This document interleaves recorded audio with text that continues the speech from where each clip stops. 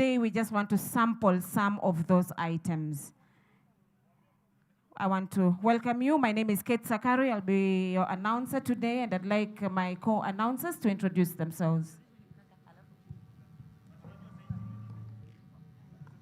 Asanteni sana. Tunachukua fursa hii tena kuwakaribisha katika eneo hili. Kwa sasa tupo hapa kwamba kuwakumbusha mada kuu ambayo ilikuwa inatuongoza katika tamasha hizi za uigizaji za kitaifa, kwamba ni kufungua mabadiliko ama fursa za mabadiliko ya kiuchumi jamii kupitia sanaa na filamu. Na tunawakaribisha katika hili Gala Festival ambayo inaendelea hivi kwa sasa. Najulikana kama Mwirigi Dennis. Mimi ni mmoja wa mtekelezaji wa ratiba katika ukumbi huu siku ya leo. Asanteni sana.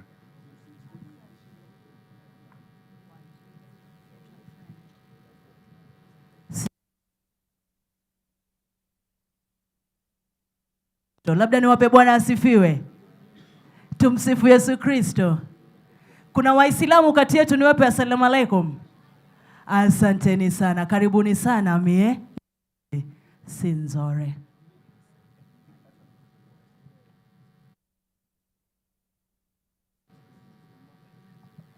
Wewe mwenye kamera, mbona unakusudi?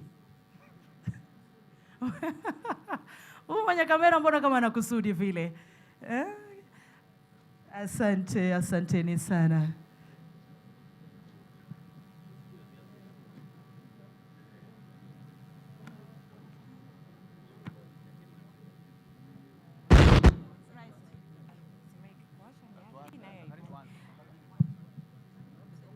Yes, to start us off, our first item will be Nyeri National Polytechnic with a play, The Blackout, and this represents Central Region. Most welcome.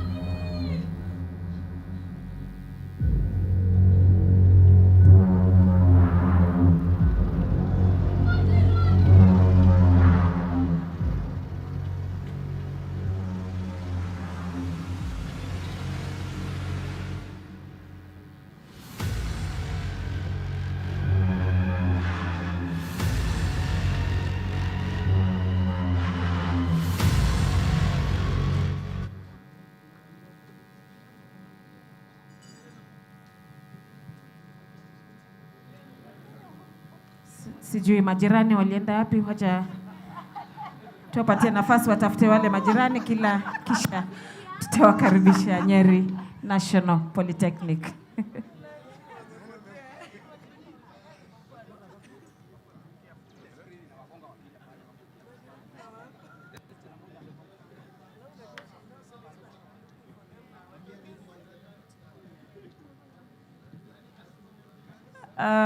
The directors that we have here, kindly help us. The screen has a sharp corner, so let's be careful as they come up and down stage.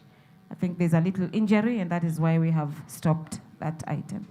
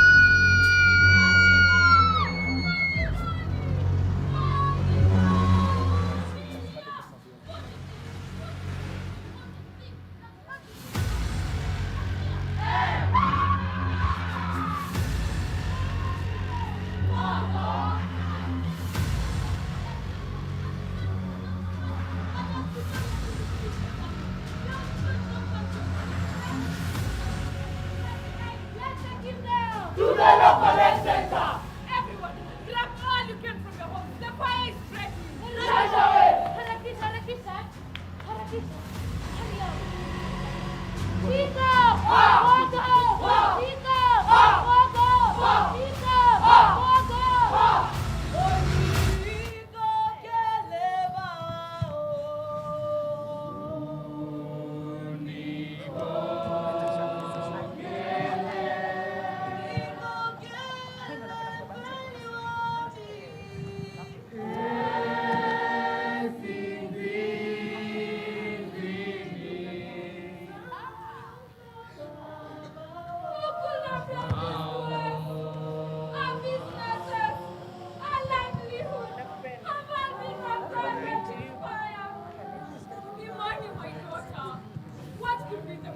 You know you can talk to me, I'm your mother. It's nothing, mother. Just the shock of the fire. I can see it's more than that, my daughter. Talk to me. Mother! It's Precious! Precious? Imani, where is the little sister? I thought she followed me after the explosion. She must have followed him. Precious! My daughter! Precious, my daughter! If you can hear my voice, please say something. I can see something. Is it my Precious? My body! It's hard on! Not beyond recognition! No. Not my Precious! Why? Why, God?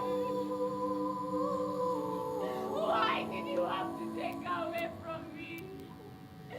What sin did she commit to warrant such a cruel fate? Was my love not enough to shield her from this flame? My Precious, Lord, take me instead. Let me bear the weight of this love. We cannot lose hope now. Precious might still be out there. Yes! Hope. Imani, you talk about hope. Hope is a luxury I can no longer afford. You are supposed to be protecting your Precious, but you chose this useless battery of yours. And now, my Precious is gone forever. Mother, I did not choose anything over Precious. I thought she was right behind me. This battery was only supposed to bring light, not pain. Light? What? Light, Imani? No! My battery! I see no light. Without my Precious. Imani, do not blame yourself. Pull yourself together and have some little Imani. If we continue this rescue mission, we will eventually find her. But first, tell us about this person she followed and how we all got here. Yes! I thought that this battle will bring light. And then the blackout that gripped our community. Little did I know it would be the source of pain. Dividing my family in the face of tragedy. It all began during the blackout. The blackout! It was a day to be joy and happiness.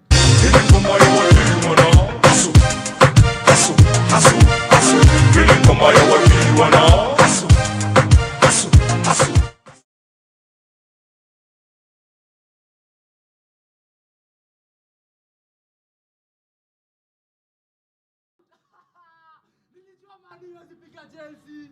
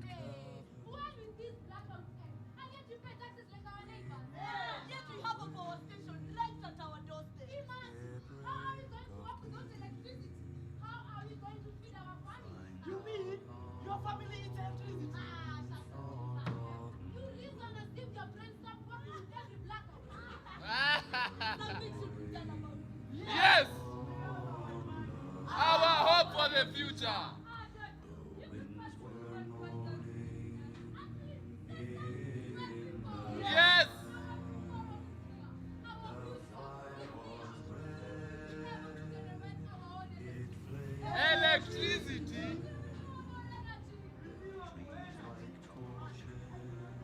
It is called Microbial Battery Project. Micro what? If you could all use the community toilet over here, instead of flying toilets, soon we'll be able to generate enough electricity to light a 60-watt fan for more than 9 hours using anyone's flat. Yes, human pieces.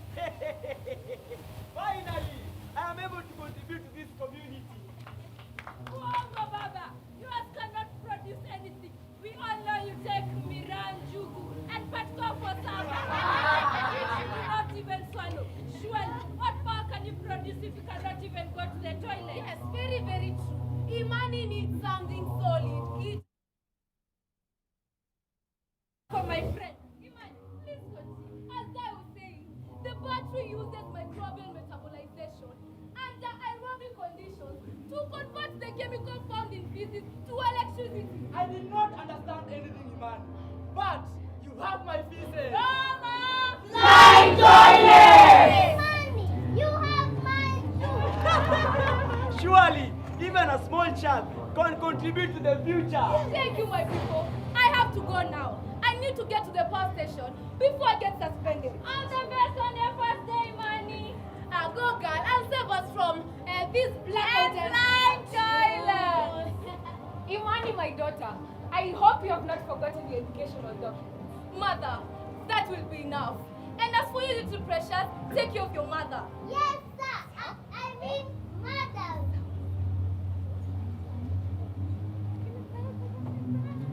What is this important, Alfred, that I had to delay my meeting? I will let you know that I am Mrs. Tambua, the operations manager of this power station. Your time and attention is very precious. That I would not like to waste, Madam Manager. You have my attention now. Tell me what all this is about. A surprise for you, Madam. Something very precious. That it will put a smile on your face.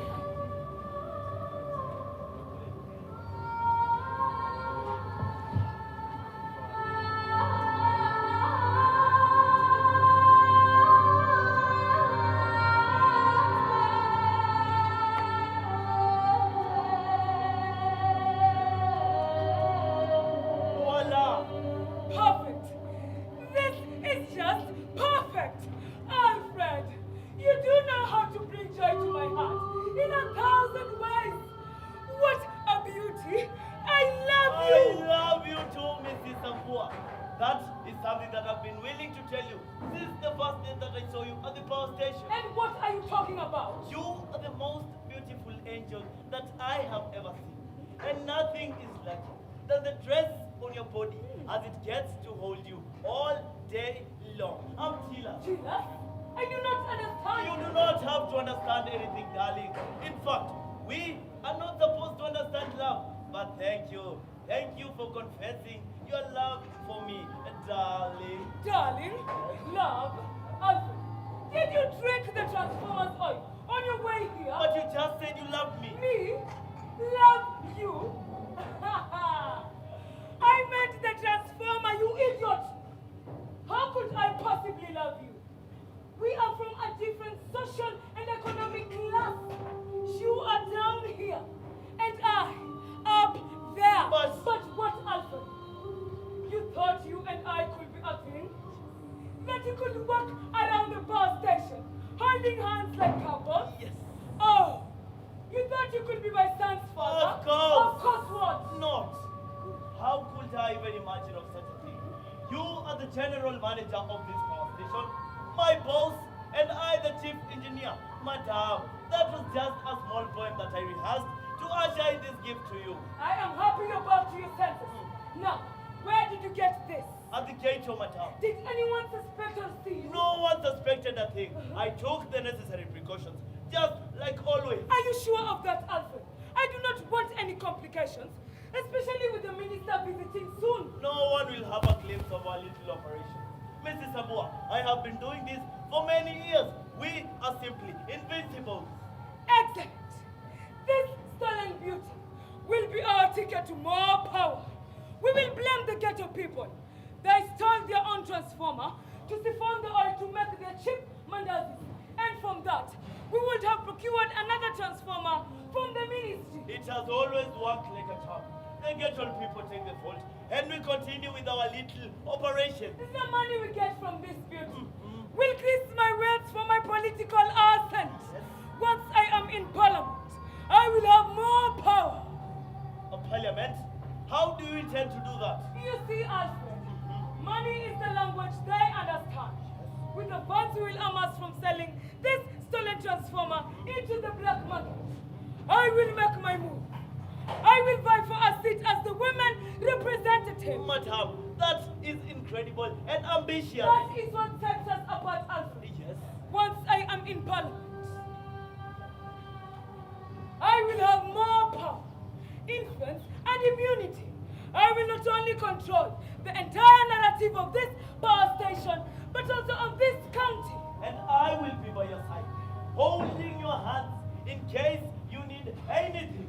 Mother, am I interrupting anything? Of course. Not my son Jabali. Meet Alfred, the chief engineer, and he was just on his way up. Yes, son. Oh, sorry. I mean Japan. Let me go and check on the workers. Mother, is everything okay?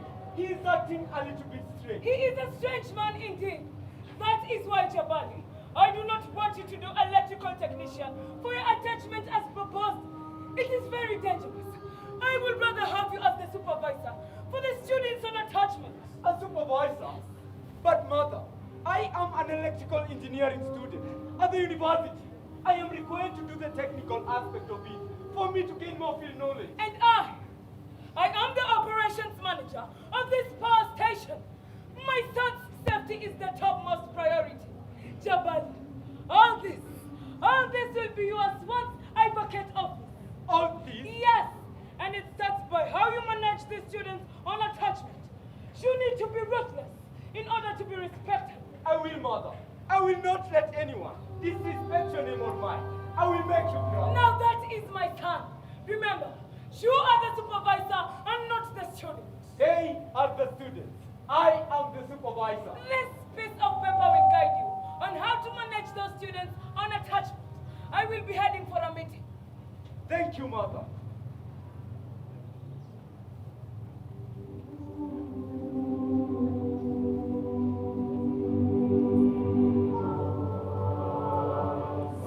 And what are you all looking at?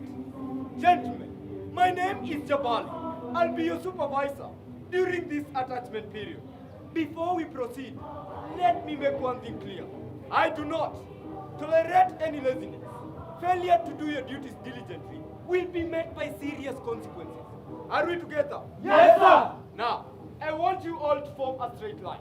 I will go through your school documents. University students, step forward.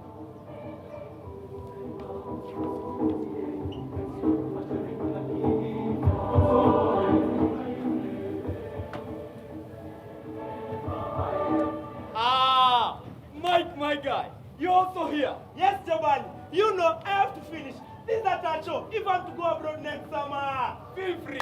Nothing could possibly go wrong when I'm around. Oh my God.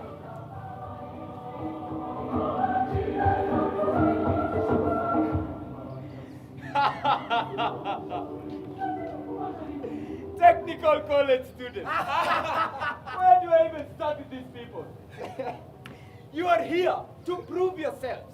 Your level of performance will determine the kind of respect you earn around this environment. Are we together? Yes, sir. Use this opportunity to learn from the university students. Oh, yes. What are you waiting for?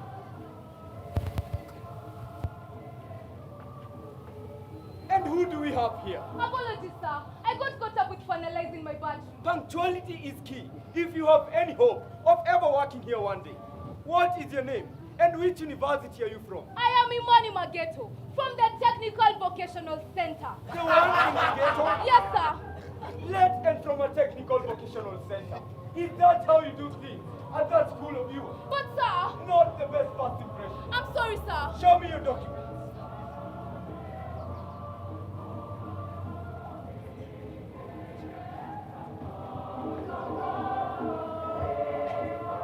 Let me ask you something. You are the only lady here attachment. How do you plan to climb up poles and connect cables on time? Or there are no more beauty courses in that school of yours. I know very well that I'm doing a male-dominated course, but that does not mean I'm not eligible. Like other students, electrical engineering is my passion. Woman, you need to change your personal preferences before trying to change the world. What is that you're carrying there? This is my battery, my school project that I created to help my community restore back power. Let me have some money that it is what you're saying it is, and not stolen. Stolen? Sir, I might be from the ghetto, but I am no thief. Not everything you hear about the ghetto is true. Poverty might be an issue, but that does not mean that we all steal from people. Everyone, let me have your attention. This is Imani Mageto, a ghetto student at the Technical Vocational Center. You don't have to be told much, but keep an eye on your things. I do not want to receive any complaints. But sir... Imani, you're going to help with them Django over there. But I'm here for the electrical engineering, sir. Young lady, until I verify that what you have handed me here are not fake documents, you're going to help in moving the ballast and the cement. But you can go home if you're not ready to listen to instructor. Are we together? Yes, sir. Everyone, to your respective tasks.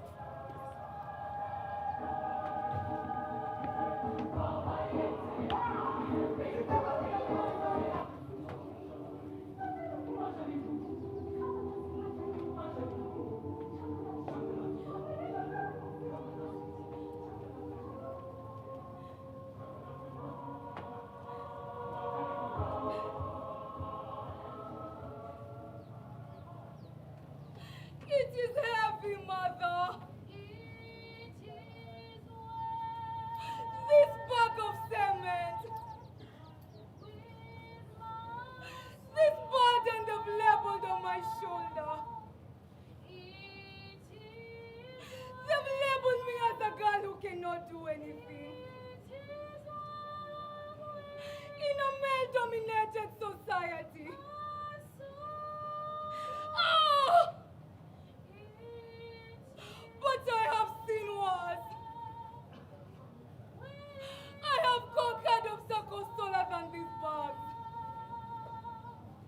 I will carry these dreams, this cement,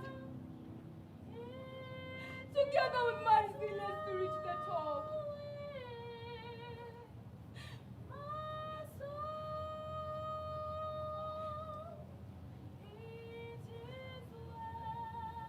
Hey, Jabari, look at that. Isn't she quite a sight? I think I'm in love. Mike, what are you talking about? I'm just saying, Jabali, it's not every day you see such beauty in the engineering world. I mean, it's like finding a rare gem. We are here to work, not to discuss appearance. You are right, but think about it, Jabali. Beautiful ladies in the engineering world are like unicorns, rare and captivating. You should enjoy the view. For the last time, Mike, focus on your work. Fair enough, but hey, it's not every day you get a chance like this. Shoot a shot. You never know. Imani, it looks like all your documents, quality. It's true. You are an electrical engineering student at the TVC. And what other proof do you need? Proof that I am a woman? Do you need to confirm whether all this is fake? Do not get angry. It is just but a standard procedure. To anyone from a technical college, listen. I might not be from the university like you, but I do not regret choosing that technical college. We bring real skills to the ghetto with courses such as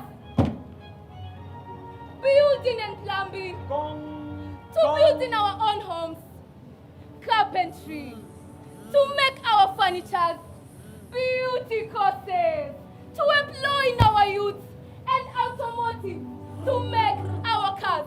We are the backbone of practical skills, and we do not get special privileges to be here like you. What did you say? You ungrateful slum dweller. I said what I said. You egoistic, chauvinistic boy. Ego what? Chauve what? Get back your words, or you're going to learn that I did my part to be here. Hey, Jabali, let's not get agitated. And what are you going to do about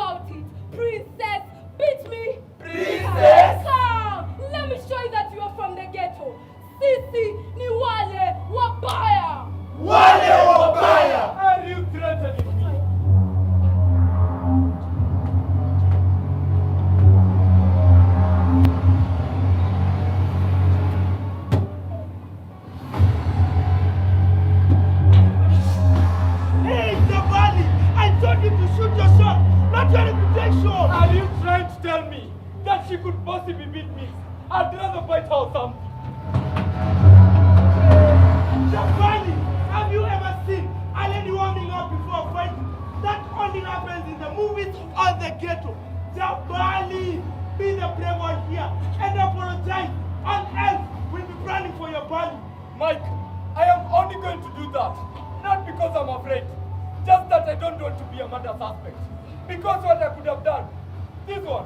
Jabali, I trust you. You are the man. Imani, calm down, Imani. I am sorry for disrespecting you like that. I shouldn't have called you a slum dweller. And I shouldn't have called you a chauvinistic, egoistic boy. I'm sorry. Everybody, take a break. Maybe there's some truth to that. All my life, I've been under my mother's umbrella. I've never been able to do anything for my own self. But I do admire what you've done for your community. Maybe it's also time I did something for me, for someone, for the greater good. It's never too late to step out of your comfort zone and do something for yourself.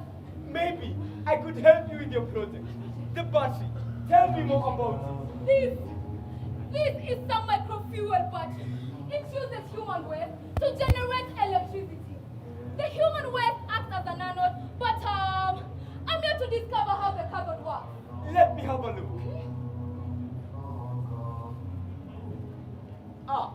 It seems what you need is a carbon-based graphite cathode, a protein exchange membrane that will separate the anode and the cathode.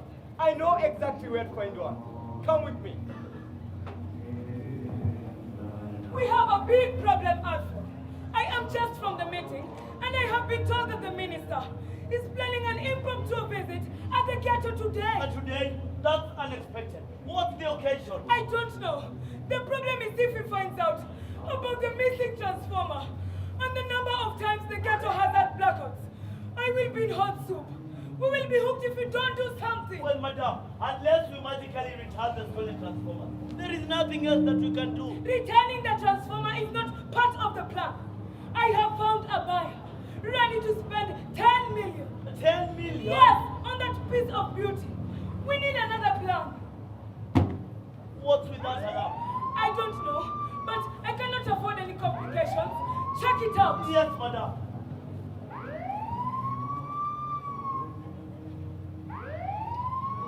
Mrs. Tambua, we found this guy stealing appliances from the store. His accomplice managed to escape, but they're still tracking him down. Stealing from my company? Unacceptable. What is your name? Fine. Stay silent. We will get the information you need, one way or another. Bring in the machine.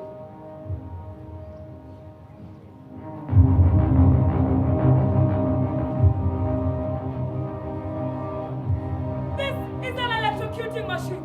We use it to test faulty transformers, but it can also be quite effective in dealing with those who think stealing from us is acceptable. Start the machine.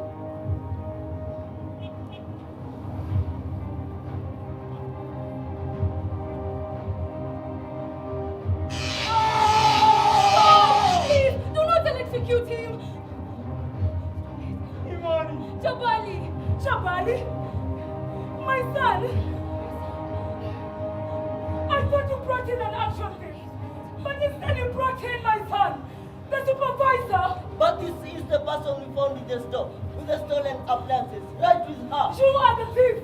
Mother, she did not steal anything. I did. Shut up. I have known you all my life. You stealing anything from me? Impossible. Unless she convinced you to. No, madam, I'm not a thief. I'm a student, an electrical student attending attachment here. Mrs. Tambua, she is telling the truth. She began attachment earlier this morning. A student at the Technical Vocational Center? Yes. Now it all makes sense. Apprehend the thief. No, madam, I'm not a thief. She will tell that to the police. Mother, she did not steal anything. I was taking a few appliances for her project idea. What project? A battery. A battery that uses human waste to generate renewable electricity. A battery? Impressive. This is impressive.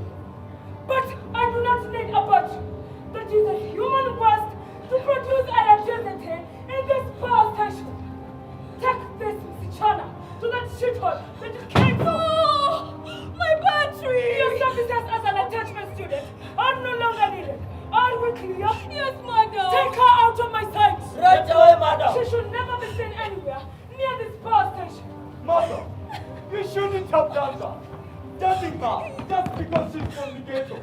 You should have given her project idea a chance. And where are you going, Kijana? I am following Imani, where I have a purpose. I was raising a man. I'm not an emotional puppet. If you dare leave this power station, I will revoke your attachment papers. Jabali? Jabali! Madam, what will we do concerning the minister's issue? Just do something. Take one of the faulty transformers into that ghetto. But, madam... I do not want to hear anything about that place. But, madam, you think any of those faulty transformers is dangerous? That is why they should be disposed of. It is just until the minister leaves. Then they can go back to the blackout they're used to. But, madam... Stop it and do as you're told. Mrs. Samua.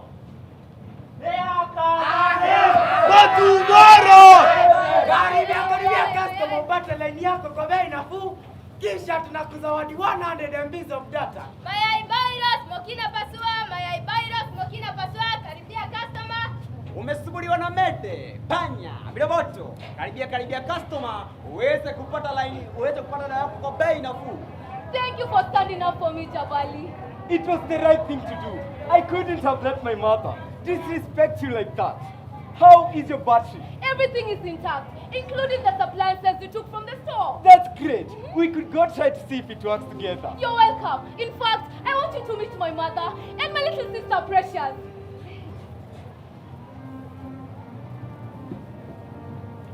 Jabali! Jabali.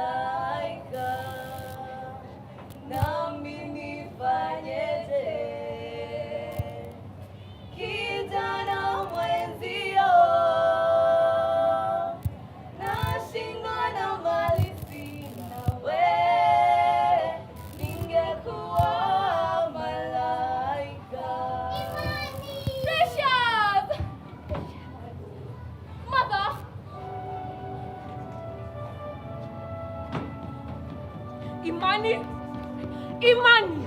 Who is that? Mother, that's my friend from the attachment. You are just good looking like him. Like who? My boyfriend.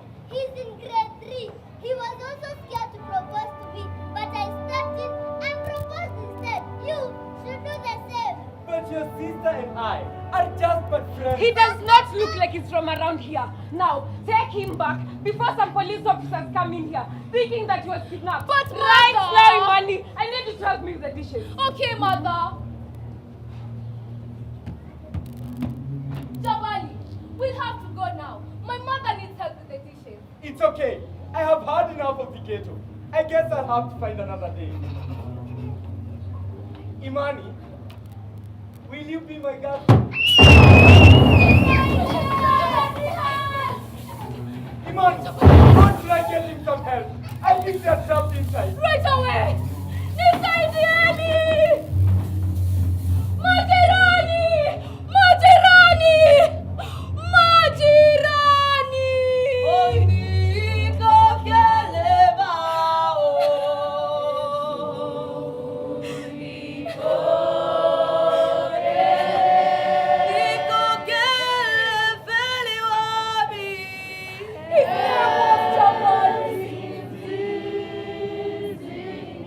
He was not from around here.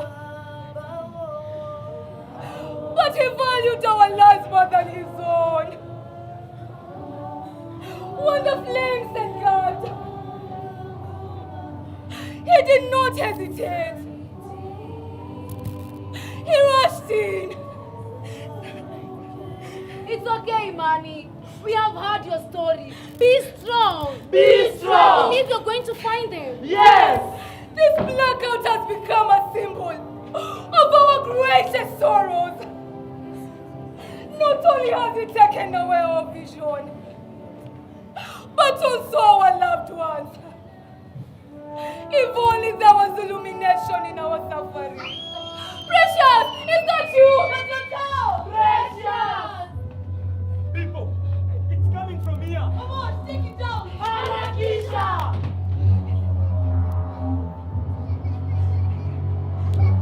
Precious! Are you okay? Are you hurt? Where's Jabali?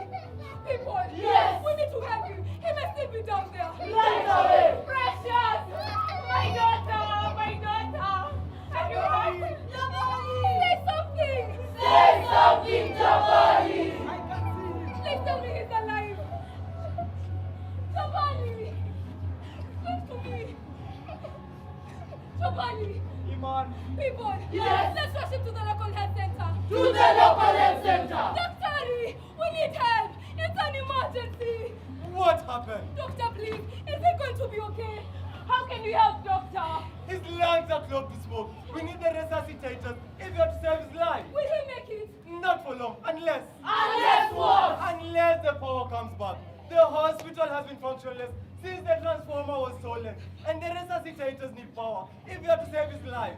For now, I'm afraid there is nothing more I can do. Where is my son? Where is my Jabali?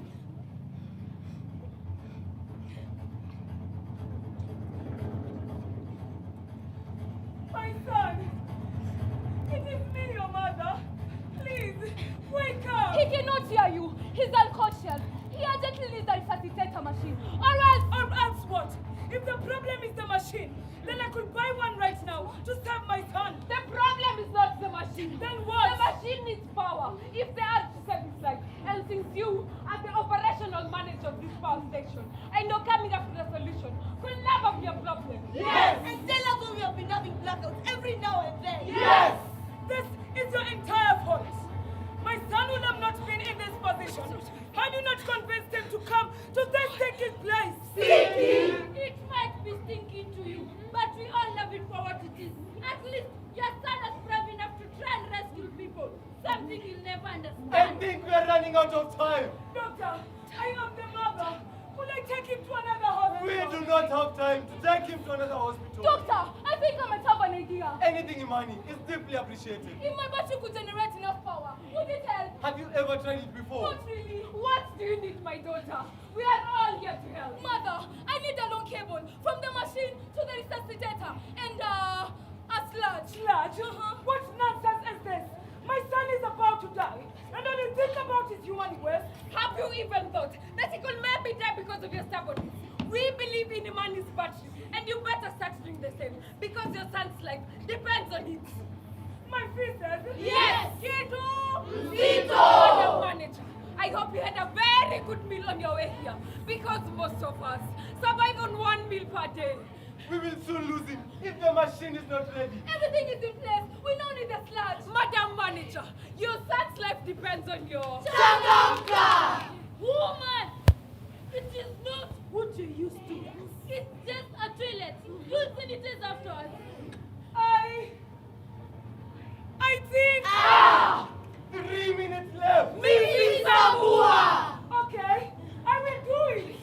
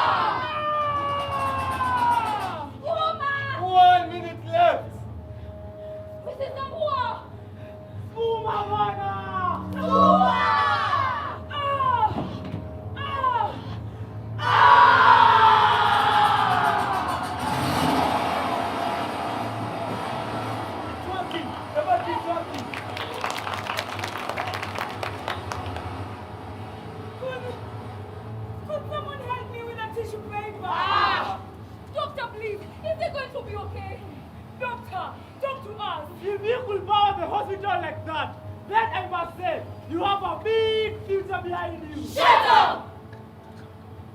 He is alive.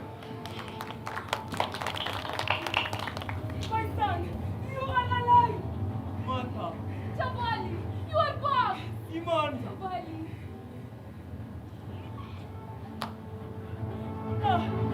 Karibu sana bwana Keep minister. your corrupt hands away from me. But I do not understand you, You sir. met up with your friend as he was running away. And he confessed to all your dealings of stealing transformers and resources meant for the people in the ghetto, economically affecting their lives in this blackout. But sir. Arrest her! No, but you do not have evidence.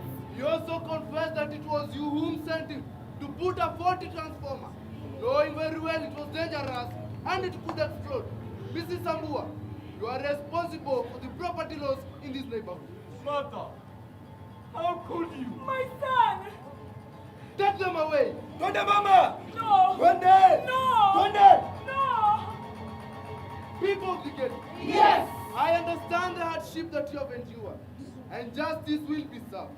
The government promises to build affordable houses, which will be constructed by our skillers from the ghetto, who have attained these skills from the local technical vocational centers, and to power these homes. We will implement the money's innovation and the to be a corner of hope for bright and sustainable future. In Imani, we have hope in the future. With Imani, there is no more Blackout. The Netball Production. Thank you very much. That was Nyeri.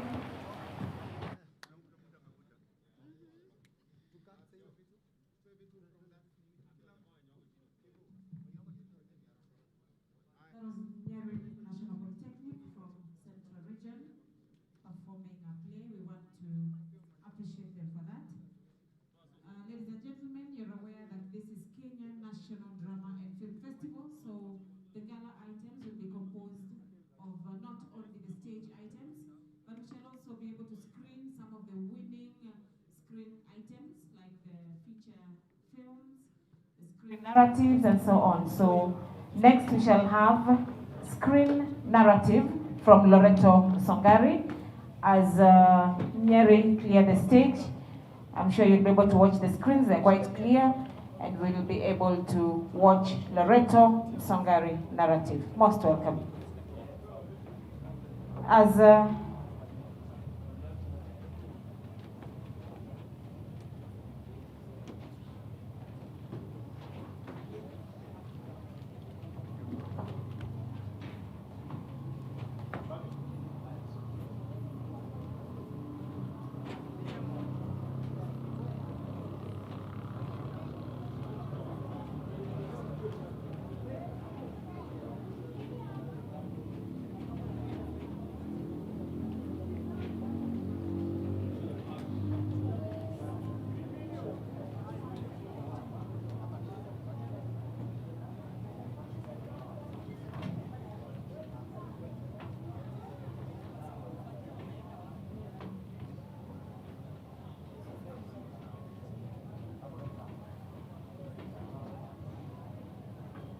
just reminding directors of the various items that will be performing today and tomorrow. Kindly present a brief synopsis of what you have, name of director, producer, and probably a brief history of your institution, because we would now like to know where you come from, and you can even brag a bit. Tell us who you are.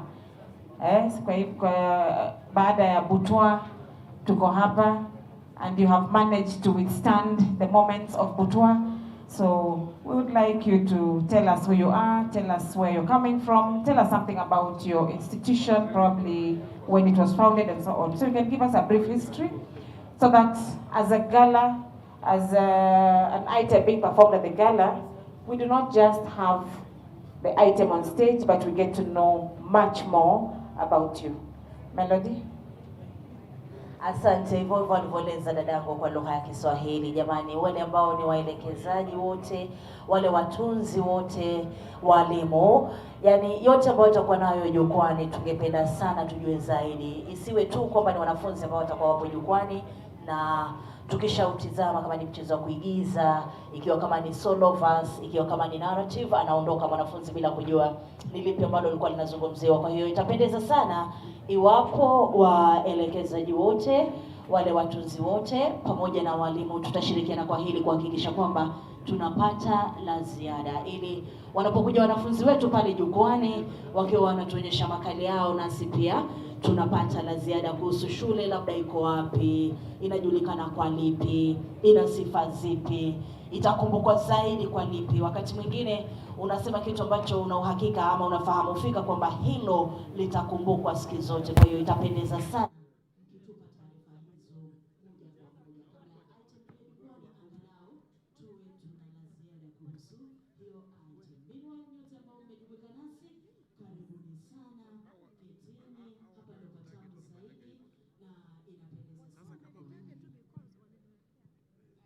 National Polytechnic exit.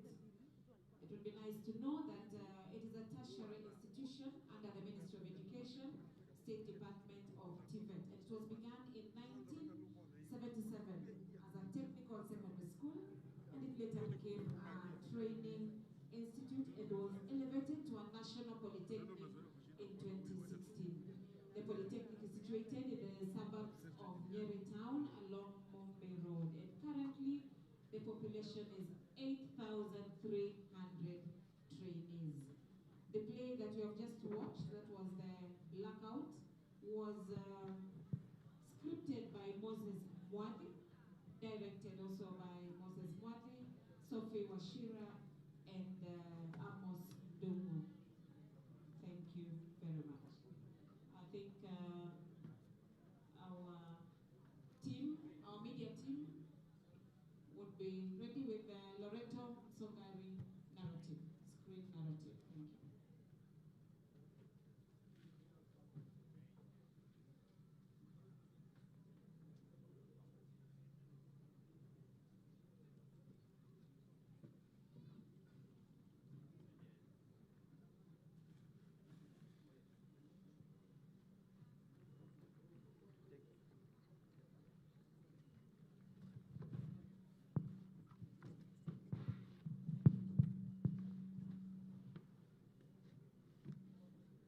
The bus belonging to Kakuyuni Boys.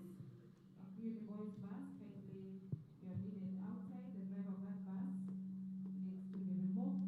Then the following vehicles need to be removed. The space is being created for the VIP parking. I'm sorry, they're coming in a short while.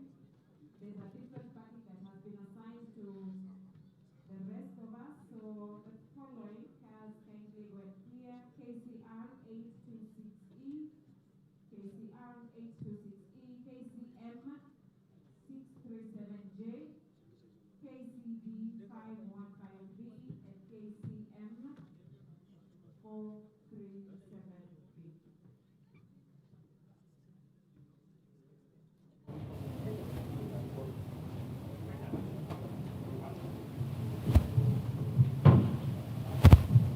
Asanteni sana, bila shaka tunawakaribisha tena katika tamasha hizi za uigizaji za kitaifa hapa katika shule ya upili ya Kangaru.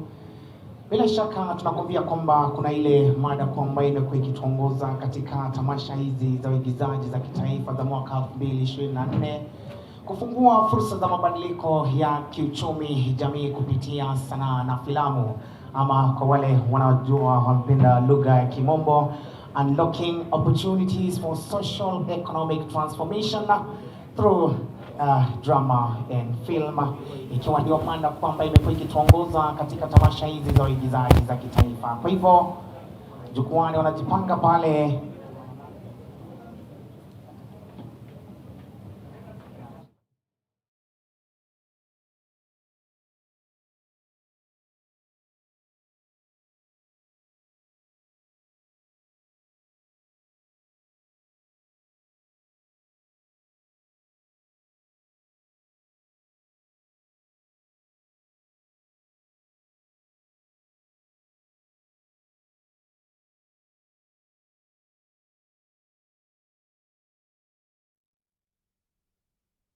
kitengo hiki, na kwamba pindi tu mhusika anapotoka pale katika jukwaa ni vizuri tumpongeze kwa kutupa ule msisimko na ustari katika jukwaa.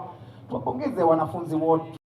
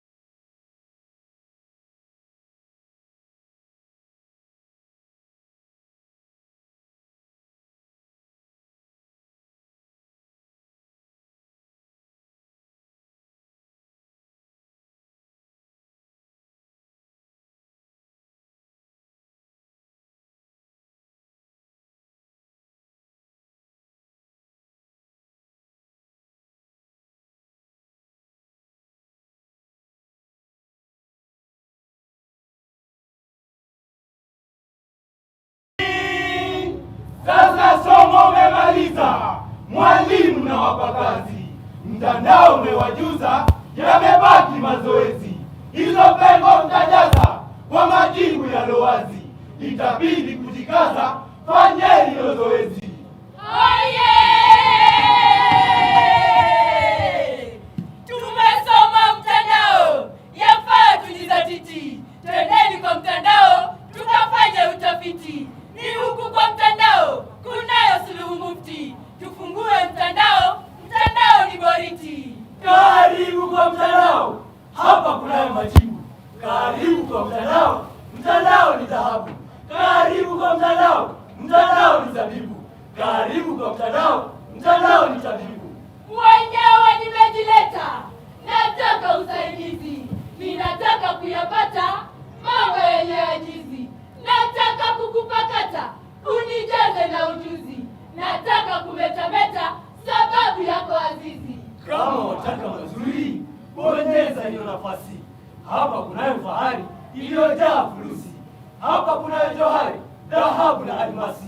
Hapa mambo yako shwari, hebu bonyeza kwa kasi. Mtandao ukipenzi, unazo nyingi baraka. Mtandao na kuenzi, waniahidi fanaka. Nitakufuata kishenzi, wewe sikupi talaka. Na kubonyeza kishenzi, mtandao malaika. Ona, tazama mwenyewe, mtandao kuna hela. Ona,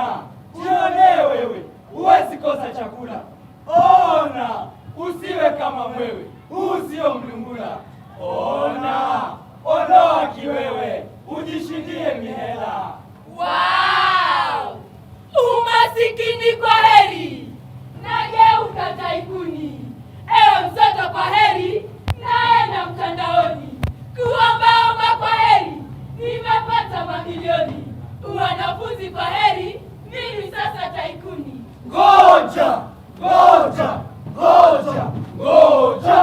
Hapa kunayo masharti.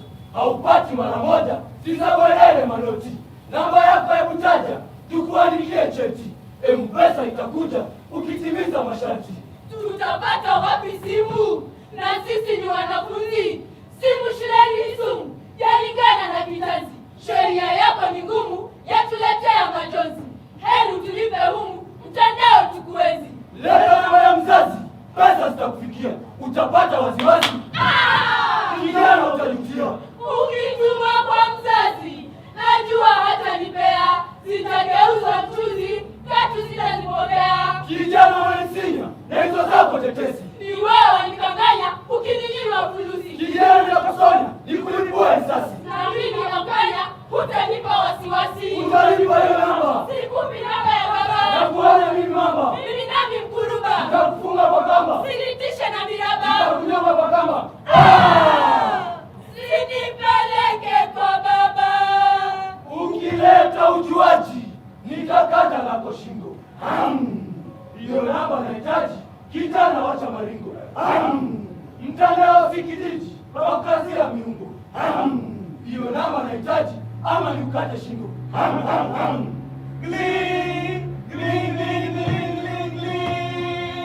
Dakika zimeshakwisha. Leteni vyenu vitabu. Lazima mmekamilisha zoezi bila tabu. Muda wangu umekwisha. Nataka hayo majibu. Harakisha au mpate adabu. Ulokuwa mtandao umegeuka utandu. Tumekuwa nyama yao, wametuzidi utundu. Sasa tuwafungwa wao, wamegeuka wekundu.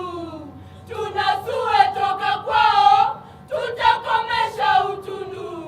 Ni nini kiliwatuma hadi kwa hii mikora? Wenyewe tulijituma kwa mitambo kuchokora. Hawa watu ni wanyama, wanayo mengi madhara. Ndiposa tunaungama, tumeipata harara. Mimi gwiji wa kompyuta, mikora nitamaliza. Haramia mtajuta, kwa dawa na wapuliza. Mtakomesha matata, kwani nawaangamiza. Ninabonyeza kompyuta itawameza. Haramia angamia, umenikwisha ujanja. Haramia angamia, umenikwisha ujinja. Haramia angamia, majuto imeonja. Haramia angamia, kweli mwalimu ni ninja. Tukushukuru mwalimu, kwani wewe ni mweledi. Wewe ni mtaalamu, kukuheshimu yabidi. Fuateni yangu mwalimu, kwa mikora msirudi, au mtajilaumu mpoteze ustadi. Mtandao ni mzuri, tena una madhara. Una mengi ya fahari, nayo mengi ya hasara. Tuyakwepe ya dosari, na tuige ya bora. Hebu najua hodari, ya hatari kuyagura. Mtandao tandu, kiba, fungeni pazia.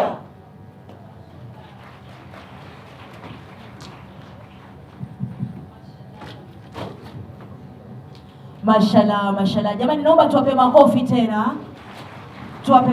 tena. Heko sana wana Kibabii, utunzi ulokomaa huo, utunzi mzuri sana. Mtandao utandu ni utunzi ambao umeandikwa naye Toili Hisa, ukaelekezwa nao Shinoji Elizabeth, Matera Winston, Matilda Tanga, na producer ama mzalishaji ni Chief Principal ambaye ni Bwana Saul Barasa Wafula. Wapi makofi kwao, manake wametufunza. Asante sana. Kibabii Diploma Teachers College ni college ambayo ilianzishwa mwaka 2008 na kwa sasa hivi tunapozungumza ambaye anaongoza ni Chief Principal ambaye nimemtaja kama mzalishaji wa iliyotoka jukwani, vasi iliyotoka jukwani ambaye ni Bwana Saul Baraza. Unaambiwa kwamba pia nao wana sifa tele, wana sifa kochokocho, ni wazuri sana kwa michezo ya kuigiza, ni wazuri sana kwa choral verse na ni wazuri sana kwa modern dance. Kwenye choral verse ambayo imetoka jukwani, kweli tumejifunza kwamba walikuwa wanaangazia utumiaji mbovu wa mitandao. Ndio ulimwengu wa leo, ndio ulimwengu ambao tunaishi kwa leo. Lazima tumakinike. lazima tuwalinde wana wetu.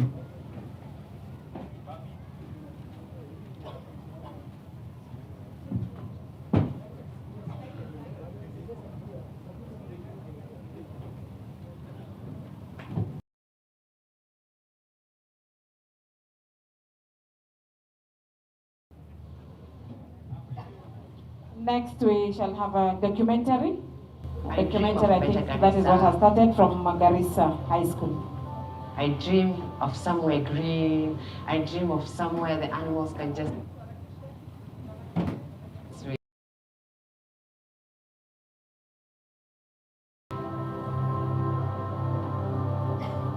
I dream we would receive rain, we would stop having drought, the climate change would stop.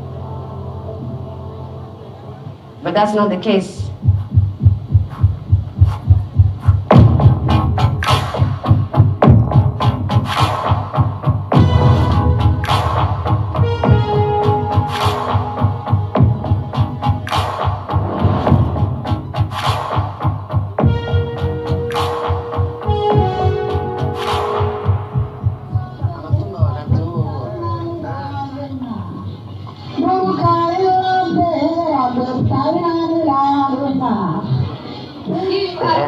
Its soil, its feature.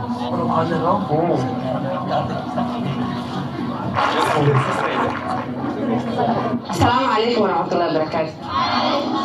Love girls, hi. Do you remember me? Do you remember the day I came to read a poem? Oh, good, thank you. Okay.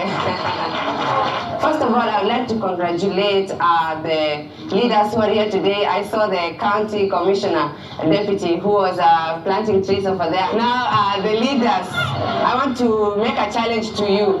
Please, not only should you plant a tree on the environmental day, plant a tree every single day. Take my challenge. Try and plant a tree every day. Thank you.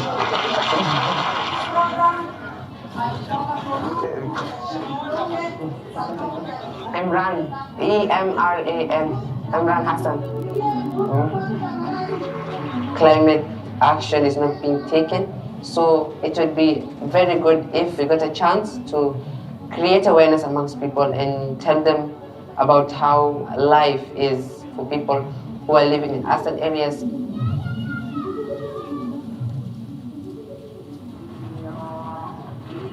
This whole area is covered by drought. The trees just fall down, like those are small trees as you can see over there. The situation within the county is like this. There's not a single plant. So people, animals, they die. Actually, I lost my uncle because of drought. He was not well fed, there was no one to look after him, there was no food, so he ended up dying of starvation. And we couldn't do anything.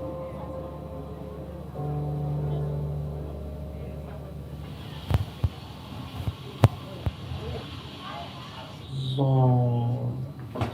Adesh, what are you doing? The mommy is down there. He's just chilling around. Here is my lunch. Ready! Oh my god, it's so perfect, isn't it? Adesh, welcome. We used to live in Sankur, a place called Sankur, which is approximately 20 kilometers from this area. 5 rainy seasons had failed. We got to lose all our animals. We could not provide to buy the feed for them because we ourselves were struggling to get our daily meal. So they just had to die.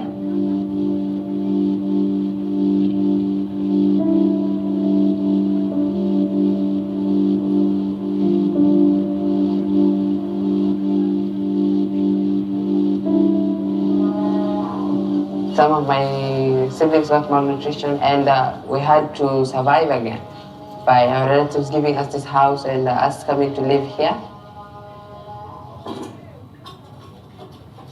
Inshallah, untuk kisah yang sudah terjadi, maka Dama wan kan wa ina dadka Allah ta dagaalkan jirto aad ugu sheekayso maadaama aad dadka maanta aad ku xiran tahay oo aad rabto inaad la jaan qaado waxaan rabaa dhibaatada dadka haysata inaad ugu sheekayso oo dadka ay waxyaraan oo la saacideeyo oo marka hooyada waxaan rabaa inaad cabsanin oo nin rag noqoto oo hadasho oo sida anaga ku jirna camal dad naga sii daranaa jira alxamdulilah waan roonahay laakiin dad naga sii nugulaa jira annagana howlo badan oo naga soo dhammaadeen abaal badan oo naga soo qabsatay laakiin waxaan rabaa inaad nin rag noqoto oo aad dadaasho oo dadkaada u hadasho dardaarankaada waan qaata ma qaadata dardaarankii wuu filan yahay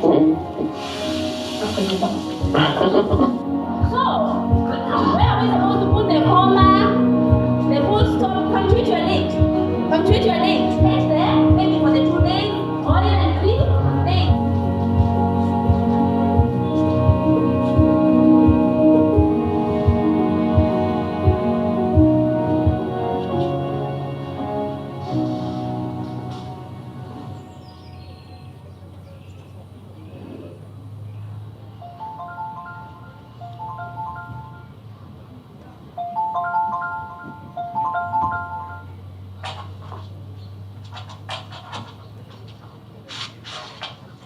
I can't believe that I'm actually going to a summit today.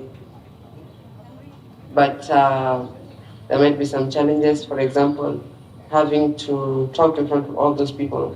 It needs a lot of confidence. So I shall try and sharpen my confidence, inshallah. That's polite, okay.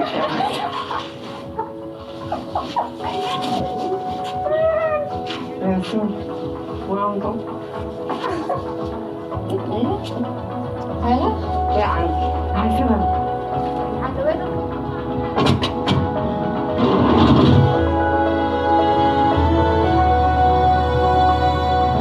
I give myself motivation that I'm doing all this.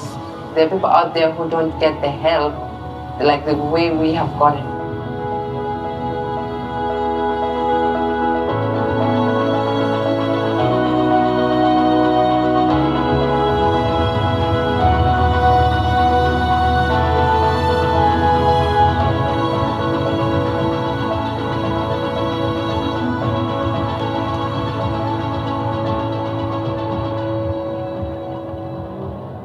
I just got to the building for the event and it looks kind of big.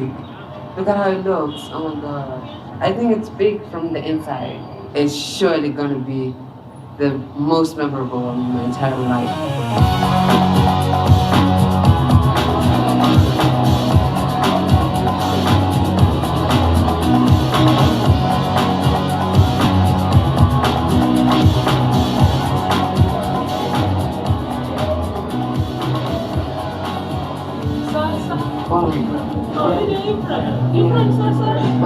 Yes, we were like Lucy. I was looking forward to meeting you. Thank you. Yes, how have you been? I'm good. I'm so happy that you have come.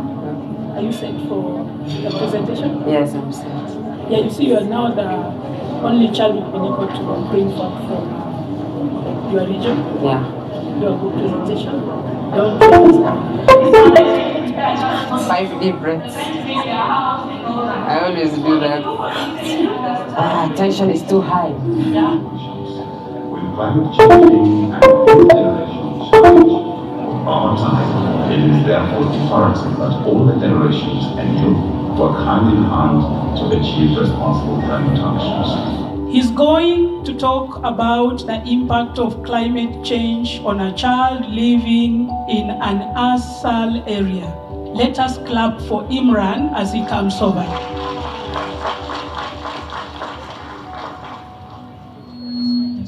I'm Imran Hassan, a Form 3 student in Garissa High School.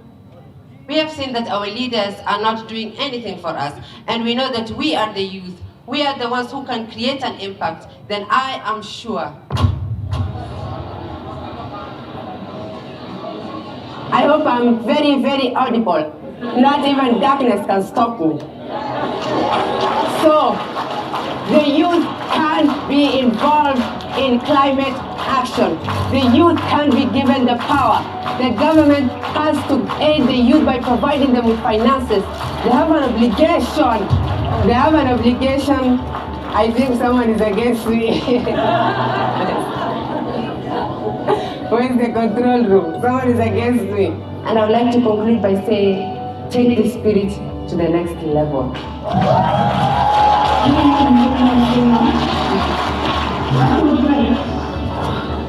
A very good job. Thank you. I'm really inspired by you. Tumeenda safari na yeye sana. This man here talks about the environment man. This man is the game changer. I'm telling you, bro, this man is the game changer.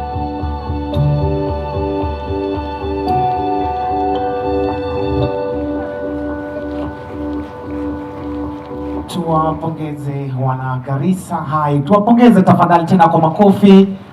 Asanteni sana shule ya upili ya Garissa. Jukwani tunawapisha wana Nairobi Primary, wanaingia pale na ngano ama narrative. Tunawapisha pale katika ukumbi. Nairobi Primary, tafadhali. Samahani kidogo, tangazo. Yule ambaye ameegesha gari GKB 649R, aliyeegesha gari hili GKB 649R, tafadhali unaomba kusogeza hilo gari, manake eneo hilo litahitaji kutumika kwa upanzi wa mti atakapofika waziri. Yule ambaye ameegesha gari lenye namba ya usajili plate number GKB, aliegesha gari hili GKB 649R, waomba kwenda kulisogeza, manake eneo hilo akifika waziri wa elimu, Waziri Machogo, atapanda mti katika eneo hilo. Tafadhali nenda kalisogeze.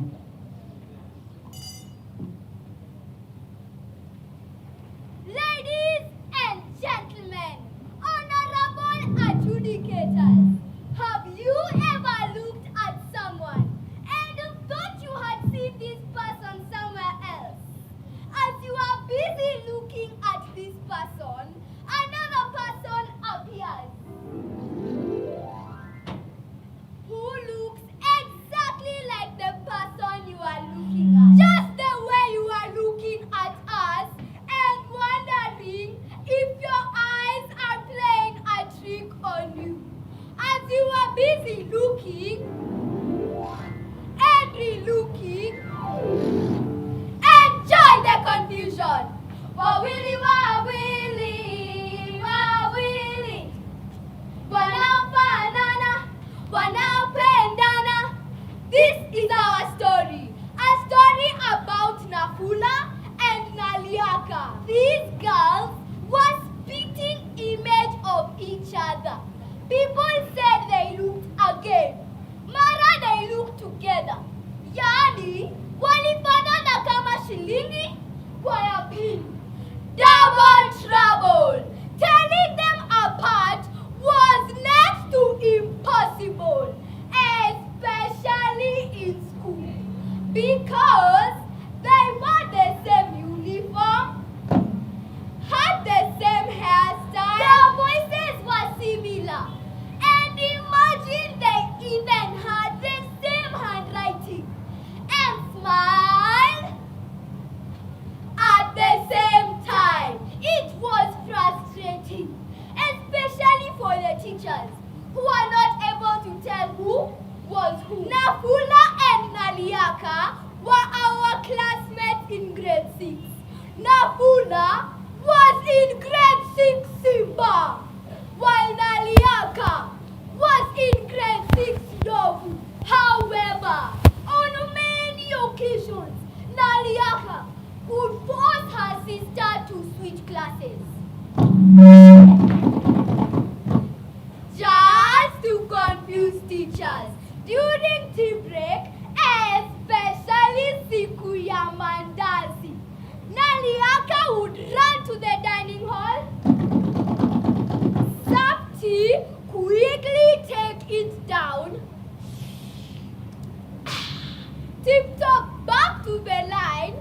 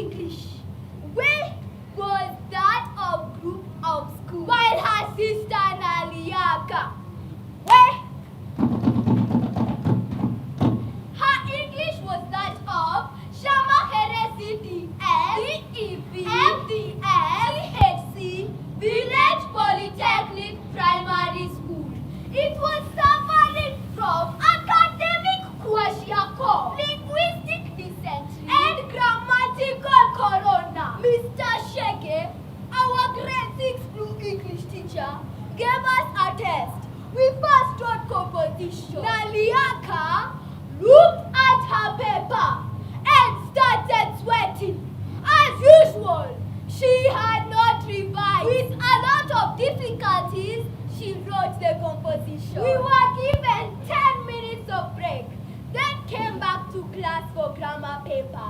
Naliaka could be seen enjoying doing her exam. On this particular exam, Mr. Shege decided to mark our exams in class. He first marked composition. And guess what?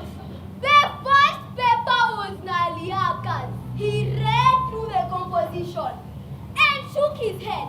The composition was in ICU and it required national government intervention, serious county government assistance, and emergency domestic help. Mr. Shege looked at Naliaka and said, "If you treat this kind of English normally, it will treat you abnormally." After marking the compositions, he proceeded to marking grammar. And the first paper was still Naliaka. The questions were well answered. The English here was of adjudicators and above. It was swinging between the English of group of schools and the English of PLO Lukumba. Mwalimu suddenly stood up. He ordered Naliaka to move in front of the class. He looked at Naliaka and said, "Naliaka, why did you perform so well in grammar while the composition has nothing to write home about?" Naliaka cheekily smiled and said, "Mwalimu, I undo the exam by me myself." It was clear Naliaka was not the real owner of the mark. Mr. Shege threatened to suspend Naliaka. Naliaka alipatikana. Kilimuramba. Naliaka told the teacher that during the 10 minutes break, she convinced her sister to do the exam on her behalf. Mr. Shege got even more furious. He took the matter to the principal. The principal almost suspended Naliaka. When Napula heard of this news, she rushed to the principal's office and begged the principal not to suspend Naliaka. Naliaka promised to spend more time in the library, focus more on her classwork, and never to be cheeky again. The principal also resolved that Nafula and Naliaka would be in the same class, go everywhere together, and just to avoid confusion, they would wear 2 different ribbons. Nafula would wear a red ribbon, while Naliaka would wear a blue ribbon. Ladies and gentlemen, some of you may be thinking that my sister and I are Nafula and Naliaka. Sisi ni wale tuliobarikiwa. No, we are just here to tell you a story. But be aware, we are also double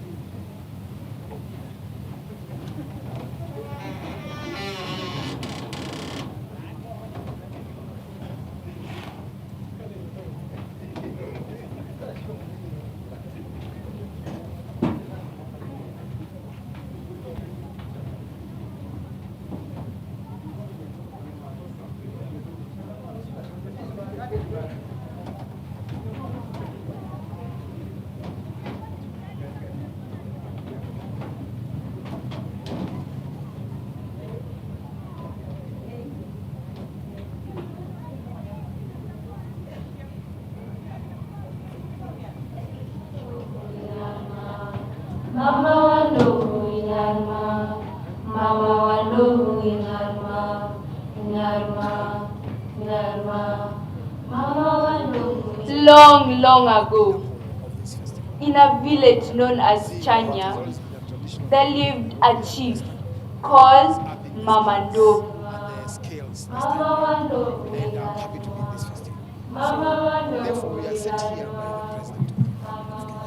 Mamandovu was a powerful woman who was loved by many.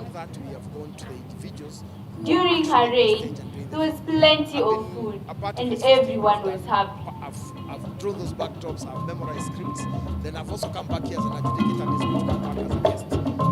It is on that basis that we decided that the until one day, disaster struck.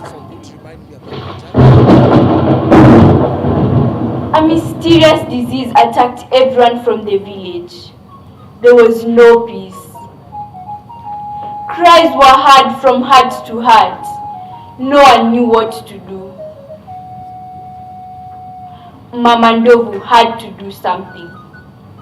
She thought and thought and thought, but nothing seemed to come to her mind. Until one day, a stranger appeared in her palace.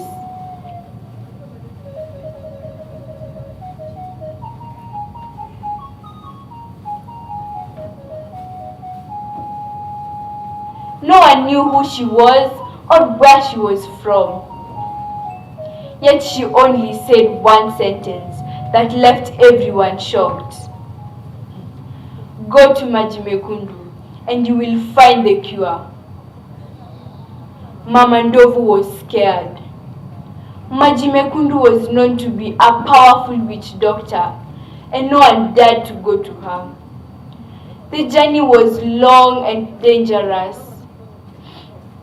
Yet Mamandovu had to do what had to be done. She walked for days and even weeks until one day she came across a deep river full of crocodiles. She had to get across. But how, she thought. She looked for different ways to get across the river, but she couldn't find any. Luckily, she found a fallen tree trunk across the river. And she knew this was her way of getting through. Carefully and steadily, she walked across. She walked on and realized it was getting darker as she went on. Fog and mist surrounded her, and she knew where she was. She was in the Mpeketoni forest, the forest known to be haunted by many evil spirits, and no one dared to step there. Anyone who went in that forest never came out alive. She was afraid. But out of the blues, the stranger from earlier appeared. She held her hand and they made their way through the forest, more courageous than ever.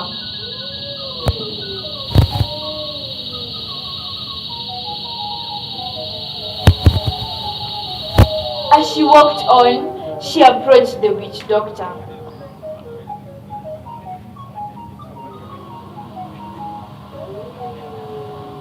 Majimekundu said to her, I know why you're here.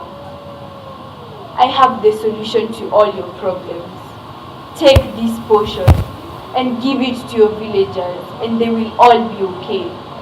However, there is only one condition you have to adhere to. If a single raindrop touches you when you are holding this potion, the potion will lose its power and you will disappear. Mamandovu was thrilled and couldn't wait to get back to her village.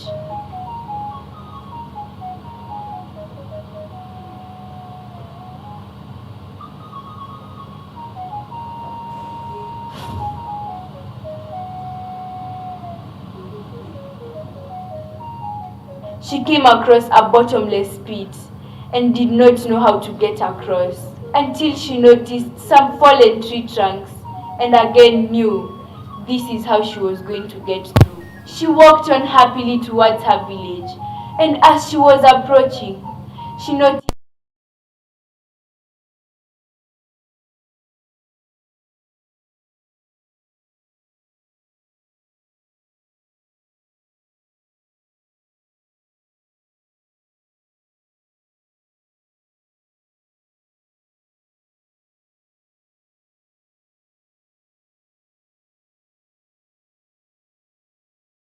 Nairobi has always been the pinnacle of this festival.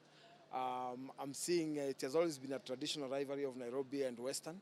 Nairobi is upping the skills and the scales this time round, and I'm happy to be in this festival. So therefore, we are sent here by the President of the Republic of Kenya. So as a presidential team, we've brought a trophy for the best overall items. But beyond that, we have gone to the individuals who are actually on stage and doing the thing. I've been a part of this festival. I've drawn those backdrops, I've memorized scripts. Then I've also come back here as an adjudicator, and it's good to come back as a guest. It is on that basis that we decided that the trophies we are going to give are not going to come back, because as an actor, I always dreamt of keeping the trophy for good to remind me about my journey. And it's also on that basis that we have decided. Coming up next, we shall have a solo verse from Rosina School, The Portrait. Rosina School, The Portrait with a solo verse. Allow me to recognize the presence of some of the adjudicators who ran this festival on the bench.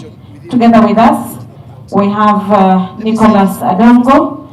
Kindly wave to Pige Makofi. That is Nicholas, and apart from the very many things he does in relation to drama, he's the founder of Wakwaka, I think I'm pronouncing it right, Wakwaka Production House, which is found in Kisumu. Thank you very much, Nicholas, for the very good work you've done on that bench. We want to appreciate also Benson Kipai. Please wave. Benson Kipai is there. He is the principal Ololai Mutia Comprehensive School, and we know him in this field of drama. And just about a year ago, he was also sitting on the National Executive Committee of KNDFF. Allow me to recognize Miriam Wawera, who is a teacher at Kangaroo Girls, actually our host. She is an actress and a presenter with EDU TV, amongst the many things she has done related to drama. Is she in the house? No, she's out shortly, but we appreciate her. We also have the team of adjudicators who are taking care of the French bench. And we have Alfred Amani. Kindly wave if you're in. Alfred Amani, thank you very much. He is the principal of Embu Secondary School. Most importantly, also he's a teacher of French and has done a lot as far as French is concerned in the drama circles. Next to him, we have Eshere Monala, principal Kabutei Girls, and of course a teacher of French par excellence. If you understand what I mean. She's a teacher of French par excellence. Let's put our hands together for Eshere Monala. Thank you very much. And last but not least, allow me to introduce to you Obilo Ngongo. He does not need any introduction in the drama circles. He is a product of this festival. We have seen him on this stage as a student and now as a teacher of French. And currently he's the head of pedagogy at Alliance Française. Ladies and gentlemen, let us appreciate our team of adjudicators that are in the house today. Thank you very much. I hope Rosina accepts with a solo verse. So that is the basis on why we came here to give some cash awards for each of the best actors, the best actresses, the best soloists, the best narrators, the best comedians. I present to you great news. Great news of a great day. A great big day. My 8th birthday. This is my intention to present my invitation. I welcome you to my occasion. My 8th birthday celebration. And you are invited. Wow! This stage is set with pomp and color. A little red here, some little pink there. Wow! Baked and sweet is my cake.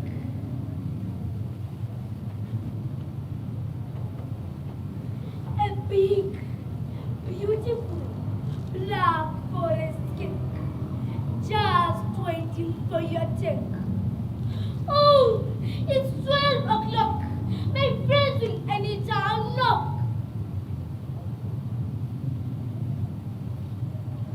Here comes this pain again. The pain of an absent mother. A mother we haven't been together. This is the third year since Mama went to Saudi to look for money to help us here. Another birthday without her. Not even a father. A father I have never known.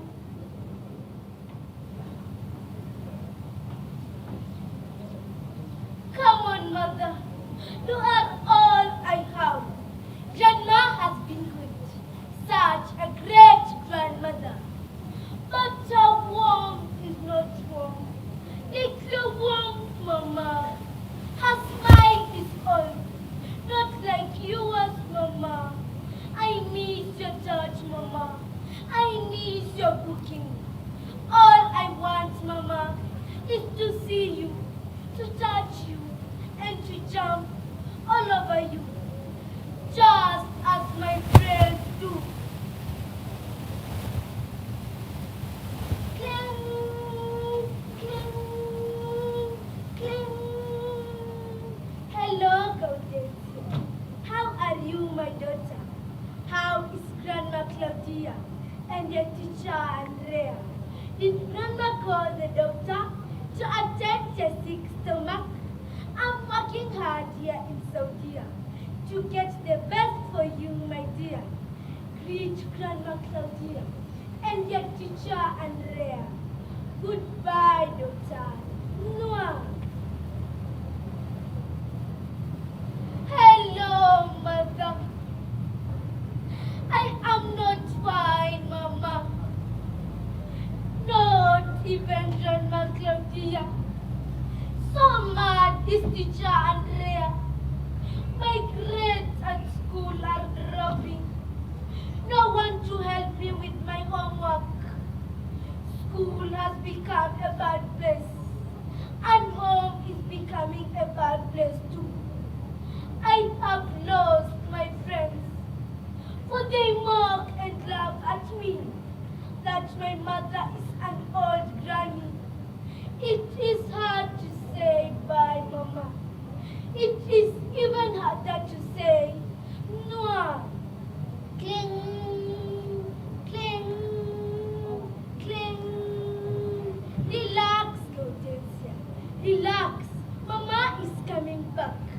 Back to you, my daughter. To be your doctor. Your good doctor, mother. I'm coming home, daughter, to celebrate with you, to be with you, and to see you grow. You are right, my daughter. No money is enough to replace the warmth of a mother. I am already on the way. Coming home, daughter, to be with you forever. Hooray! Welcome home, mother. Welcome home, Mama. Claudia, my grandmother. Mr. Andrea, my class teacher. Good friends and bad friends. And the honorable adjudicators. Welcome to my occasion. My 8th birthday celebration. Thank you, teachers. Thank you, friends. Thank you for all these gifts. Beautiful gifts for me. Thank you, Mama, for giving me the best gift.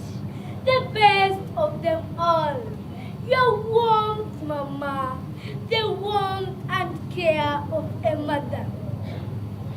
Tan taran taran, tan taran taran, tan taran taran. I will never leave you, Toto. I will always be with you. Tan taran taran, tan taran taran. The portrait upon Kelly Production.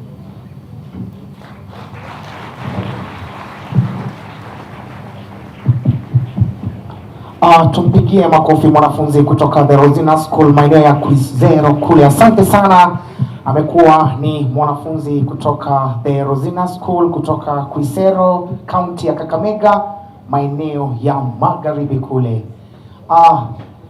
Ikisiri kidogo kuhusu hilo wasilisha mashairi tendi la mtu mmoja ni kwamba mtoto huyo anazungumzia jinsi ama changamoto anazopitia baada ya mamake mzazi kuondoka kwenda nchi za ughaibuni kule kuweza kutafuta kazi kule ama ajira. Anasema changamoto ambazo anapitia pindi tu mamake alipoondoka na kubaki na nyanyake pale nyumbani, ambaye alikuwa ni mwasilishi anajulikana kama Kaylin Achieng na Joy Sandra Amara.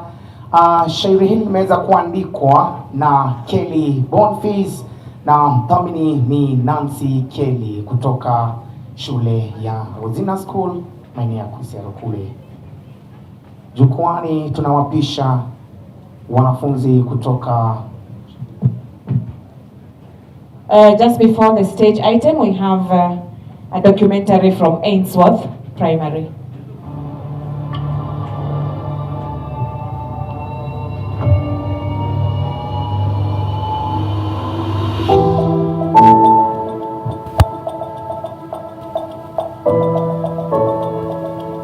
In a world torn apart by conflict, the resilience of the human spirit shines brightest in the face of adversity.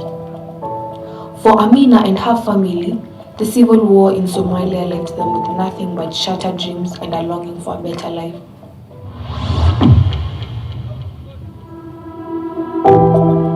Displaced by the ravages of civil war, Amina's family fought refuge in Kakuma refugee camp, where they endured hardships for 2 long years. But even amidst the turmoil, Amina held on to one unwavering dream, the pursuit of education.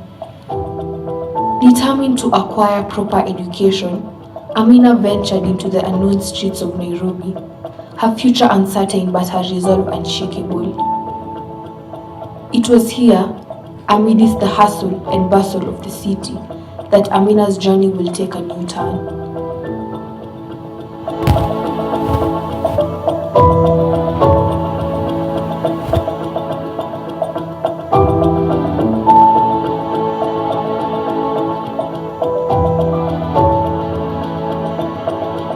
Through the kindness of a stranger, Amina found refuge in Isili, a place where she could lay the foundation for her dreams to flourish. Amina ni msichana wa Kisomali ambaye nilimchukua hapa jijini Nairobi akiwa hana mahali pa kwenda. Alikuja Nairobi kwa sababu ya vita ambavyo viko nchi ya Somalia. Nilimchukua kama mlezi wake, nikaanza kuishi naye kwa kadri ya miaka kama 4 3 hivi, nikamweka katika darasa la 3 akajiunga na shule.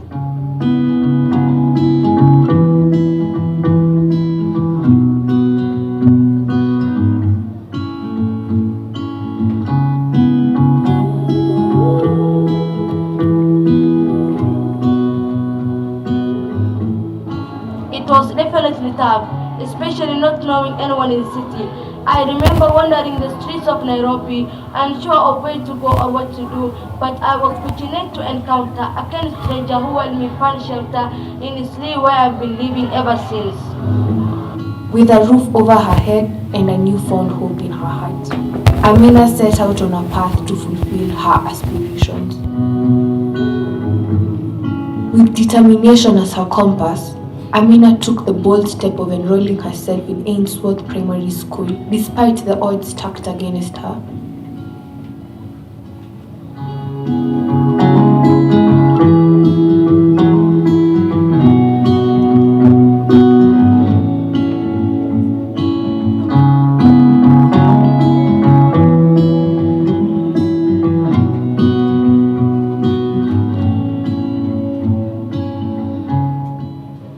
Though she was 17 years old, far older than her peers, Amina refused to let age define her dreams.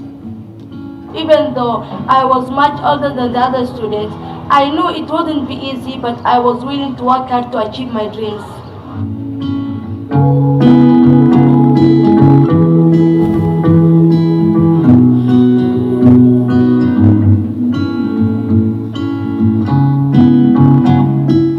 faced a myriad of challenges at Ainsworth Primary School. Language barriers, cultural differences, the stigma of being older than her classmates, but her spirit remained unbroken. Amina is a great person. When she joined our class, we were a bit surprised because she was older than the rest of us, but she quickly became one of us. Armed with determination and resilience, Amina forged ahead, undeterred by the obstacles in her path. Amina brought a lot of positivity to the classroom. She's always smiling and laughing, and she's really fun to be around. She's also good at sports, so she would often organize games during recess, which everyone loved. The teachers also offered additional sessions whereby she was able to be given. The teachers created nurturing environment for her to fit in. Amina found the support she needed to thrive. Encouraged to never give up, Amina's determination grew stronger with each passing day, fueling her pursuit of excellence.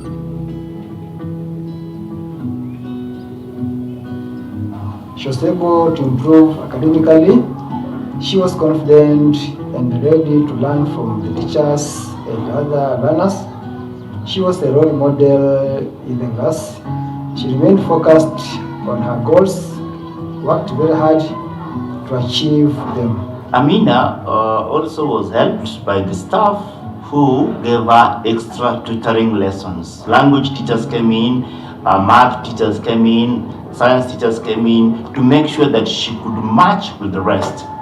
As a whole school and community, we worked around the clock to do and join the group better. Despite the odds stacked against her, Amina's hard work and perseverance paid off as she excelled in her studies. Her dedication caught the attention of her teachers and peers alike, earning her the prestigious Elimu Scholarship, a testament to her unwavering education.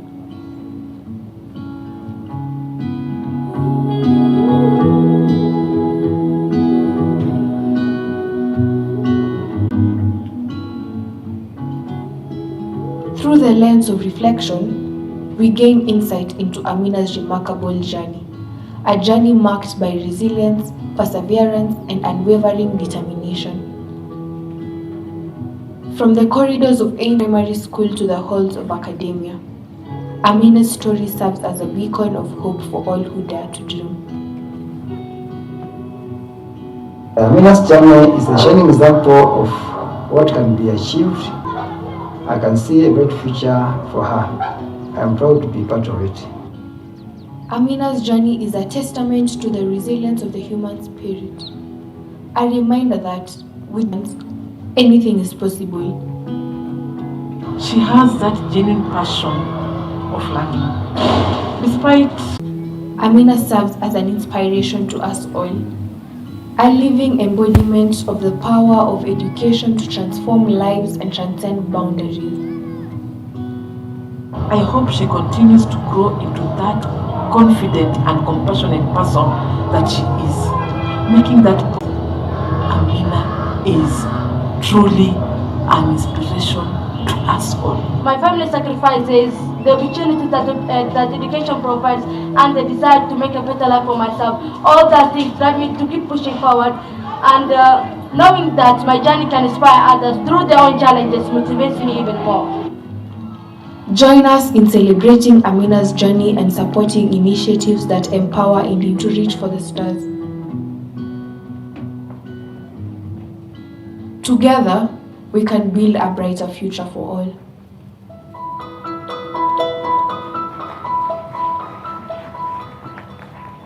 Mashallah, mashallah. Jamani, tumpeni mtoto Amina makofi ya kutosha.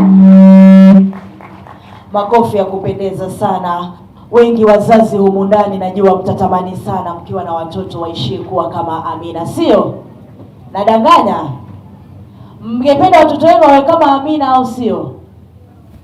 Wazazi mpo? Mmepata kiamsha kinywa? Hamjala chochote? Mbona nyuso zinakuwa na huzuni na sauti ambazo hazina nguvu kabisa? Hebu niulize tena. Wengi wenu wazazi humu ndani najua mngependa watoto wawe kama Amina. Nadanganya ama nasema ukweli? Asante. Hivi hamjui kama mkikiri kwa vinywa vyenu kweli watoto watakuwa kama Amina? Baraka sana, asante sana. Tunakwenda kwa screen, kwa jukwani tuna St. Angela kutoka Mumias. Jukwani kuna watu waletea mchezo wa kuigiza. St. Angela kutoka Mumias.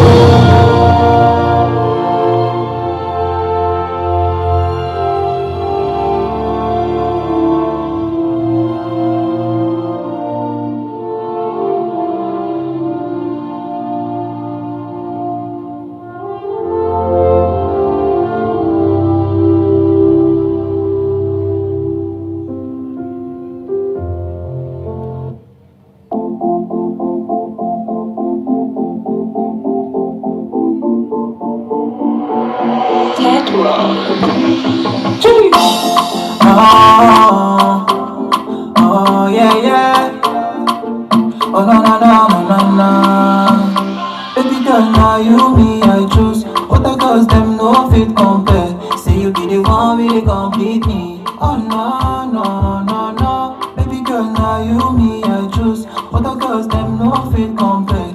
Almost in my love pass overseas. Oh, yeah, get the way that you come by, oh. Baby girl,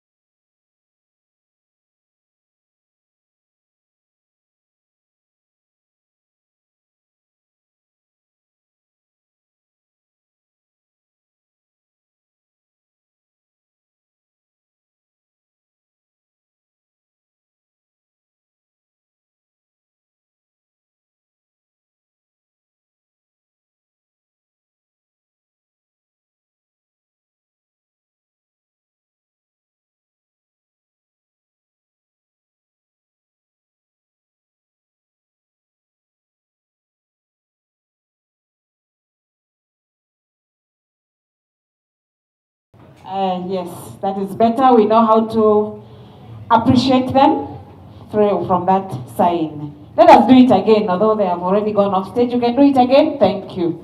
Thank you very much. I keep saying we have directors and then we have directors. The directors of these learners deserve a clap. Tupigie walimu makofi. Walimu wanasikia. Mmoja wao ni huyo hapa. This is the director of that play. This sign language interpreter here, her name is Mercy Chepkirui. Tupigie makofi. She has directed that play together with Fidel Bots. We want to truly appreciate them.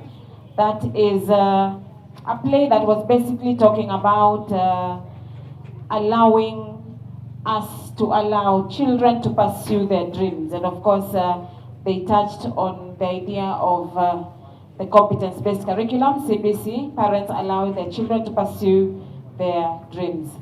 This is St. Angela Momias. It is a secondary and vocational school for deaf girls, founded by the Uslan Sisters of Netherlands in 1970, with a population of just 5 girls, but today there are about 300 girls, and they pursue vocational skills and training. It is located in Momias municipality, and part of the cast we had Miriam Wanjiku and Precious Mgoiri. We want to thank St. Angela's Momias. Thank you very much for that. Next we shall have a narrative from Gisiage, a screen narrative from Gisiage.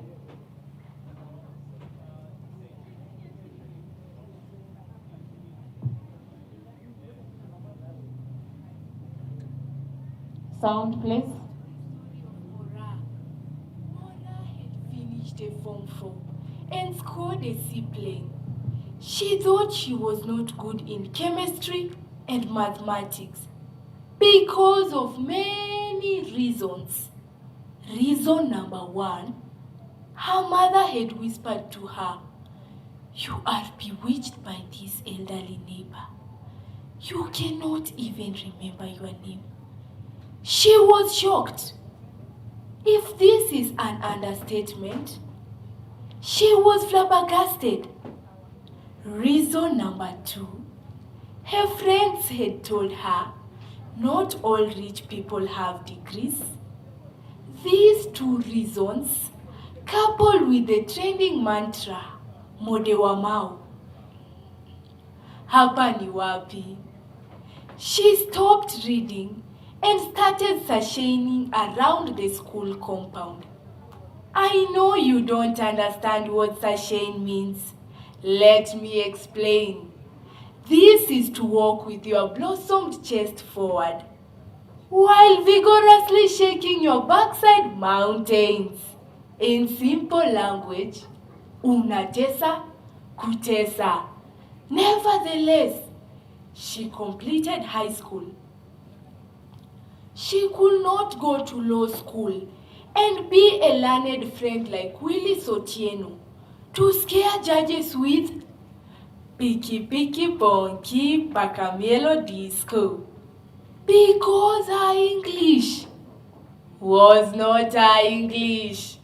Her mother advised her to go to the city to run away from the witches.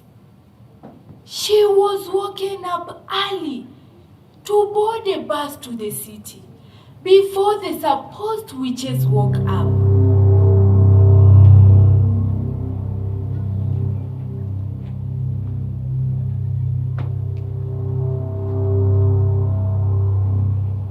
Mora had never been to the city. The journey was full of drama. Her father paid fare and gave her the ticket. Ajabu, alipanda gari tofauti, akashukishwa njiani.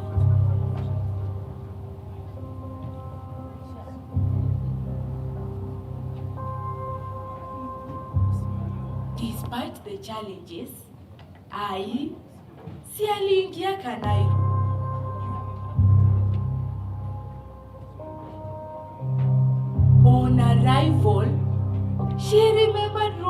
Number 1, that once she alighted from the bus, she should call her host to inform her that she had arrived. She called Nyachera, who told her, "Ningoje hapo na uchunge simu."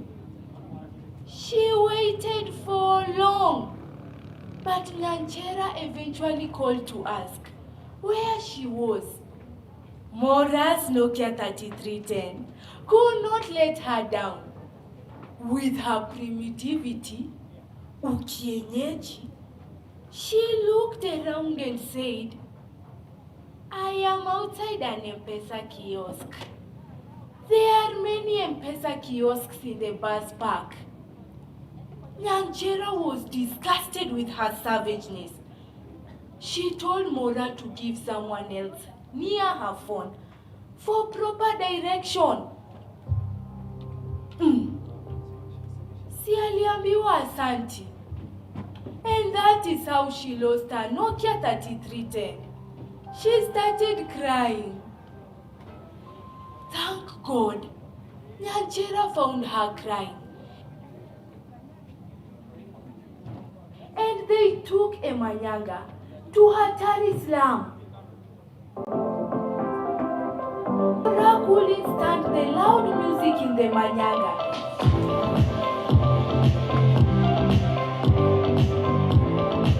But everyone was comfortable.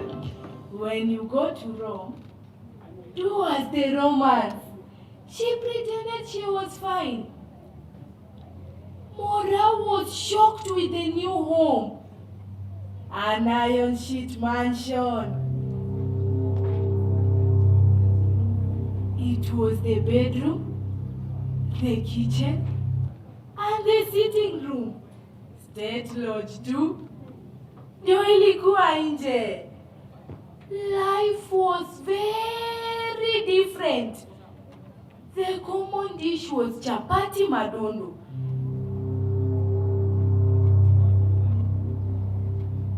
It tasted like cardboard. Tasteless. Alikula too. The only thing her intestine could not digest, ni chuma na mawe too. After the delicious supper, it was time to sleep. Mora remembered rule number 2. Never complain about anything. Nyachera spread a mat and brought a tattered mattress. Inatoshana ulimi. Nyachera's bed was separated from hers by a bed sheet. Therefore, when they turned, she turned. This is not even embarrassing, like what I'm going to tell you. The chapati madondo started working miracles and wonders. Mora's stomach started rumbling. Brrr, brrr. She emitted a conglomeration of gases. Ammonia plus others. You can even write a word equation. Phew. She had no option than to behave like a guest. She endured until morning. Mora asked Nyachera, "Ikulu iko wapi? Ningependa kumuona rais kwa dharura." She directed her urgently, as requested. Otherwise, maajabu ingefanyika.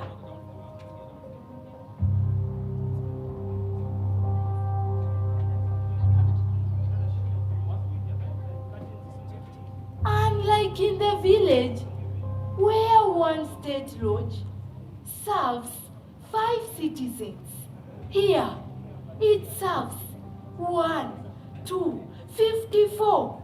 Alishangaa. While transacting violent state business in the state lodge, she heard a violent citizen knocking. Kong kong, kong kong. Maliza haraka bwana. Kwani wewe ulikula nini? Unakaa kwa choo sana. When she came out, Obe, Obe Gaki, she found a long queue, desperate to use this one, and only State Lodge. Mora remember the affordable housing project.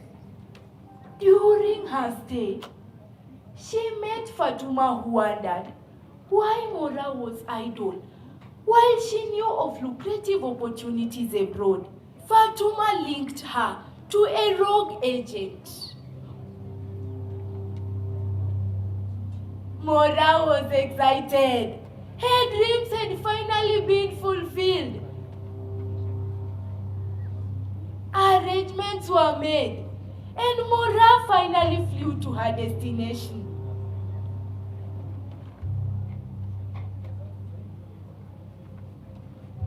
And got employment.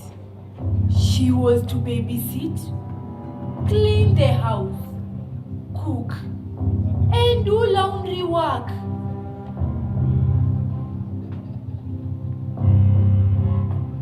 After some time, her host became hostile and inhuman.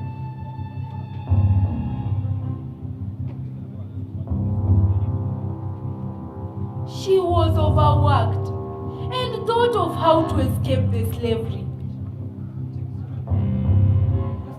It was not easy.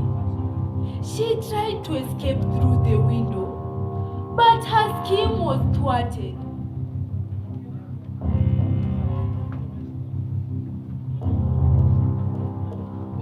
However, a Samaritan in the name of a plumber came to her rescue when he found her desperate. She was emaciated.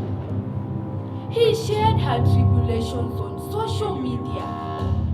The next day, Mora heard sirens outside. After a short while, the door was enlarged and police officers came in together with the hosts. She was whisked away and her tormentors were arrested. Mora was repatriated. What a luck to be alive. Be careful with the rogue agents that promise green pastures away from home.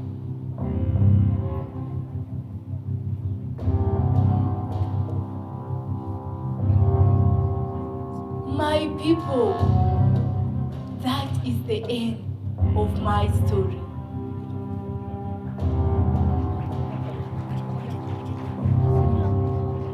Mashallah, mashallah, mashallah. Asante sana jamani.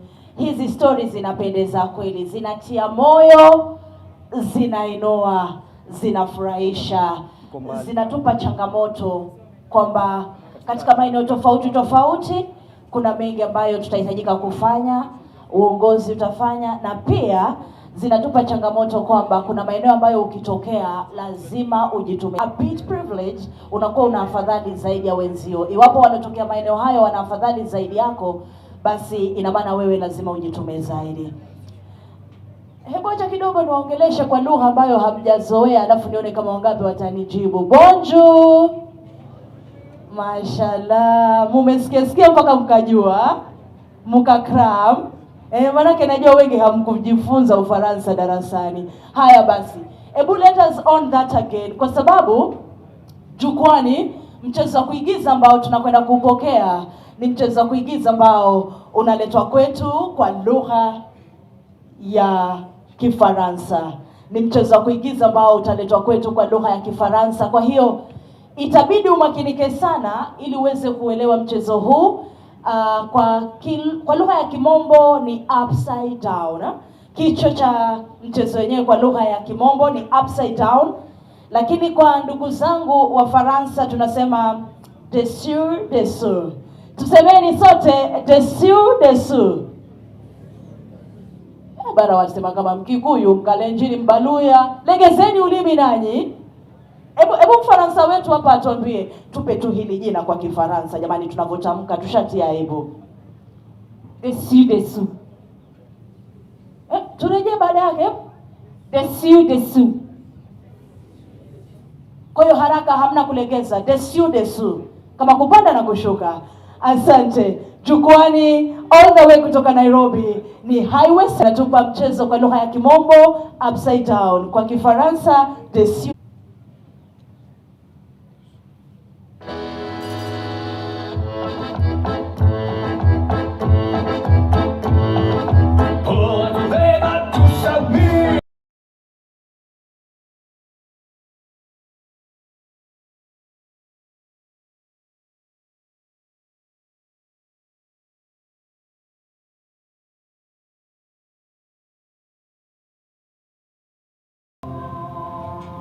Quelle merveille pour le bonheur que tu me donnes chaque jour. Tu remplis de corps de mon joie et de couleur. Tu règnes sur mon corps et me combles de bonheur.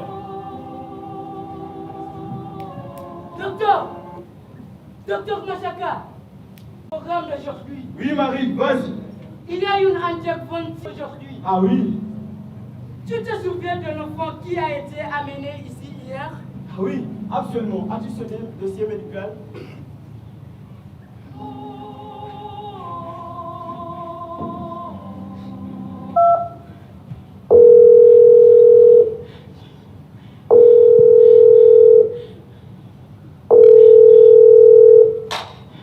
Maman! Oui, mon fils, qu'est-ce qu'il y a? Maman, encore une fois, qu'est-ce que je ferai? De quoi est-ce que tu parles? Dis-moi, n'aie pas peur. Tu sais, je suis malade et c'est un cas d'urgence, encore une fois. Malade de santé. Ne t'inquiète pas, mon fils. Ah oui. Comme je te dis, je te jure une solution pour toi. D'accord, maman. Merci. À bientôt. Ah, Moussa. Mon voici, Machaka. Je peux vous aider? Bien sûr. Grâce à du coach, tu es ici. Tu es une véritable benne. Toujours du sport. Dis-moi alors. Excusez-moi, monsieur. Bon, prépare la salle pour la procédure. C'est toujours prêt, monsieur. Allons-y. Et vous, laissez-nous tranquilles, s'il vous plaît. Nous serons ici avec Moussa.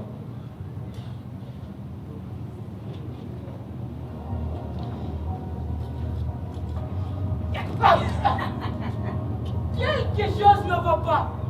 Ces derniers jours, Docteur Machaka se comporte d'une manière bizarre. Toi, Marie, je t'avais averti. Je te dis sans cesse, mais tu me donnes une suite d'oreille. Méfie-toi de cet homme. J'ai tout vu. Ah, la voilà. Maman, où est ma peinture? Maman. Arrête de plaisanterie. C'est une bombe à retardement. Tu me la diras. Mais bien sûr, ce n'est rien de nous. Il a été toujours étrange. Le plus, tout ce qui se passe dans cette clinique est une bombe sur le point d'exploser. C'est vrai, la seule chose qui est agréable, c'est l'action. Notre salaire et le pourquoi que nous recevons. Sinon, si nous ouvrons la bouche et si on nous... Si tu voles la paix, tu dois fermer la bouche. Sinon, tu la fermeras pour l'éternité. Qu'est-ce qu'il y a? Y a-t-il un problème? Non. Pas du tout. Nous faisons des répétitions. Nous allons présenter la pièce au festival de théâtre. Ah, intéressant. Je ne savais pas que vous êtes des comédiens. Pardon, monsieur. Je suis désolé. Excusez-moi, monsieur. Oui, j'ai une question à vous poser. Allez-y. Soyez honnête et dites-moi la vérité.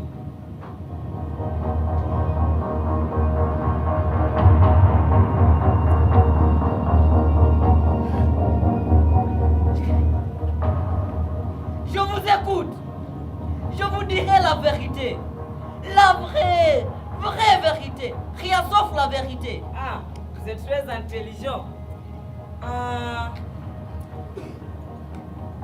Pourquoi avez-vous décidé de vivre une telle vie? Pourquoi avez-vous accepté de travailler derrière des coulisses? Pourquoi? Vous voulez savoir?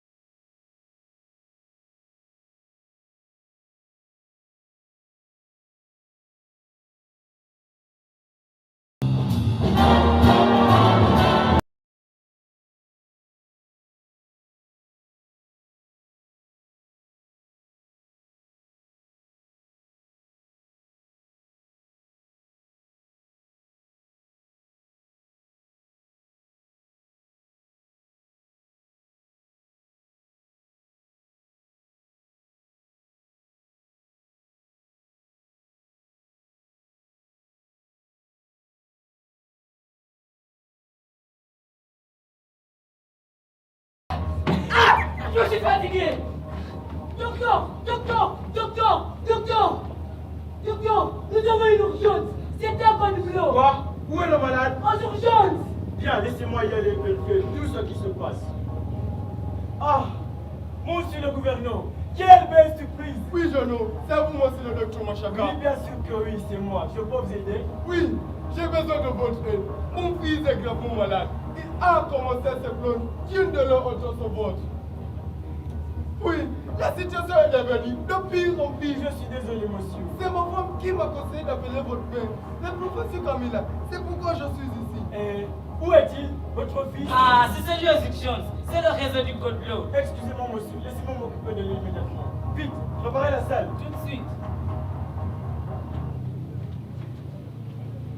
Bonjour, monsieur le gouverneur. Merci beaucoup d'être venu. Très gentil de votre part. Et il va comment? Il ne va pas bien de tout. Ah, votre fils est entre de bonnes mains. Ne vous inquiétez pas. Ah, docteur, il faut t'inquiéter. Qu'est-ce que tu veux dire par là? Et où est-il? Où est-il? Où est mon fils?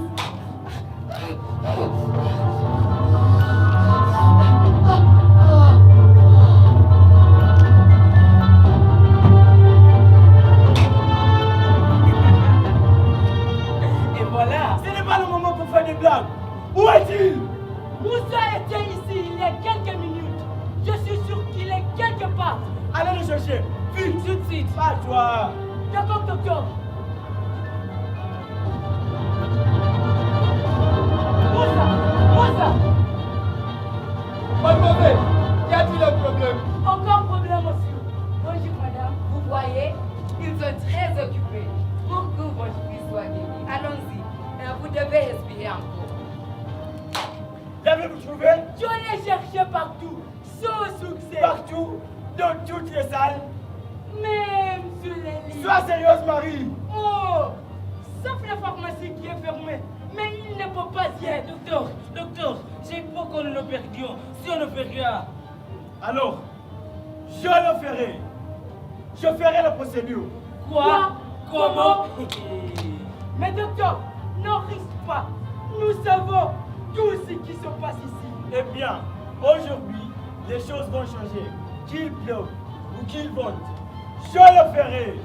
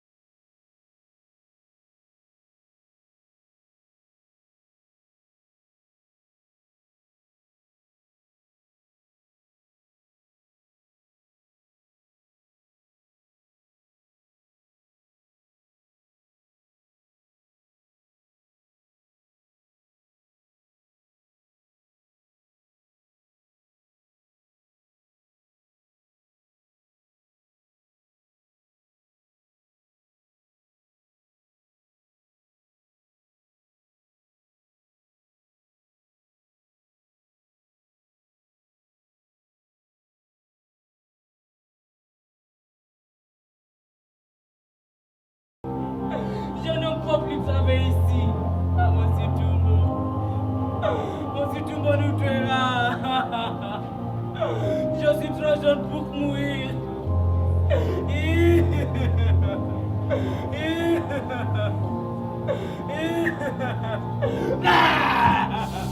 Tais-toi! Docteur, qu'est-ce qu'on fait maintenant? Ah! Docteur, s'il te plaît! Laissez-moi y réfléchir. Désolé, nous allons lui dire la vérité. On n'a pas de choix. Allons-y. Moi non! Je ne peux pas venir avec toi! Jamais! Et ta mère est là! Ma mère, qu'est-ce que tu dis?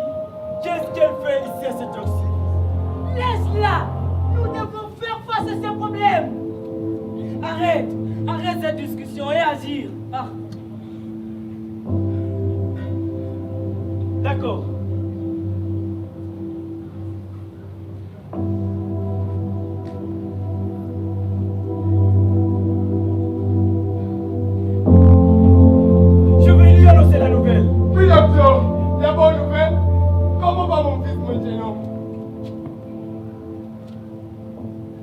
Machaka, Monsieur Tumbo t'a posé une question. Très simple. Jeune homme, comment va mon fils? Je suis désolé, monsieur. Mais... Et quoi? Parle! Nous avons fait de notre mieux. Mais malheureusement, il est mort. Quoi? Qu'est-ce que tu dis? Amène-moi mon fils. Monsieur Tumbo, s'il vous plaît, calmez-vous. C'est un malentendu. Machaka, dis-lui la vérité. C'est la vérité, maman.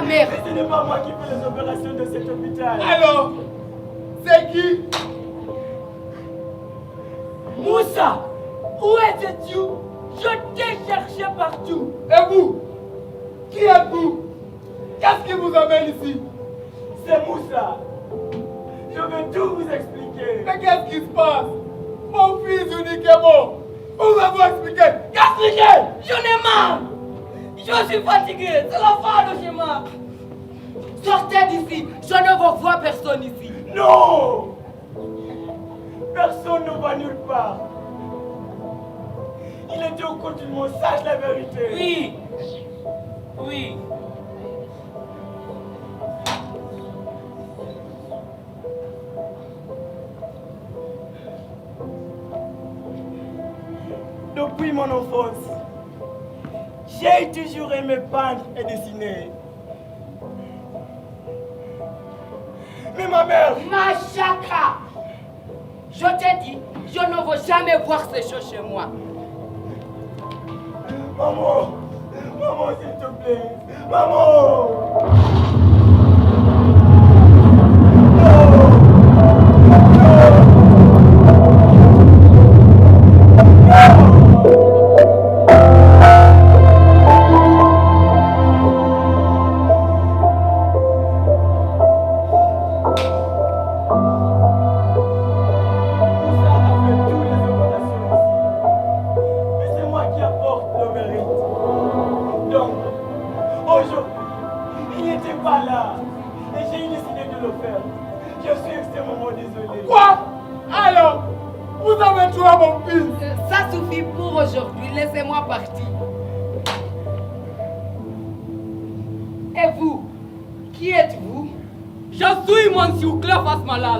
L'agent de souffrance de qualité. Je viens du ministère de l'Éducation. Je cherche Madame Professeur Camilla. Camilla Masson. Ça qui concerne quelques fautes professionnelles. C'est qui parmi vous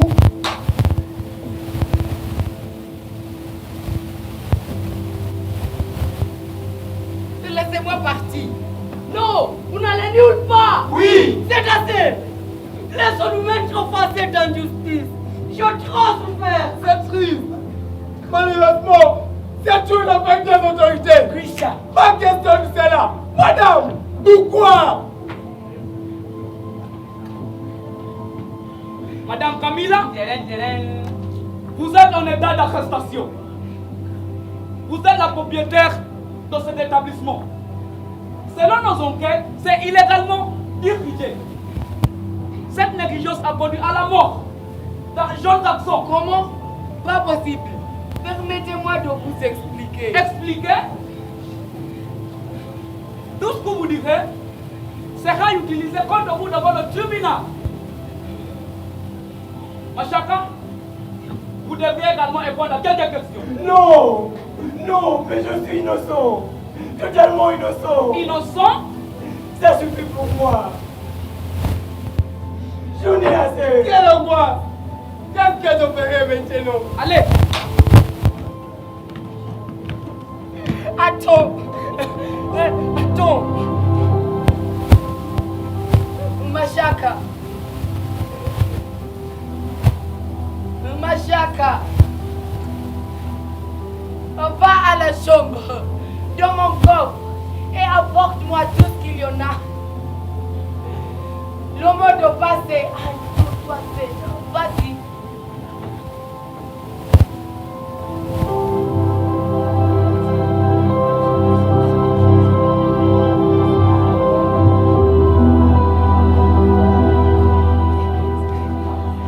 Machaka, voilà le peinture. Je n'ai pas tout détruit. Moussa.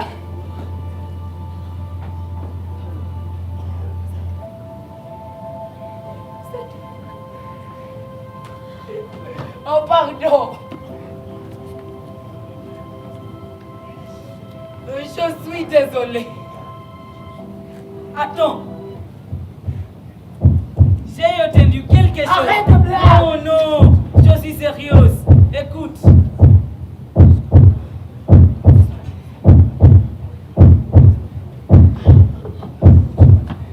Ce sont des bâtiments de corps. Il est vivant.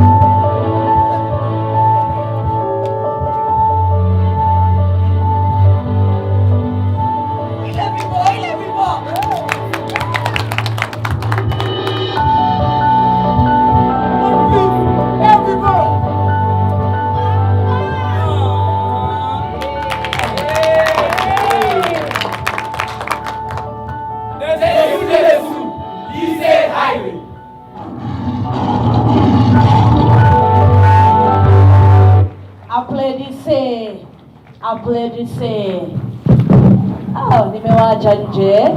Msijali jamani, msijali. Tupo vizuri. Asanteni sana wanafunzi wa Highway Secondary.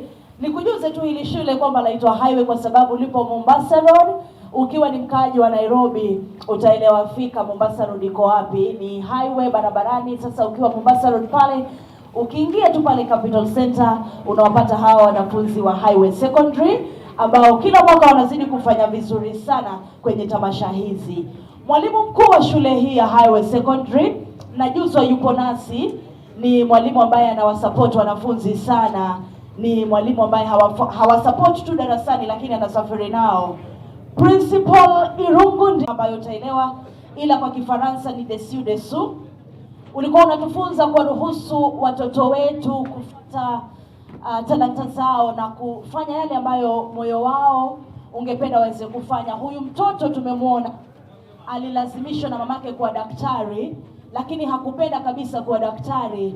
Alitamani sana kuwa msanii. Alipokwenda katika chumba cha upasuaji, alifanya upasuaji, na kwa bahati mbaya sana aliyekuwa akimfanyia upasuaji akaaga dunia, kwa sababu mwenyewe alikuwa hana uwezo, alikuwa ameajiri daktari mwingine wa kumsaidia kufanya lile. Kwa hiyo tuwaruhusu watoto wetu kufanikisha wanayoyafanikisha, manake mwisho wa kwisha utakubaliana nami kwamba talanta na inalipa, tena inalipa vizuri sana. Kama mnafikiria ni uongo, niulizeni mimi. Highway Secondary ni shule ambayo ilianzishwa mwaka 1959. Ni shule ambayo ilipoanzishwa mwanzoni ilikuwa ni kwa minajili ya ndugu zetu Wahindi, watoto wa kivulana Wahindi. Baadaye mwaka wa 1961 mtoto wa kwanza wa rangi nyeusi kama yangu na yako aliruhusiwa shuleni humo.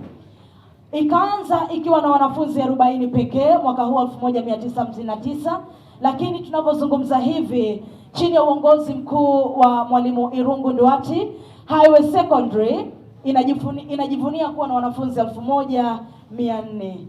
Ni shule ambayo imejivunia sana kwenye swala zima la soka, ni shule ambayo imejivunia sana kwenye swala zima la mipira ya vikapu ama mpira wa vikapu. Ni shule ambayo kwenye music na drama inafanya vizuri sana. Wangapi mnamkumbuka Otonglo? By show of hands. Mimi napenda sana kuwa interactive. Wangapi tunamkumbuka Otonglo? Asante. Otonglo ni amazing product wa secondary. Jamani, situwapigie makofi tena. Otonglo alitokea Highway Secondary. Najua wengi pia tunapenda Kayamba Africa Group, tunaijua. Utakuta kwamba kiongozi wa Kayamba Africa pia naye alitokea Highway. Mchezo ulotoka jukwani umeandikwa na kuelekezwa na kuongozwa na dada yangu ambaye ameketi katika mkono wangu wa kushoto, rafiki yangu wa karibu, dada Kate Sakari. Naomba tumpe makofi yake. Mtangazaji mwenza hapa ambaye ndiye alitunga na kuandika na kuelekeza mchezo wa kuigiza ambao umetoka jukwani. Merci Melody. Next on stage, we shall have a singing game. Singing game from Prince Michael's.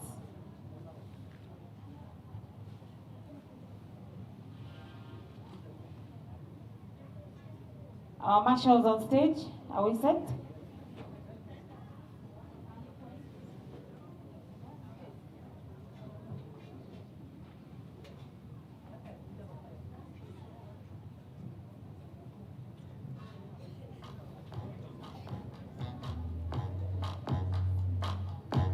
So we have a singing game from preschool.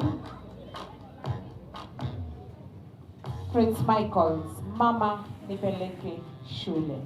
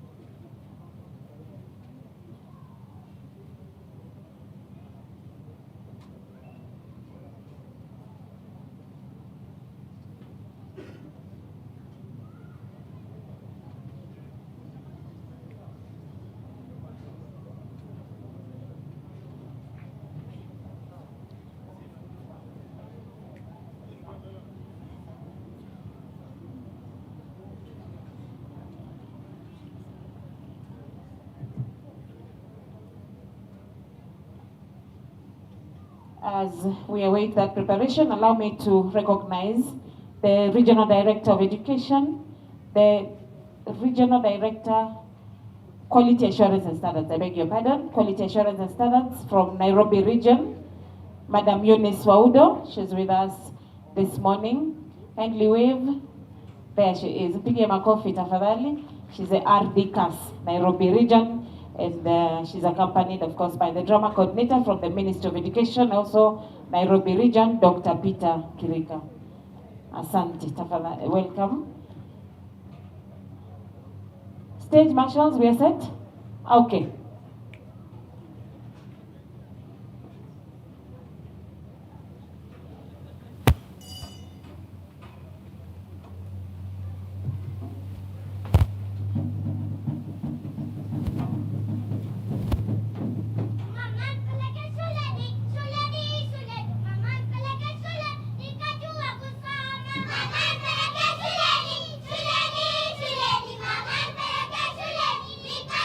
Kusama.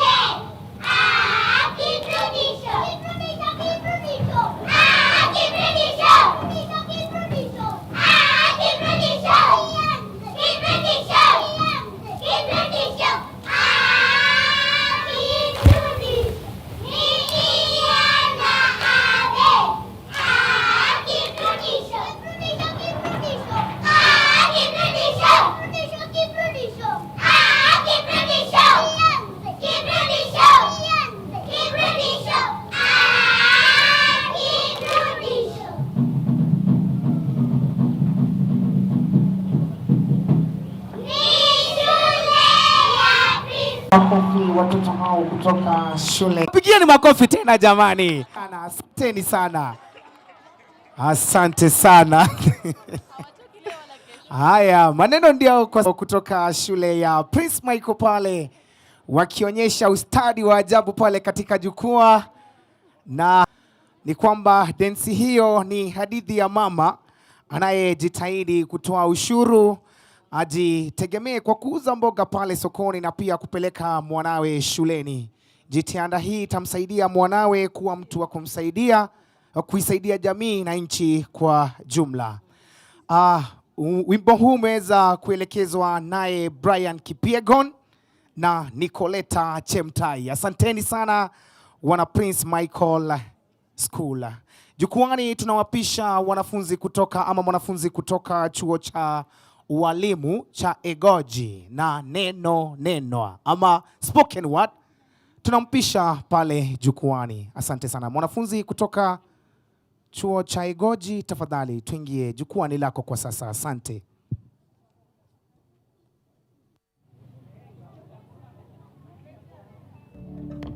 We at MEC Studios, we team up to create. We team up to bring your concepts into life. We are your #1 stop place for all your production needs. From videography, photography, video and audio editing, content creation. We give you exactly what you paid for. And in addition to your satisfaction, we are committed to turn your ideas into reality. We are equipped to make sure that your production runs smoothly. MEC Studios is a home to your imaginations. Asanteni sana. Tumpisha jukwani mwanafunzi kutoka chuo cha walimu cha Egoji na neno.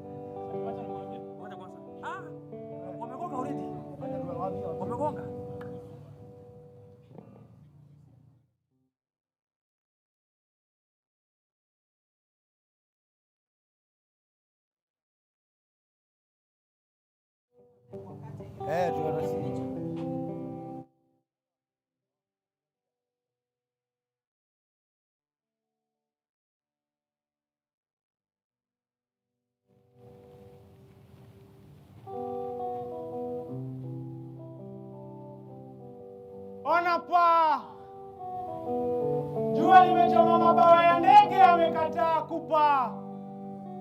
Nusa harufu kwa jirani, majani chai kwa supu ndio upishi. Tunajaribu kuishi juu kwa sababu chini kuna miba.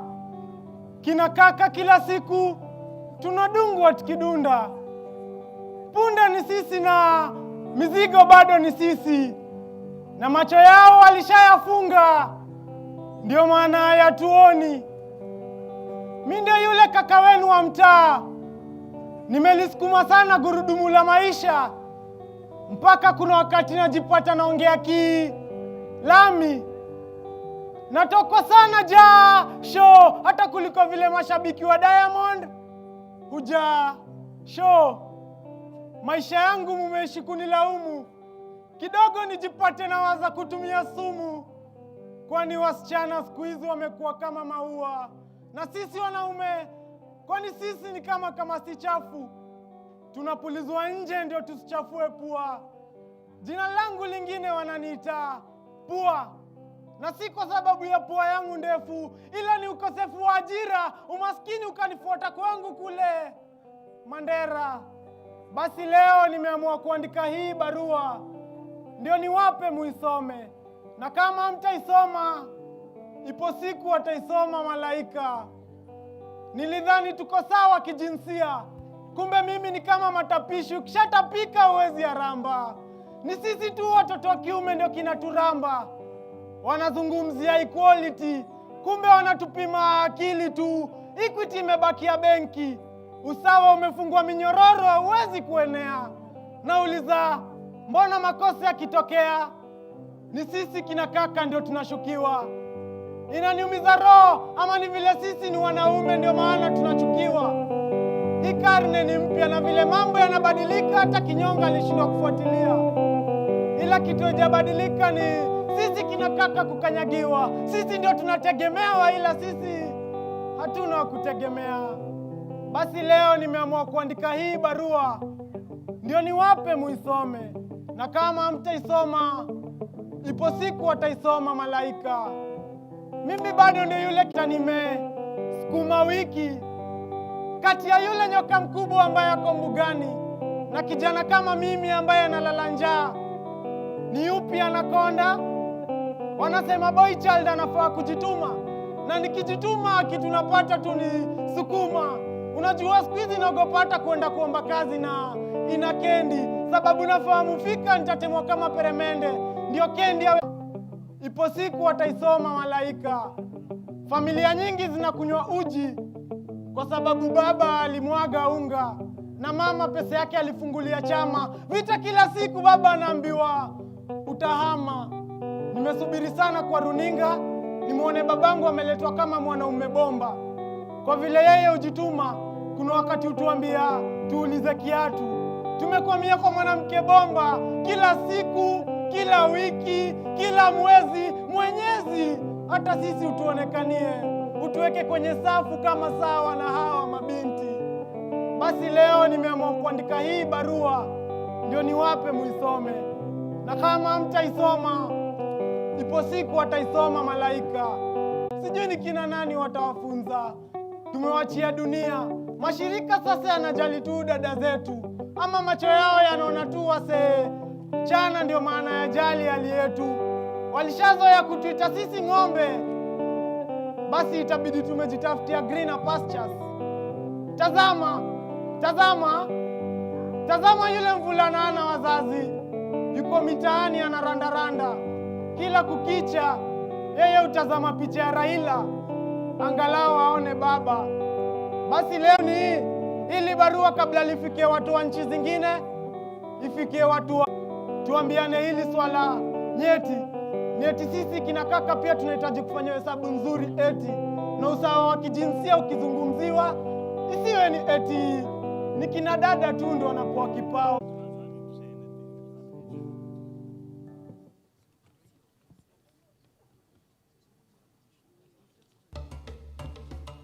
Ladies and gentlemen, my viewers, I want to tell you a story about an experiment, what most of you call stories ajaba.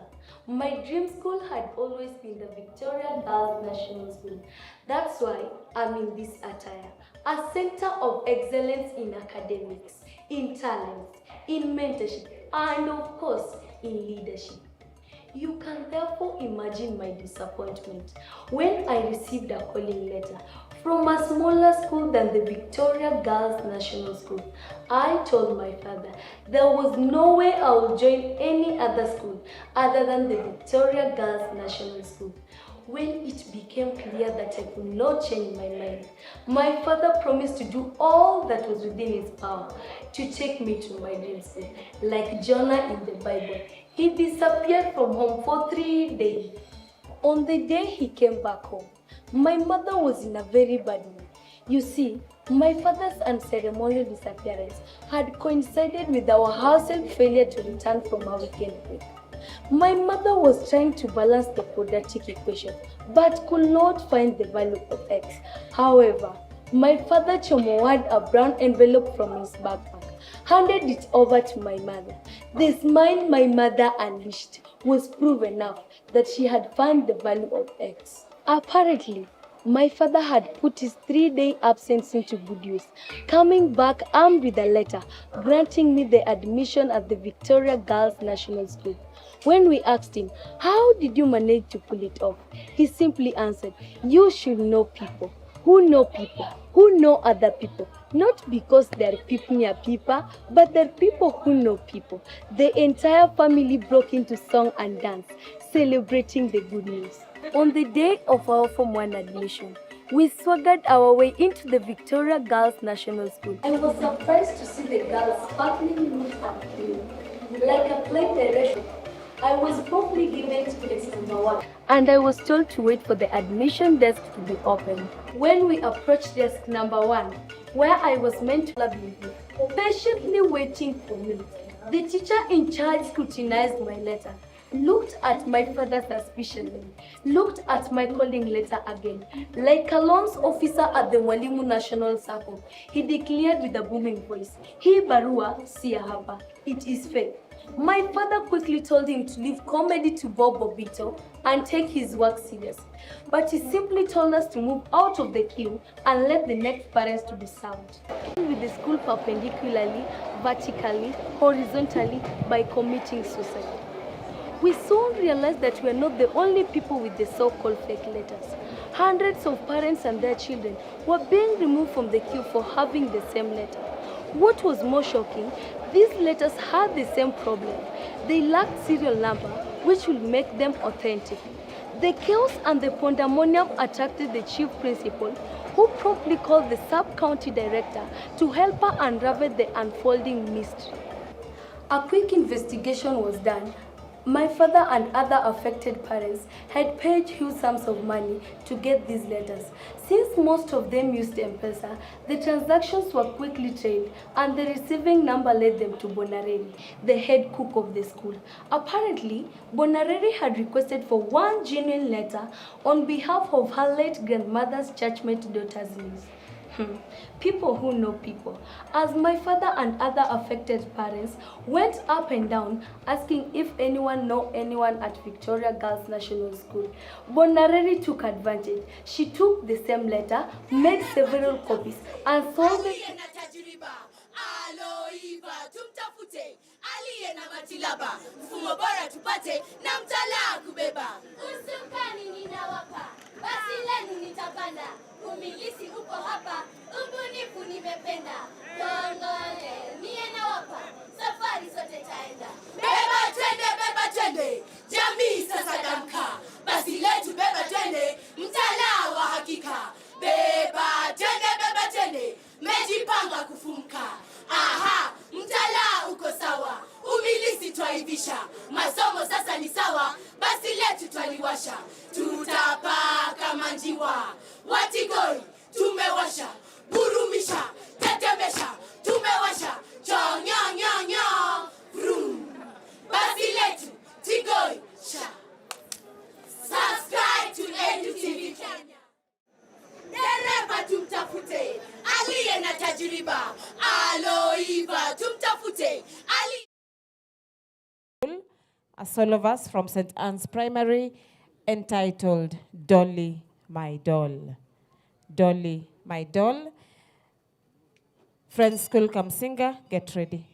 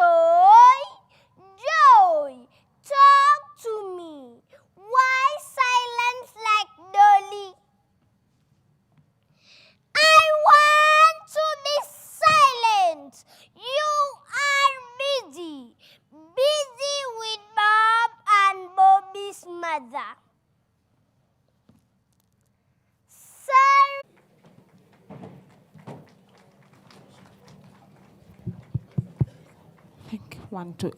Let us appreciate Daktari Emma Otieno. Thank you very much. Tumpigie makofi. Thank you very much for that great partnership with the KNDFF and the Ministry of Education at large. Kamsinga set the stage.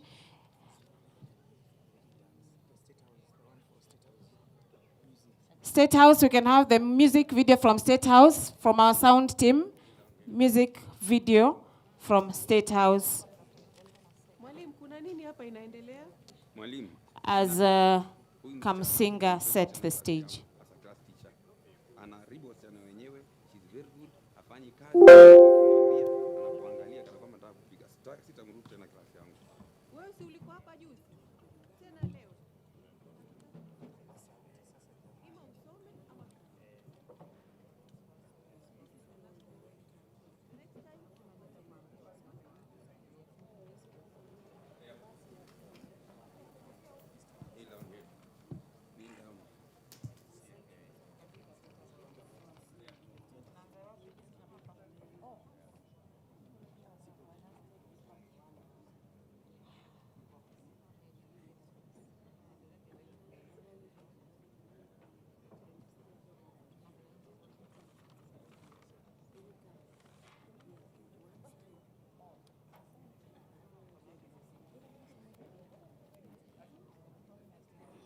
I have been employed in this pharmacy as a pharmacy assistant.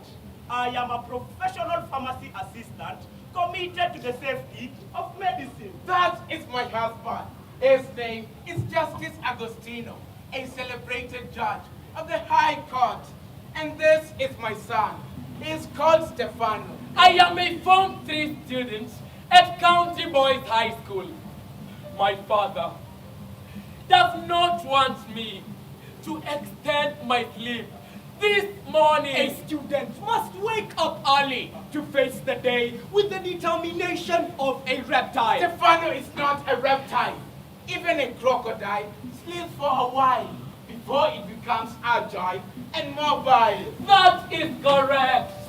Father, don't you remember what my grandfather said? Agostino? Yes, my father. Stefano is still a juvenile. His brain is still fragile. Inadequate rest is volatile. It will turn his brain docile and make him senile. Father, your sentiments are futile. Your pleadings are sterile. 90% of mental illnesses are due to degeneration of brain tissue because of poor wellness of the mind. Exactly.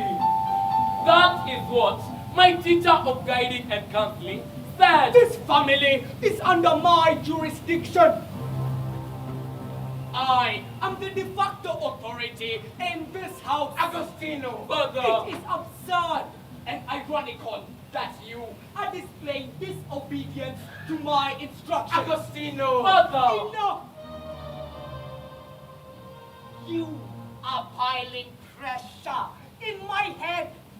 I have a pile of court cases to dispense. Father. Agostino. Father. You are piling pressure in my head. I have a pile of prescription medication to dispense. Dispensing medication without a doctor's prescription will lead to your prosecution. Who are you? My name. Get out. Out! Brutus. Please be considerate. No. If you shut down this pharmacy, how do you expect me to fend for my son? I am not a charity. I am Brutus, a government inspector mandated to close outlets that flout regulations. But sir, we are law-abiding. This house has too much pressure. Stefano, where are you going? I had requested my father if I could go and visit my grandfather. What are you talking about? Father, I miss my grandfather, his farm, his animals. You will visit him in December. But father, I did not visit him last December because he was sick. You promised me that I will visit him during this half-term break. There is no half-term break For a student, you must work hard. You must excel in your exam. Father, I scored a B+ in my last exam. You must score an A. You must become a judge like me. When I am still alive, I will put pressure on the system to fix you in somewhere as a magistrate. But I don't want to be a judge. I want to be a farmer. Hey, a farmer. A farmer. A farmer. A farmer. Stefano, are you deluded? Stefano, come. Look around. What do you see? Is this what you call locust standing? Agostino. He is breathing rapidly and sweating profusely. This is a blood pressure crisis. A blood pressure crisis? A hypertensive storm. A storm? Agostino, did you remember to swallow your medicine? Father, those court cases are putting so much pressure on you that you have become a convict of your work. That you forgot to swallow your medicine. Father, why don't you stay home and rest today? Your state of health is bad. What are you talking about? Me? Skip work. I must dispense 200 court cases in a month. 200? Stefano! Teacher Marcus! Mr. Marcus! This is Teacher Marcus. He is my teacher of mathematics and physics. Portia, I have invited Mr. Marcus to help Stefano complete his half-term break assignment. Justice! With immense humility, I honor this invitation with nobility. Stefano, Mr. Marcus has the ability and the agility to be your tool of utility during this half-term break. Mr. Marcus, yes, your commitment as a teacher is commendable. Thank you. But, Mr. Marcus, do you rest? You're always busy. We teachers do not rest. We work tirelessly to build the nation. We unlock the hidden potential in students. Mr. Marcus, my son must score an A. The B+ he scored is unacceptable in this house. We apply so much force on his education. But he is like a faulty hydraulic system. The pressure we exert is not transmitted to his results. Justice! I am here to use the principle of Pascal to apply the necessary force that will exert pressure, which will be transmitted to his mean score from a B+ to an A. Stefano!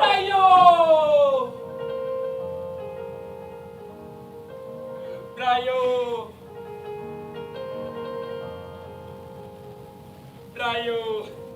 This is Brayo. He is my classmate. Stefano, is Brayo a foolish child?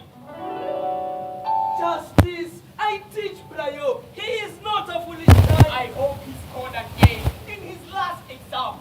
Stefano, I do not want you to mingle with dunderheads. Father, Brayo was the third best student in our class. He scored an A. Agostino, Brayo is the son of Apollo, the pharmacy assistant working at my farm. How can the son of our employee score an A while you score a B+? Justice! Children have different intellectual abilities. Mr. Marcus, you are a teacher. Yes. You know nothing on Freud's theory of psychoanalysis. Agostino! Excuse me, sir. My father sent me here. He said he's under some pressure. Is it fine? He cannot afford to abscond duty. That pharmacy will not pay its creditors. I'll have to go. I don't want pressure. Portia, I have pumped so much money into that pharmacy. Do you want to kill me with pressure?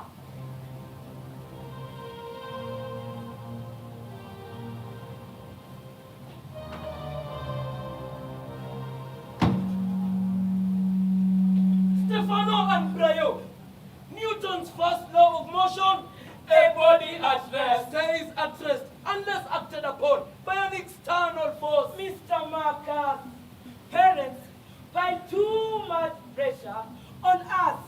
We have become prisoners, prisoners of curriculum, slaves of the mean scope, and convicts of pressure. The convict! Teacher Marcus, help me! Stefano! You are as inert as the noble classes. That is why I am here to help you. Rayo! Yes, Stefano! Help me! Stefano! Yes, Father. I have some good news. I agree with you. You will go to visit your grandfather. Thank you. Thank you. But on condition that you finish your assignments. Mr. Marcus. Yes, sir. Here are the assignments. My son must go and aid.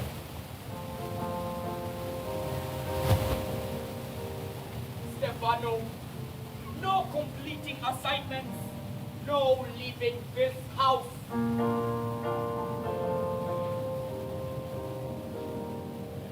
Rayo, help me. I also have a pile of assignments, but at home. Rayo! Rayo! Stefano! Yes, sir. Stefano! Yes, sir. Take your assignment. What is it, Mr. Marcus? Mr. Marcus! Mr. Marcus! Father! Father! Mr. Marcus, what is the matter? I have a splitting headache, Father! This is local study. Stefano, you are not a lawyer. Mr. Marcus, do you need paracetamol? This headache does not listen to paracetamol. My head! I am seeing, my eyes have refused to see, and I can hear my ears. I'm not hearing. Headache! Mr. Marcus! No! This house has too much pressure. I cannot stay here. Mr. Marcus! Mr. Marcus! Mr. Marcus! Mr. Marcus! Mr. Marcus! Mr. Marcus! Father, can I prepare to visit my grandfather? No completing assignments. No leaving this house. But Father... Mr. Marcus! Father! I am not here for antenatal clinic. I am here for inspection. What inspection? And who are you? My name is Brutus. Brutus? I am a government inspector. I am here to inspect this pharmacy. Brutus, this pharmacy has nothing faulty. We pay our taxes on time. This pharmacy stocks expired medicine. No. That is not true. That is malicious and slanderous. You don't have permission to come here. Your empty threats infuriate my spirit.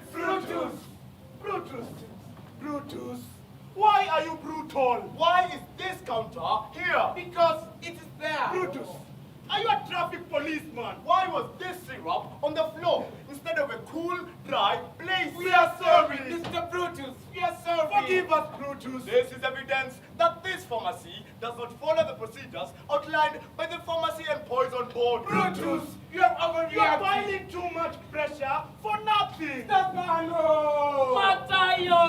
Stefano! Rayo! Stefano! Albayo! Stefano! Antonio! Matayo! Waza! Welcome all to my father's house. My father is Justice Agostino. This house has many rooms. If it were not so, would I have called you here? See! Come. Let me show you around my father's posh house. This house is like a doctor's prescription. Everything is arranged in doses. The prescription! What prescription? Are you playing tricks on me? With all due respect, sir, I cannot dispense medicine without a doctor's prescription. My head! Mr. Marcus! My head! My head is busting! Headache! Can't you see that he is under pressure? He must teach my son. My son must go and aid. I know, Mr. Marcus. He teaches my son. I have to prepare a lesson plan. Lesson notes, and schemes of work. All before the end of the half-term break. You must attend the teacher's induction. What did you call it? Teacher mentor coach. And there is another big elephant in the room. What is the name of that elephant? Teacher performance appraisal and Unfortunately, Mr. Marcus, no prescription, no medicine. You will be prosecuted for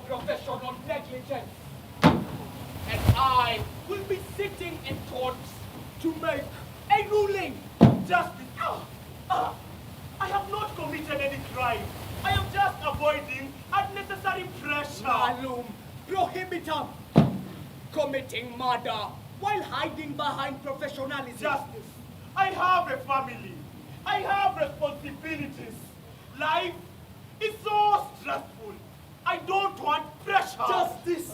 I have seen that this pharmacy is full of confusion, and my head is expanding like a binomial expansion of an exponential. I can't solve this equation. Let me just go home and die like a child with malnutrition. Justice, go to the hospital. Let the doctor examine him. Then the doctor will prescribe the right medicine. Mr. Marcus. Mr. Marcus. Mr. Marcus. This is not a hospital. This is a pharmacy.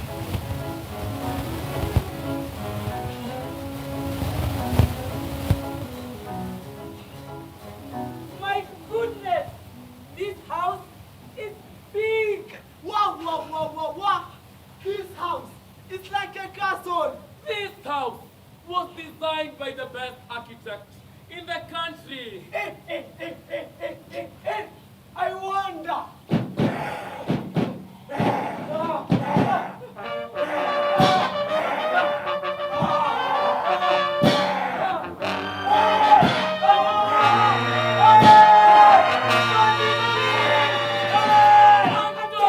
Antonio, this is on my TokTok account. But, Stefano, you requested me to go and call them so that we can complete our assignment. Brayo!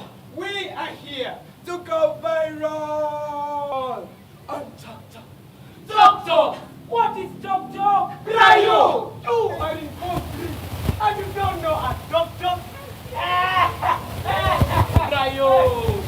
TokTok is a social media app that allows people to talk and talk. It allows users to upload media that can be edited in filters and be organized by hashtags. Our hashtag for this video is hashtag bubbly bubbly bubbly bubbly. Wait! I have another question. What is the hashtag? You don't know? Stefano! On a crossing. See, mother, see. I was just learning about cross multiplication of unknown variables in an equation. Oh, but where is Mr. Marcus? He went to the hospital for a prescription. A prescription? He had a splitting headache. His head was bursting from pressure. Pressure? A storm. Storm? Mother. Stefan, Mother. store this cough syrup in a cool, dry place. Keep it away from children. Where should I keep it? Do you want to put it on my head? Go ahead. Mother. You want to drink it? Drink. Oh, you want to swim in it? Swim. Be the best swimmer in the country. Mother. You can also cook it if you want. Mother. Mother. My father has already passed his verdict. You are now dispensing my extinct. I am tired. I am tired.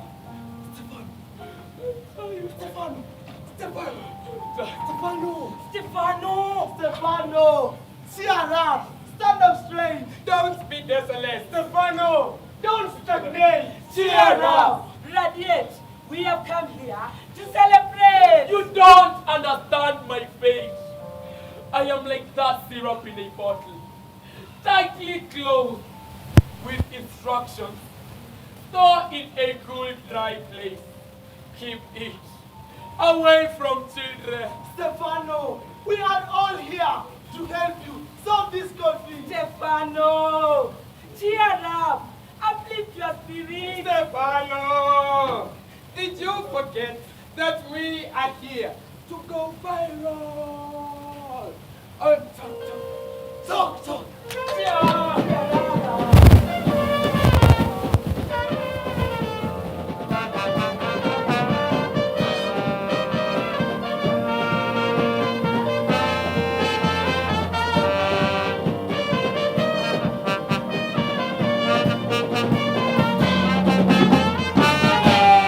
Wait, what about the assignment?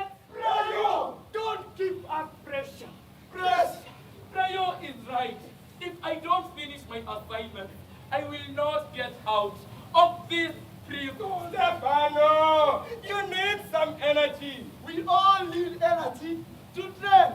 We need energy.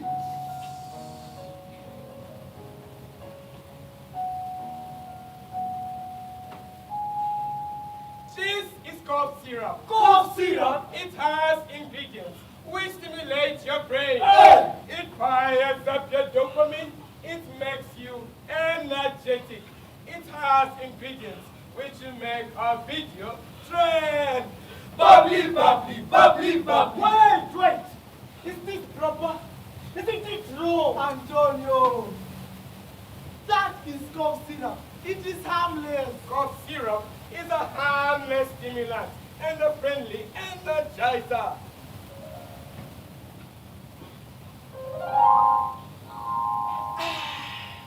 Go, Brian. Go, Brian.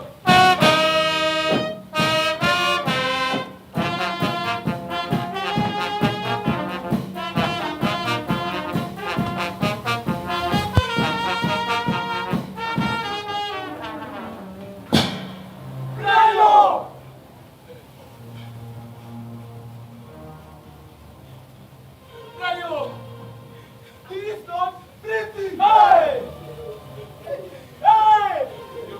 He is as cold as a goat. Stefano, what do we do?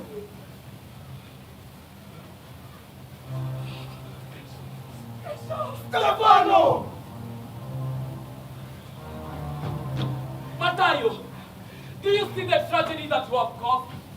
Are you contented? I did not touch him. I did not harm him. Matteo, you said that cough syrup will give us energy. I will not stand here while you tarnish my reputation. You are going nowhere. No way! There is no escape. Yes. This is your skull, and you must carry it. We are all in trouble. We will be jailed for murder. Wait. When my father arrives, we will all be in trouble. My father is an authoritarian judge. This place will be declared a scene of crime, and we will all be sent to jail. I will have to go. I don't want to be jailed. I do. Matthias should be held responsible. He is culpable and criminal. Do you expect me to stand here and act like a stone? You are dreaming. I am going home. You are going nowhere. I did not invite myself here. Stefano did. He should be responsible.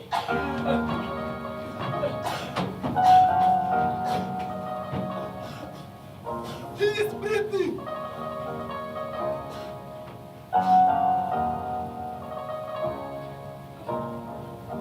He has a fever.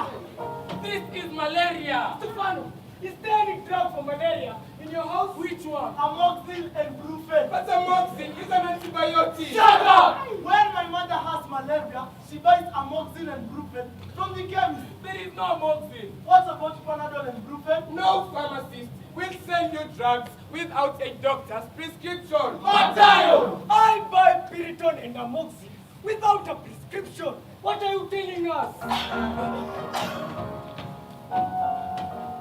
Excuse me, sir. I need help. Stefano, where is your prescription? It is malaria and ulcers. My friend has collapsed. Your friend? Yes.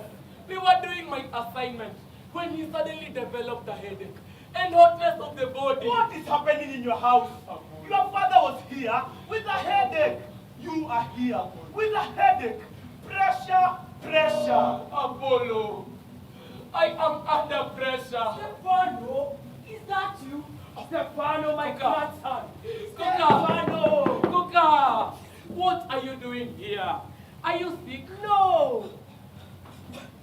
Why are you talking about me? What is happening? You are dead! Me? Dead? You took cough syrup and died. You see? You said that I murdered him. I am as fit as a fiddle.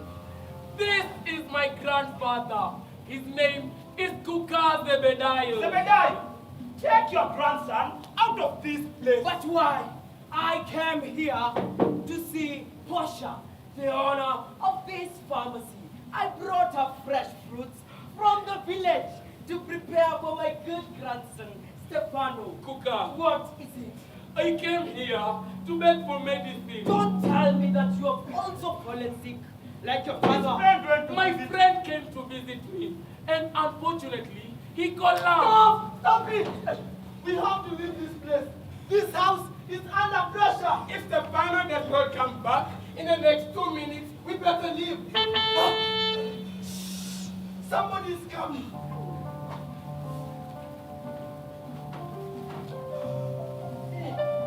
You brought us here.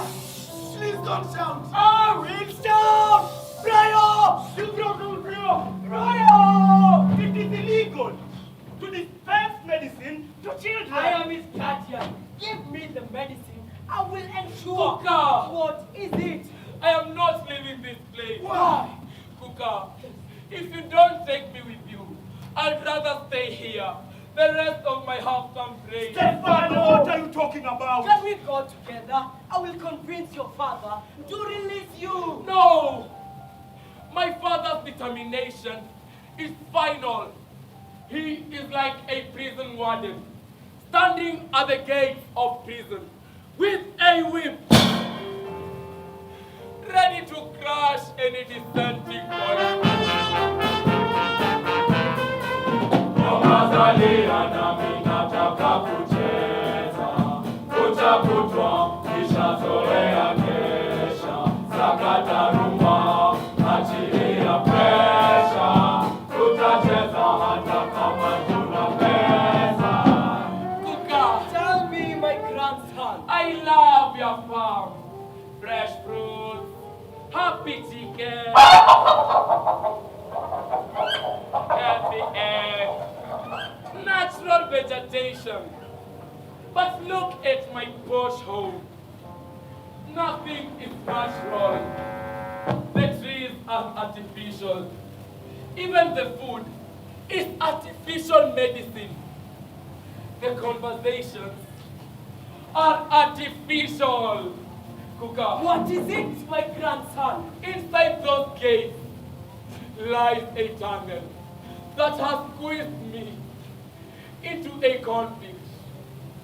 Life in that house is like this virtual reality. Nothing is natural. I cannot stay there. Stefano! Stefano! Stefano! Stefano! Wait! Stefano!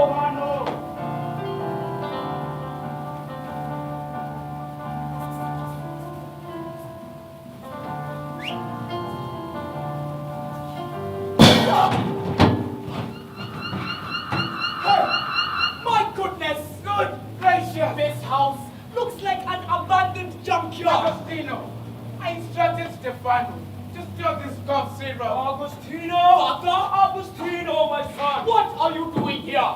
Stefano will not leave this house. Agostino! Stefano is not a convict, mother! Mother!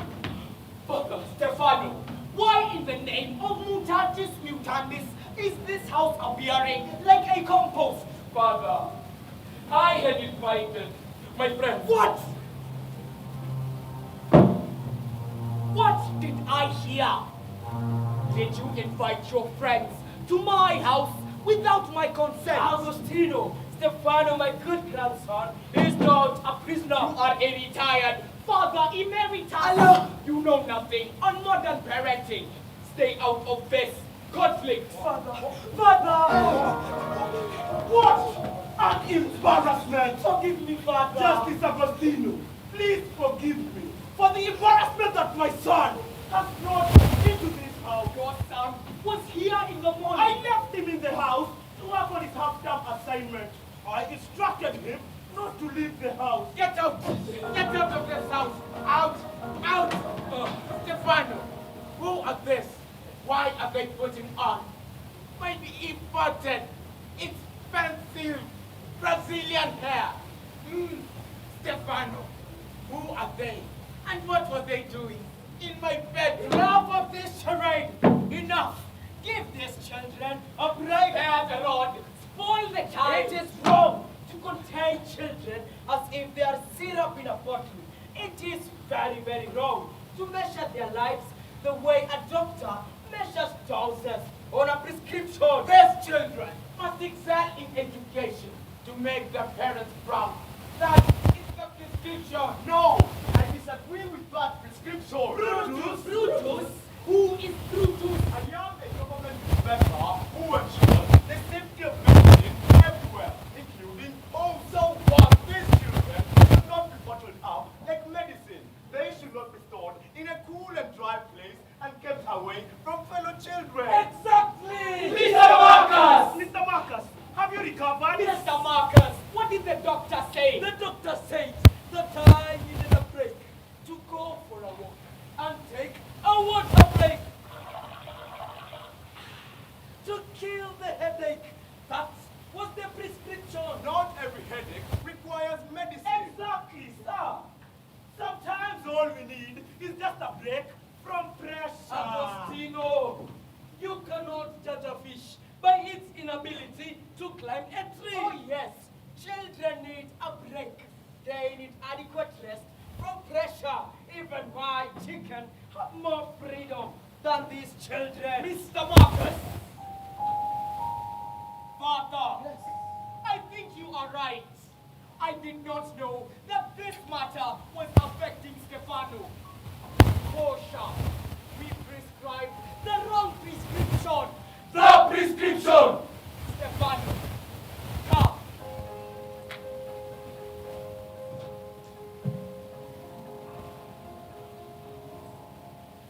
Go and take a break. Thank you. Thank you, Father. Kuga. Yes. Can I come with my friend? Why not? I even have an idea. We can use their farm to shoot a video which will go viral on Talk Talk. Talk Talk. I will talk to their parents to allow you shoot your video.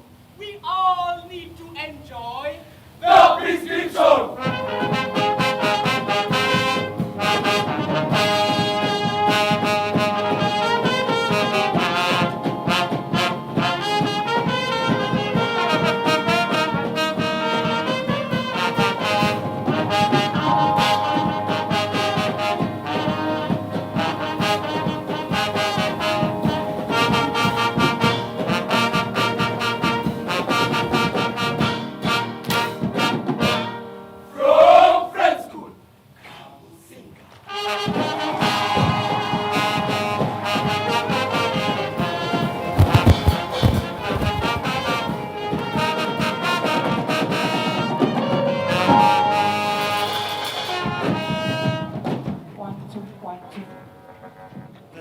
Thank you, Friends School Kamusinga. Honorable Cabinet Secretary, there are two social media events that have shaped education. There was one about the principal, or is it a teacher in Musingu, telling the boys, run for your wife, run for your future, run for your life. Then all of you remember the dancing principal. Tafadhali ndugu yangu Weloba, simama wakuone. This is the guy heading that school, Friends School Kamusinga in Kimilili Sub-County. Thank you so much, brother, for bringing us such good stuff. Honorable Cabinet Secretary, I would like to welcome Professor Charles Ongondo, who is one of our major partners in the Kenya National Drama and Film Festival, to tell us something about what KICD is doing with us. Professor Ongondo, karibu sana. Our Cabinet Secretary, Honorable Dr. Ezekiel Machogu, all distinguished guests present, special acknowledgement to Senior Dennis Itumbi. Ladies and gentlemen, good afternoon. Our Cabinet Secretary, I stand here on behalf of the Kenya Institute of Curriculum Development. KICD is your agency that is responsible for developing curricula and curriculum support materials. We are pausing to enable our Cabinet Secretary to acknowledge Mzee Kuka.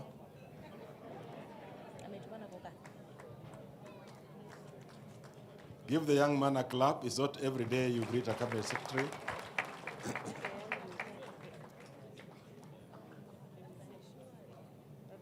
Thank you. So our CS, I was saying that we are your semi-autonomous government agency responsible for developing curricula and curriculum support materials. And in that context, the performing arts has been mainstreamed in the curriculum. So creative arts is no longer just co-curricular, it is core curricula from the pre-primary school level all the way to senior school. But more specifically, CS, KICD has the mandate to record, preserve, and disseminate all the performances under the Kenya Music Festival and Kenya National Drama Festival. And in this context, CS, we are also partnering with the festival this year to be able to record all these items. Some of the cameras you see behind you are recording these items to be used as educational materials. But again, as these performances are going on, we are able to stream them live on the Kenya Institute of Curriculum Development EDU channel, so that learners and parents who are not able to reach here are able to watch them. Thirdly, your CS, as you are aware, the President, His Excellency Dr. William Samoei Arap Ruto, last year directed that we should be able to digitize and monetize the content. And with the support of Mr. Dennis Itumbi here, who was given the responsibility to preside over that, I want to assure you, sir, that that process has gone on. All these participants are able to access these items on YouTube and other social media platforms, including TokTok, if it exists. And as that is happening, we are able to earn some money that we believe will be able to trickle down to support the artists and also to support this festival. As we talk today, the money is trickling in slowly, but I can assure you that we have already earned 10,000 euros. This money is safe in the KICD accounts that we are directed to open, and at the right time you will advise on how we proceed from here. A special matter, CS, you remember one early morning at a meeting at Arboretum, you directed that we use all these functions to be able to plant trees in relation to His Excellency's directive on 10 billion trees in 10 years. I want to really appreciate the festival organizers and the hosts that we have been able to plant more than 25,000 trees at Kangaroo Boys, at Kangaroo Girls, and in the other villages. Thank you, sir. You have always encouraged us to make disclaimers, declare conflict of interest. I want to declare that I have grown in this festival as a performing child, as a teacher, as a facilitator, as an educator. So KICD might be doing a bit more than other agencies do, but now you understand, sir, where I am coming from. Asanteni sana, best wishes to all the candidates. James?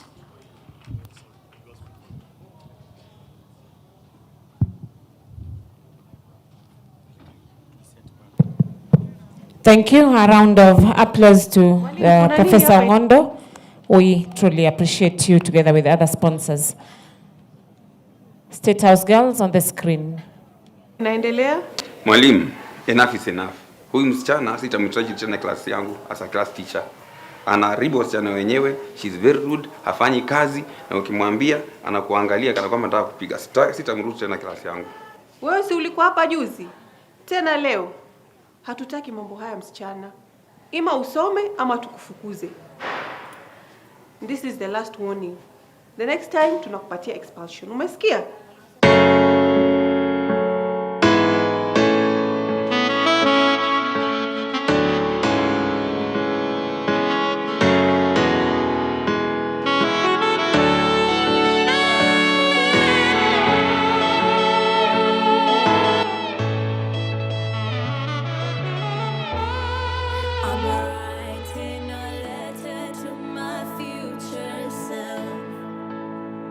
I need to take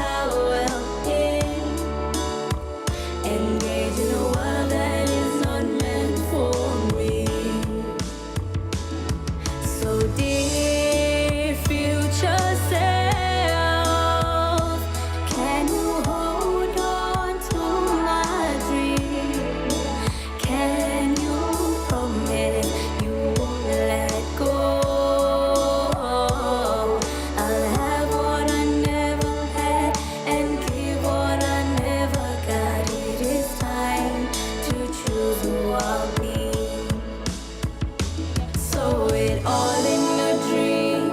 I can't end up like that. Remember that I have dreams, and I have to fulfill. So dear future self, can you hold on to my dream? Can you promise you won't let go? I'll have what I never had and give what I never got. It is time to choose who I'll be.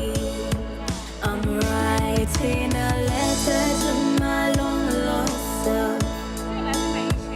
I need to take the pieces where they belong. 'Cause even if I keep on beating myself, I'll end up crumbling like the others did.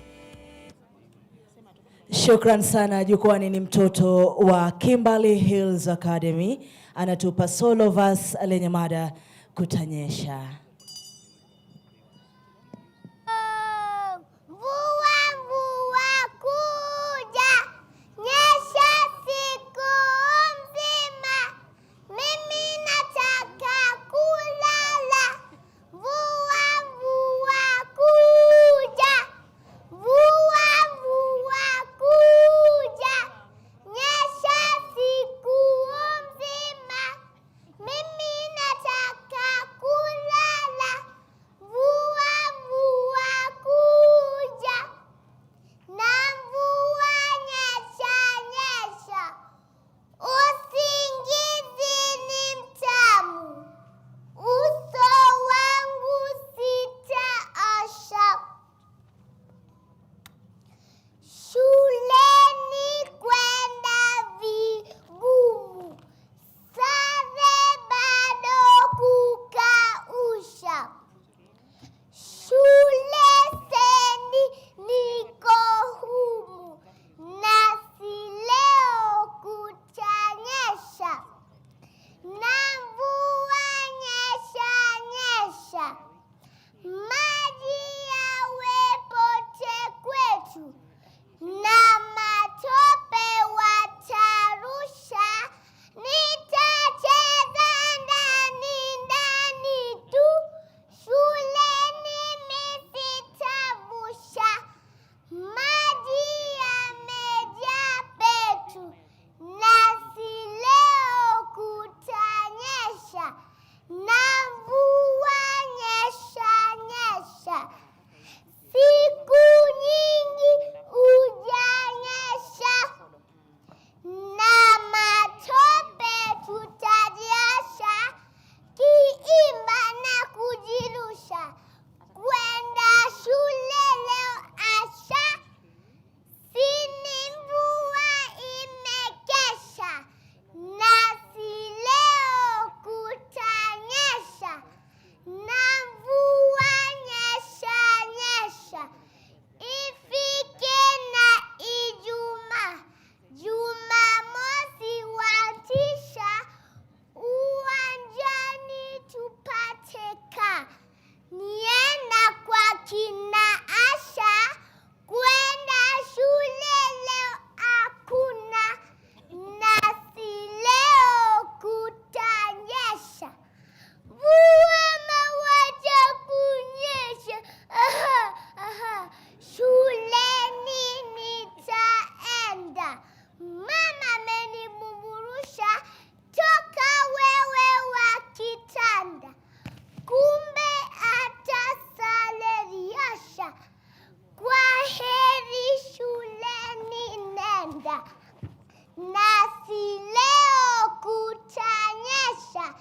Kendra mona, shule ya chekechea ya Kimberly, kutanyesha. Mwah! Mashallah, mashallah, mashallah. Asante sana mtoto Kendra Mona, jamani, inapendeza sana ama kweli kutanyesha. Thank you very much. Utunzi director ni Martin Omondi, asante sana. Produced Irene Odero, asante sana. Thank you very much.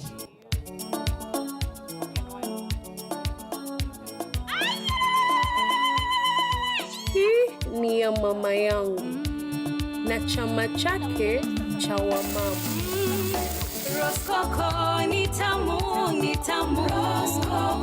It's always festivity when the families get together. Roskoko ni tamu, ni tamu. Kweli ni tamu. Roskoko ni tamu. Taste a plate full of love. Roskoko, it's more than a meal. Roskoko.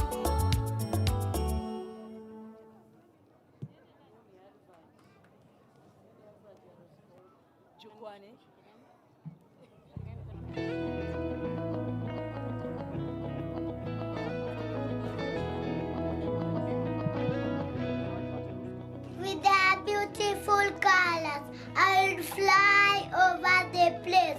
Fly, fly, fly, and fly in the air, chasing one after another. But today, the butterflies are no more. When I go to the playfield, I am all lonely all the time, for there is no one to play with me. The birds on the trees no longer sing with me. They are beautiful songs, for they catch on the trees.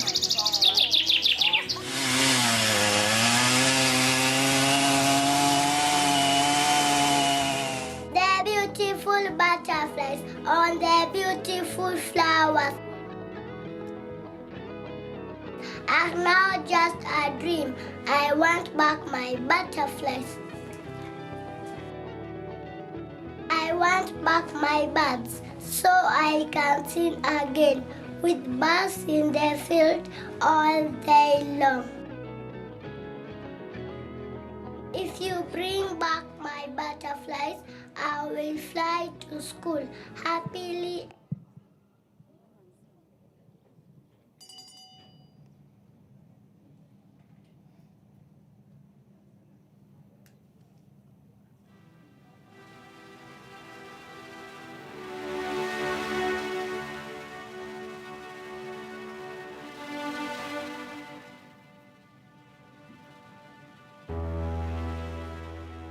I have a letter.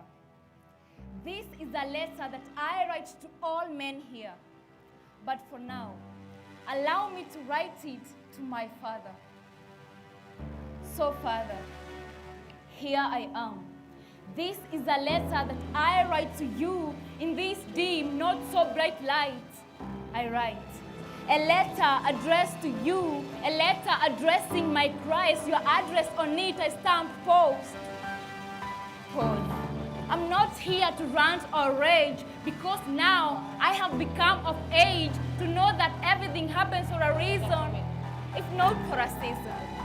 In this letter, my issues with you are undressed and may it reach to you, not in distress.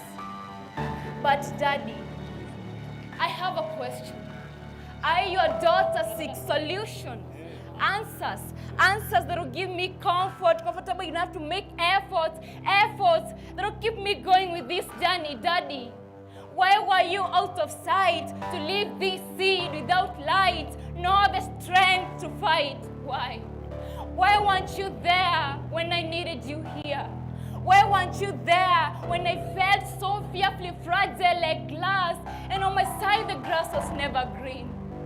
And I'd be dropped so low, felt all my dreams crash and turn into trash with a wasteful wash with which we wouldn't trash.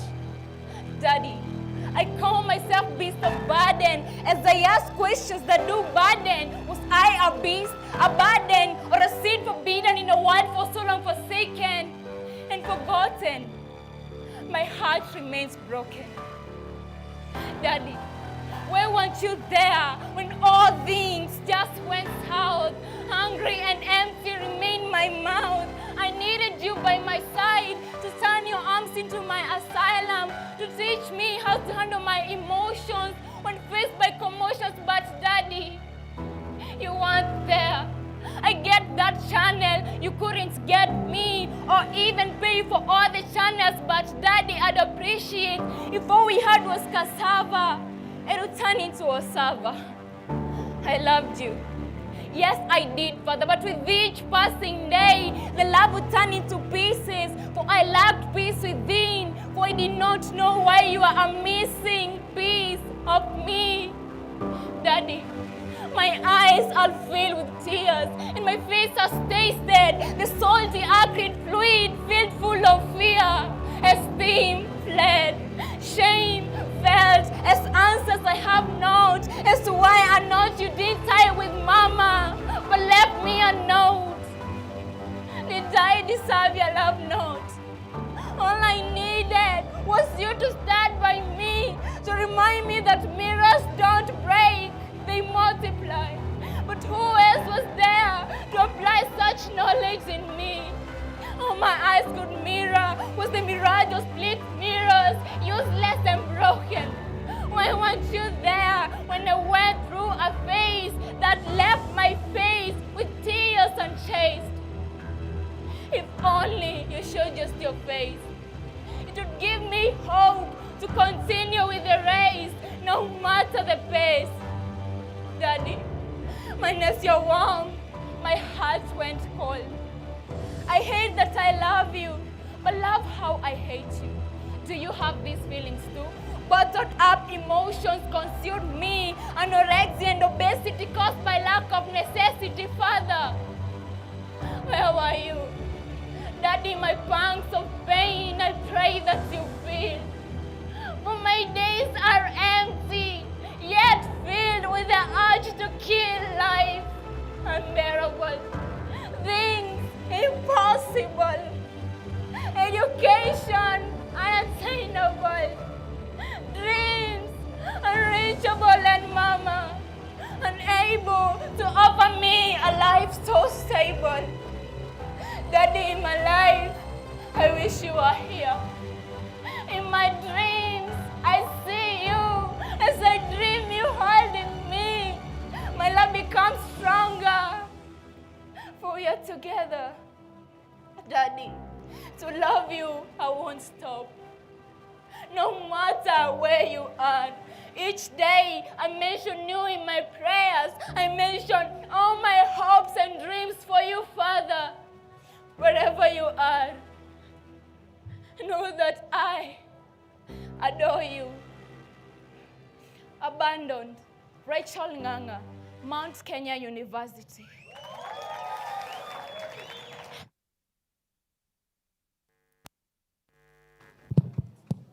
Mashallah, mashallah. Jamani, naomba tumpe heko tena. Asante. Abandoned ni kitu ambacho kimetungwa na kuelekezwa. Have become an integral part of the lives of students, teachers, and parents alike. Among these platforms, TikTok has emerged as a cultural phenomenon, shaping the way we express ourselves, communicate, and consume content. But what are the effects on dynamics of education and family life? Join us as we delve into the impacts of TikTok on students, teachers, and parents. We're going on a trip in our favorite rocket ship, Swimming through the sky, little Einsteins. climb aboard, Get ready to explore. There's so much to find. day and night and morning, keeping me in the moment. I that you hadn't known it, why don't you say so?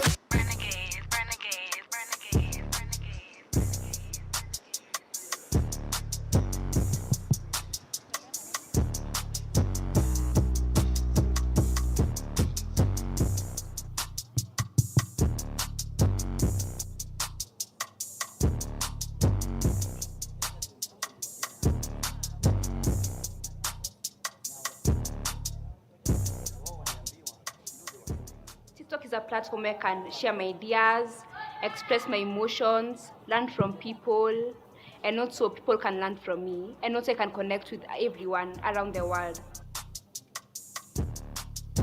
Many are able to express their talents, their creativity, their ideas, and it's also a big marketing platform.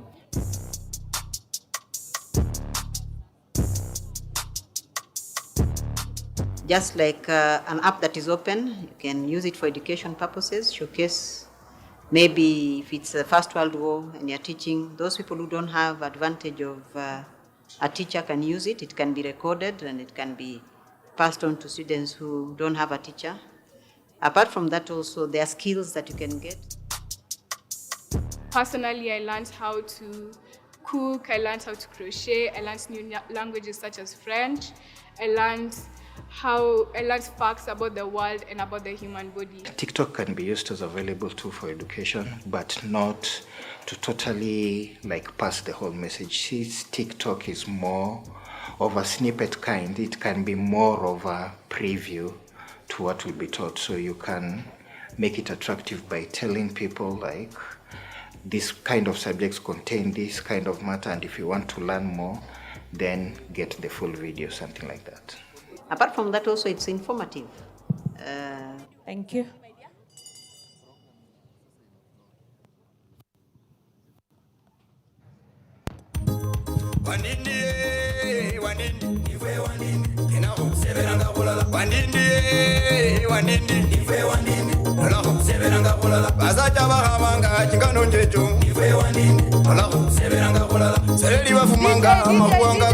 DJ, sina pesa ya kukulipa, bado sijaajiriwa mtoto wetu.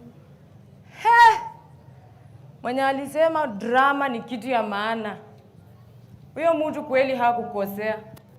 Kama si drama, ningeona aje kitu kama hii carpet full. Na mimi nimezoea tu kuonanga nusu carpet. Simunipigie makofi kwa kuona nusu carpet jamani. Na kuongezea nikavaa nguo inaendana na hiyo carpet. Ni kama Mungu alikuwa ananiongelesha. Jamani.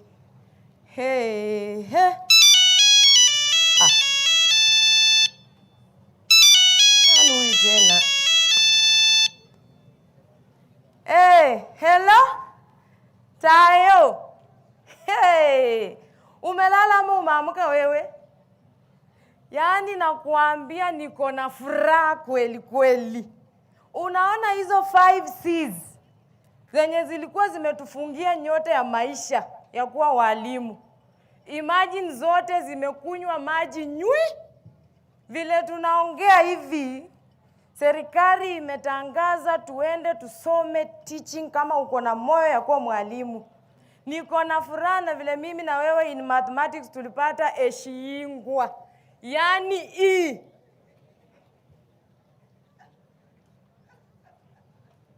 Na kuambia furaha ile nilikuwa nayo ilikuwa ni kama Mluya mwenye alipata ugali na kumbe wakati wa njaa. Sana mwezi wa 6 hivi wa 7. Baada ya mwezi mmoja hivi 2-3, safari ya kwenda shule iliwadia. Nikajitayarisha kwenda kusoma. Mwalimu mtarajiwa. Kabla sijatoka hivi, mama yangu akaniita akaniambia, mtoto wangu, college iko na maneno mengi. Kuja hapa nikuweke kwa maombi. Na vile unakuanga umebarikiwa mama, kama ni Arsenal, Mungu alikugawia. Kama ni Chelsea, akakupatia kama ngumi ya mtoto. Na kama ni Man U, akakupea yote mpaka na ya jirani. Safari ilikuwa shwari. Nilikuwa natembea tu na mama na moyo unadunda. Kidogo hivi nilifika kwenye lango kuu la shule. Kabla sijaangalia vizuri, mbuzi mweupe akanikaribisha. Nikajua basi, hii ndio ile ishara Mungu amerudisha nyota yangu ya kuwa mwalimu.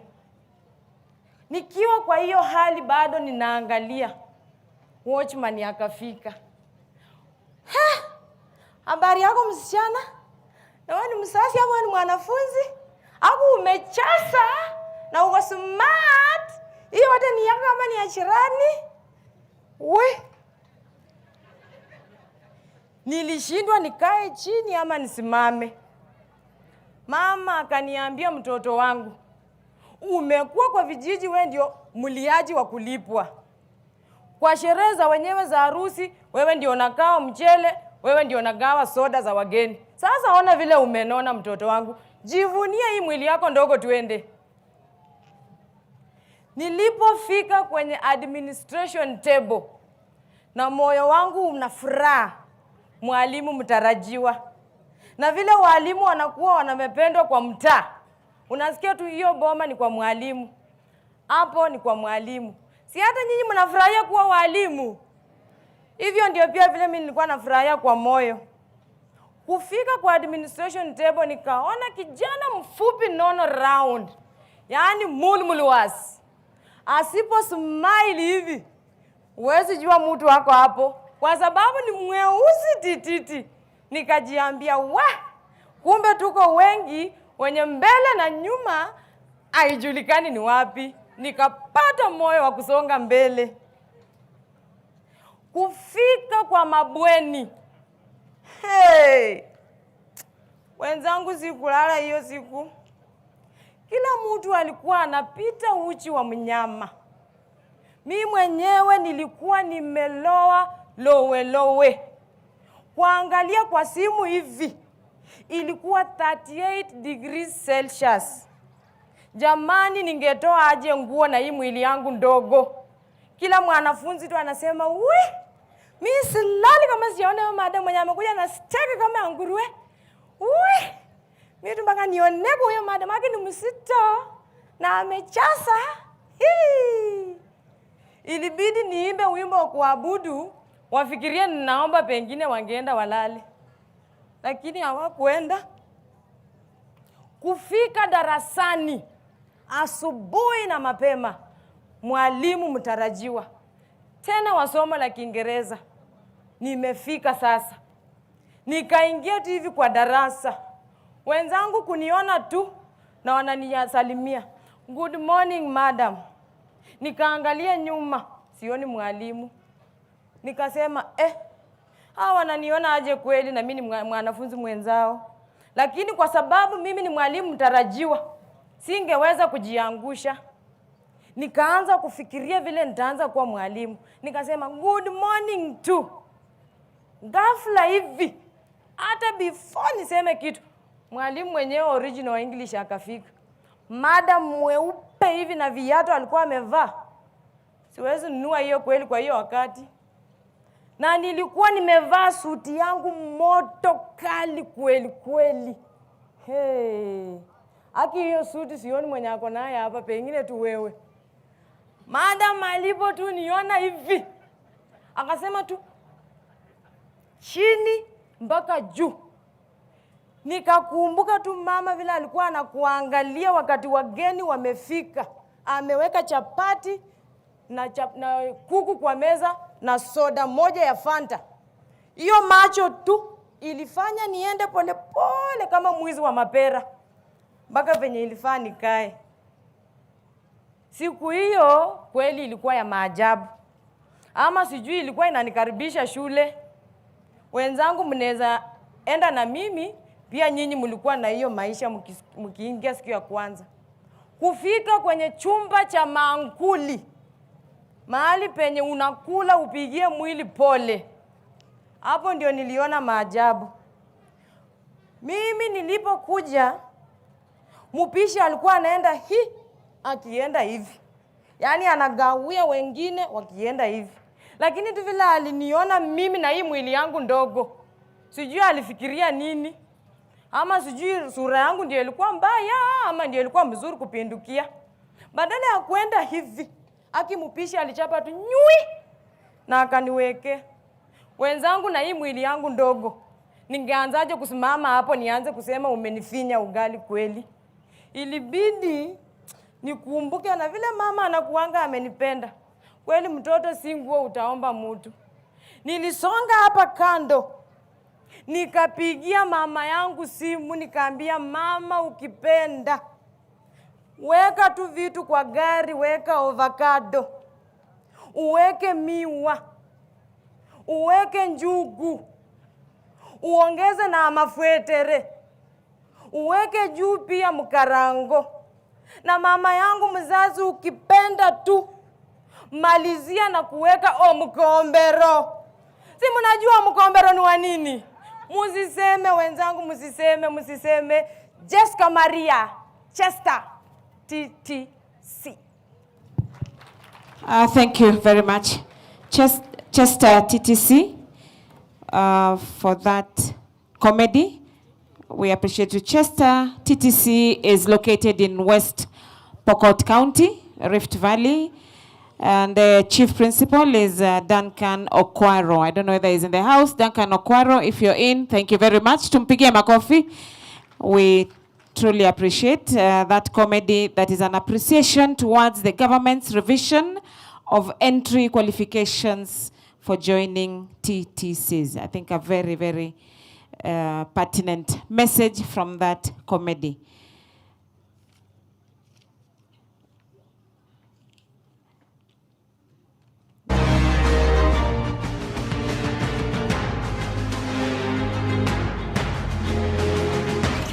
I've ever borrowed a Form 1's uniform to go out for a function. Then all of a sudden, things backfire. Check. This is what happened to me.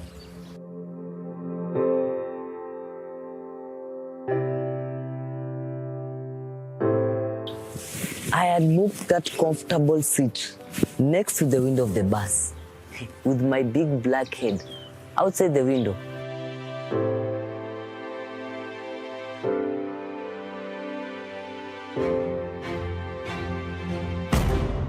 By the way, how many eyes do deputy principals have to see mistakes that even no one else can see? Kijana. He grabbed my ears, pulled me through the window, and in a gigantic voice, he said, "You're not going for a trip.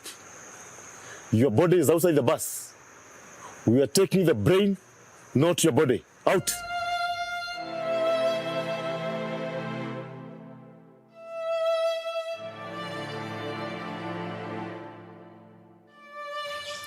Teachers, the worst punishment you can ever give to a school student is kumchuja funky, especially if the destination of the school is of opposite gender.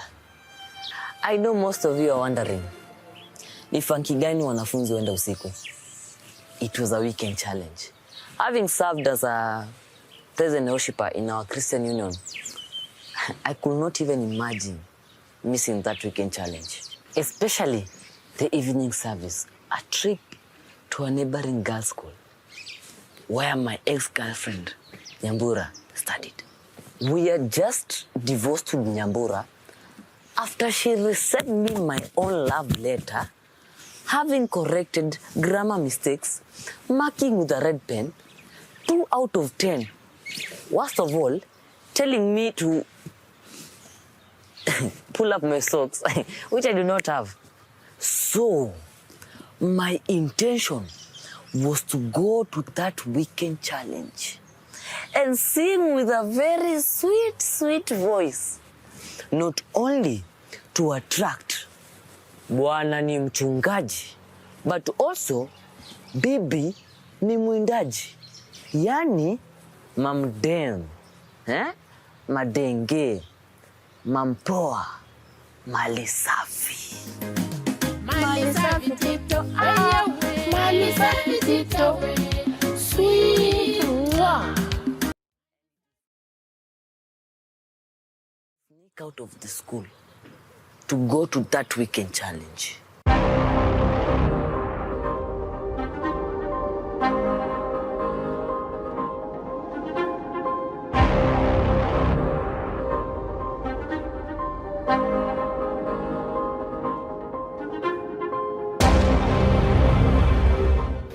I ran to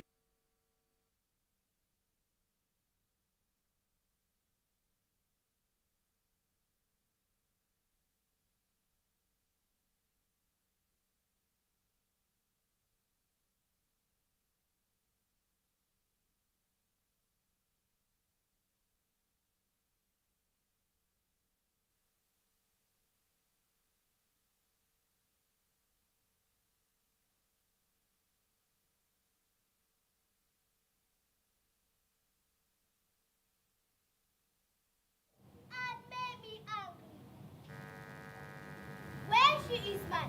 She speaks Swahili.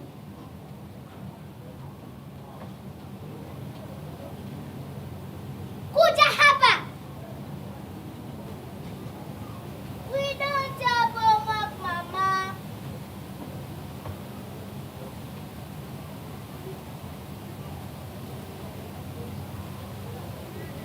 Pinky, go to the shop. I have to stay with your sick baby sister.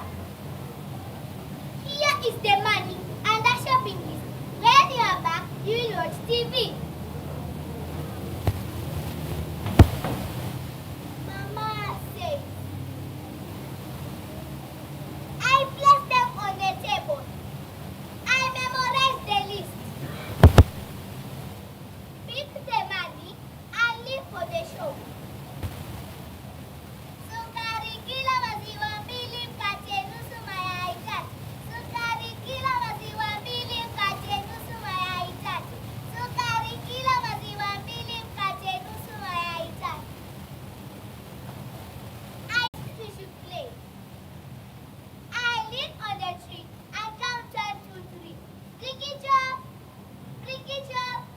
nikuje, nikuje. We took turns and the game was fun. I looked at my watch. How late I was. To the shop I ran and the list I saw. Sukari tatu, mkate mbili, maziwa kilo, mayai nusu. Yes, my memory is sharp. Sukari tatu, mkate mbili, maziwa kilo, mayai nusu. Sukari tatu, mkate mbili, maziwa kilo, mayai nusu. He looked at me. Pinky, what were you said by your mother? And I started to wonder. Anyway, I reached for my pocket to pay the storekeeper. Jesus of Nazareth! Instead of carrying the money, I had carried the shopping list. Hey, what will I tell Mama? My holiday is over. Don't worry, Pinky. I already have the shopping. Here is my till number. Take it to your mother and she'll pay through the phone. Oh! We can pay online. I rush home, apologize to my mother, and shall have it to TV. From now henceforth, no more playing when I'm sick. The shopping list. Bye, Teacher Jose. Soy Malaika from PCEA Makupa. Thank you very much from PCA Makupa. Thank you very much. Allow me, ladies and gentlemen, now to invite Dr. John Olwach, Director, Kenya Universities and Colleges Central Placement Service. He is going to give a few remarks. Thank you very much. You can hand him on the mic.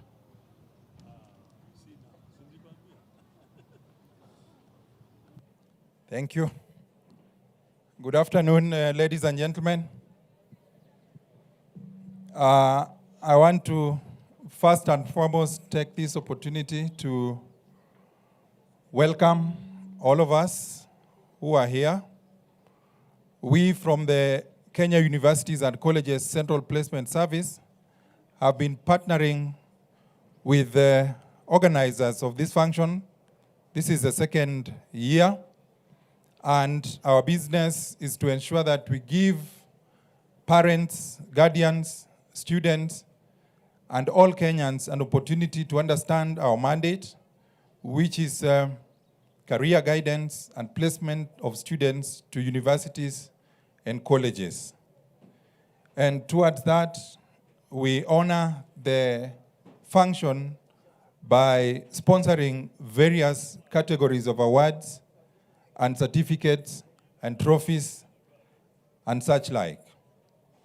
So we are proud because through the sponsorship, we have been able to impact our students and most especially the parents and guardians under a program of parental engagement and empowerment in the career guidance and career choices of their children.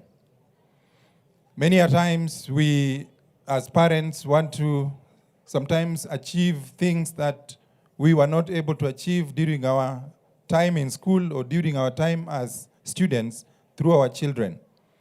And we at COOPS are saying that we need to allow our students to undergo thorough career guidance so that they are able to make choices that they can live with, so that they can able to make choices that will impact positively on their lives as they seek further training into universities and other tertiary institutions.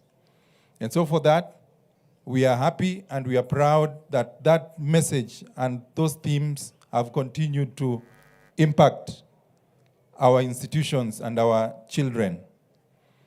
So we hope to continue partnering with the Kenya National Drama and Film Festivals Organization so that we can reach out to as many students as possible. Thank you so much, and we'll continue to engage going forward.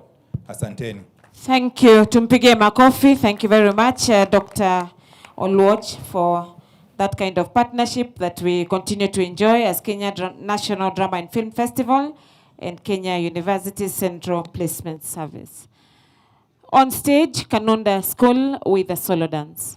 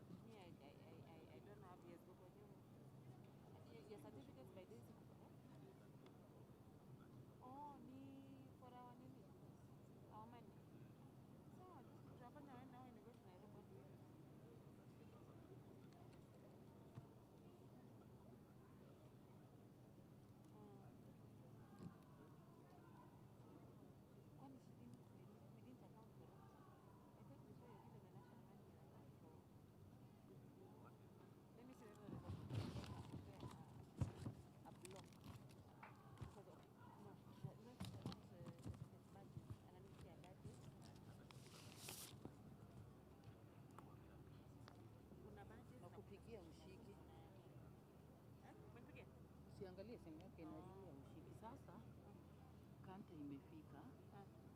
Inatakana ibebe backdrop. Si umeperform? Lakini mimi zangu nabeba kwa basi. Si hata tu kubeweka kwa kanta tu. You know, we were thinking it's only that you had already called the canter. You could have even picked a smaller one from here, then you cut on costs. Ingepeleka, but he's already arrived. So, ilikuwa nyinyi kwa sababu Shadrack washaenda na zao. Hata Shadrack azikuja na kanta. Hata nyinyi azikuja na kanta. Buruburu, najua buruburu wako nayo. Buruburu wako. Na nani wengine walikuwa na mabackdrop? Juu State House ni kama walijiletea. Hata moyo walijiletea. Na kwa gari.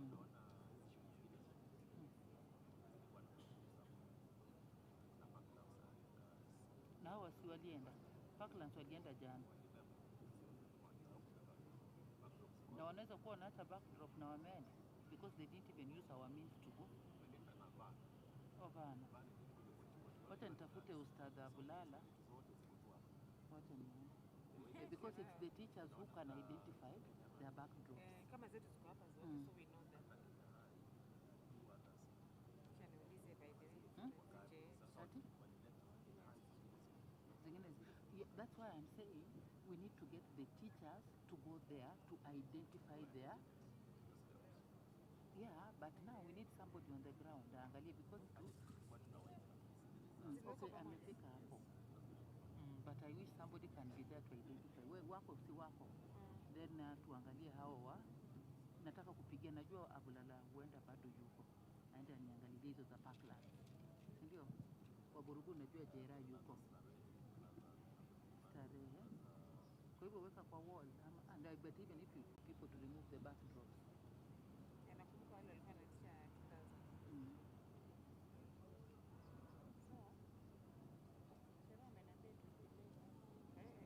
Wanampata? Na huyu na nani? Anyway, wacha nitafute kwanza huyu nani wa Buruburu waanze. Who will help? You see the teachers are gone other than the ones who are here. Hello? Hizo backdrop zetu zitaenda aje? The same way they came. Zote mpaka narrative. Na zetu za French play. No, my question, not confirming. Me, I want you to tell me how they are going back to Nairobi. So zitafunga kwa basi. Na zitatosha. Malizo uniambie. Awa kuaika kwa village. Mama akamteje. Mama akamteje.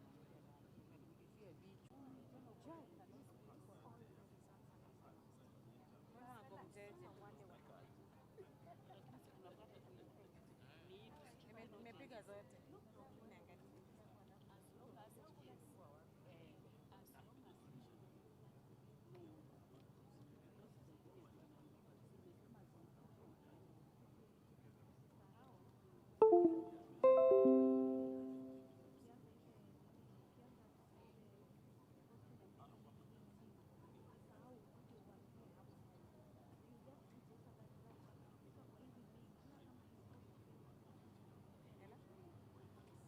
Backdrop ziko wapi za hao shule? Are they together? Backdrop za watu wa Nairobi.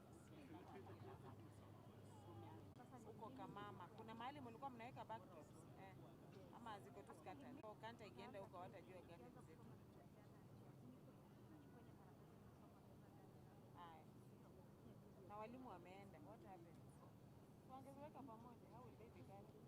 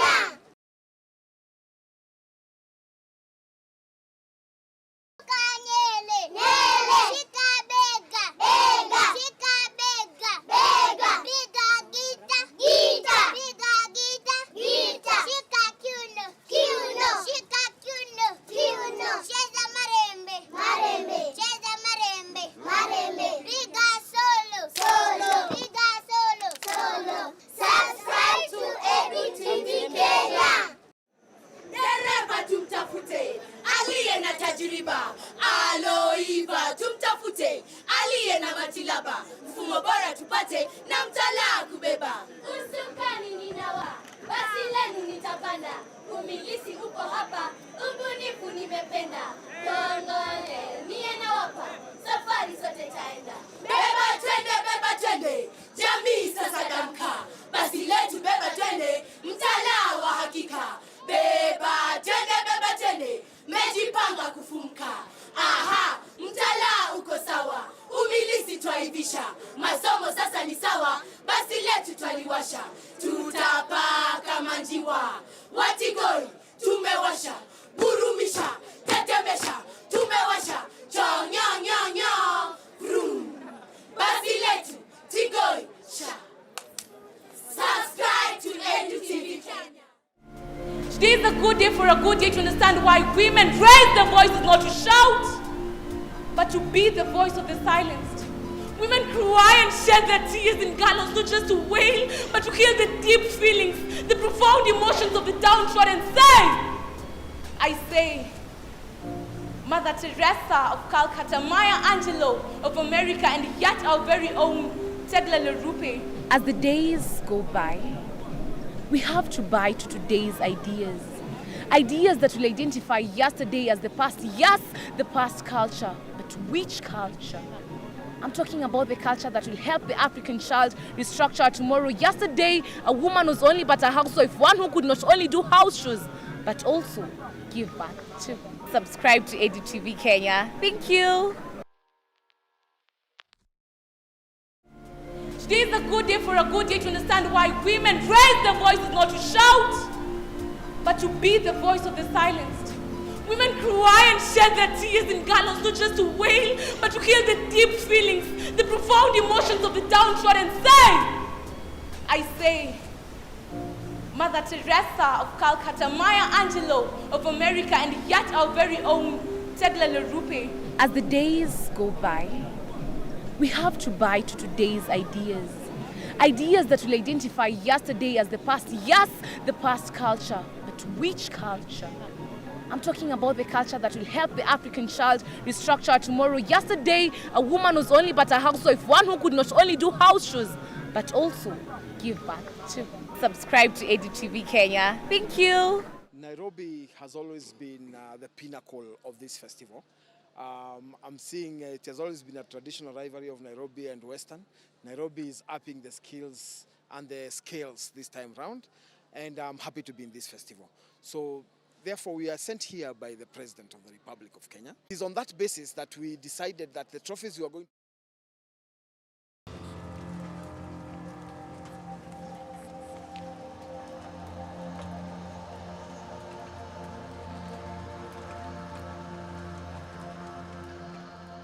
In the morning light, I rise from sleep. Another day, another mountain's deep. Burdens heavy upon my shoulders. Daily struggles are getting bolder. But every step feels like a fight, through the darkness into the light. Daily battles we endure, seeking solace ever pure. Welcome home, darling. That was really good work, sis. Keep it up. Thank you.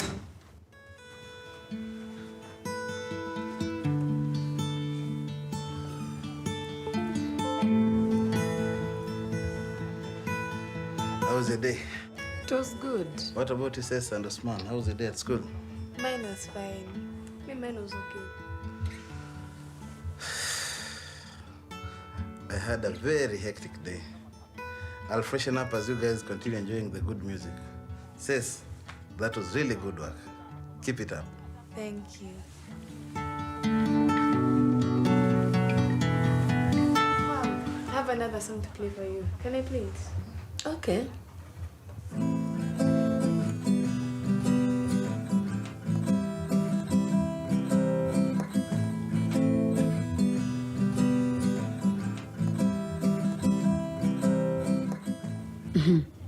It always says this, says that. Does it mean that she's the only one existing in this house and we don't? I also feel the same way. Every time she sings, Dad showers her with a lot of attention. It's like I don't even exist. Sure.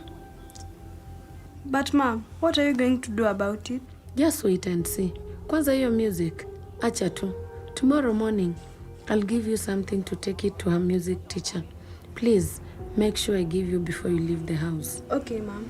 It's all right, my son. Have a good night.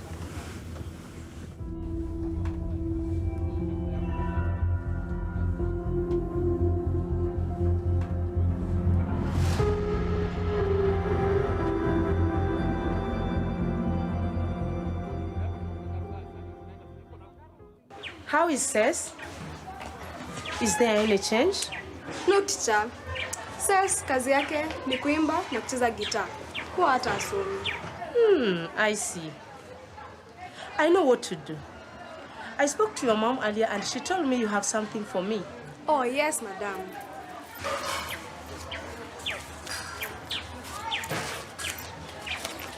Nitafanya juu chini. Ses aache kuimba. Yes, madam. My mom will be so happy to hear that. You can now go to class. Okay. Oh, have you finished your homework? Yes, madam.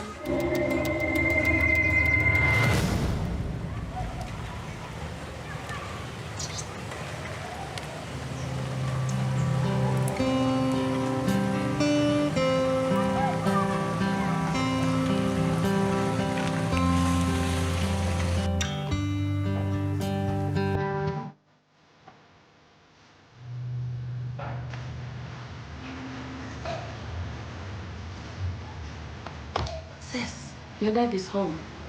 Chukua books ukasome na Usman. Harakisha. Come in.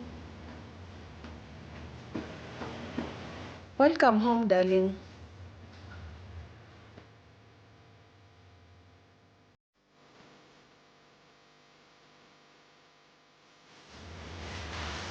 How was your day? Good, good. Okay, I missed you. Me too. Welcome.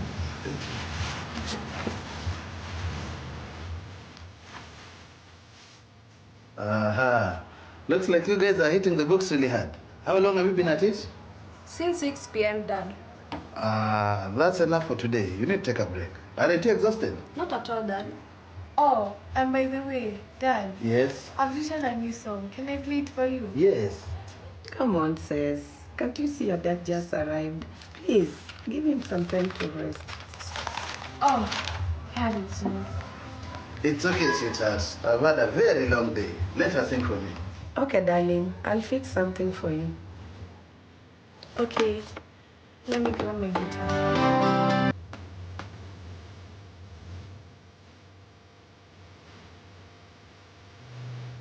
What? Where is my guitar? Check again. It's right there.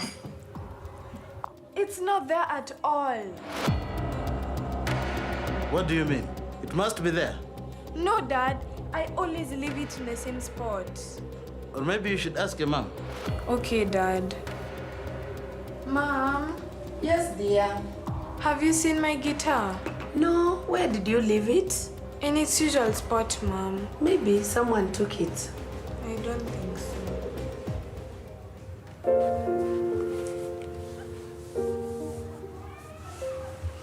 Don't worry, my dear. I'll find out what happened to your guitar. I know how much that guitar means to you, especially since it's Mom who gave it to you before she passed. I hope so. Thanks, Dad. You're welcome, my daughter.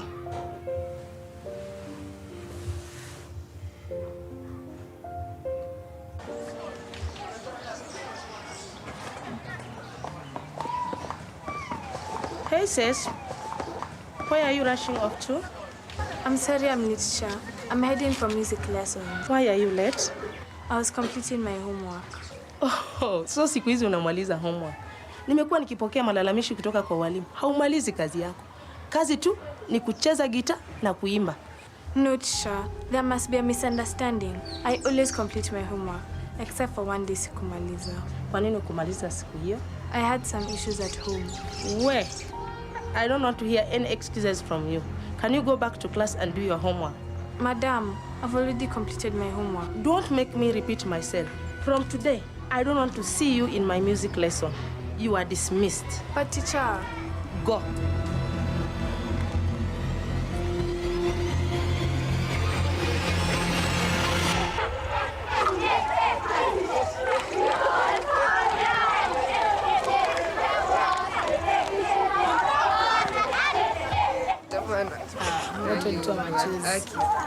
Wait, is that Ses?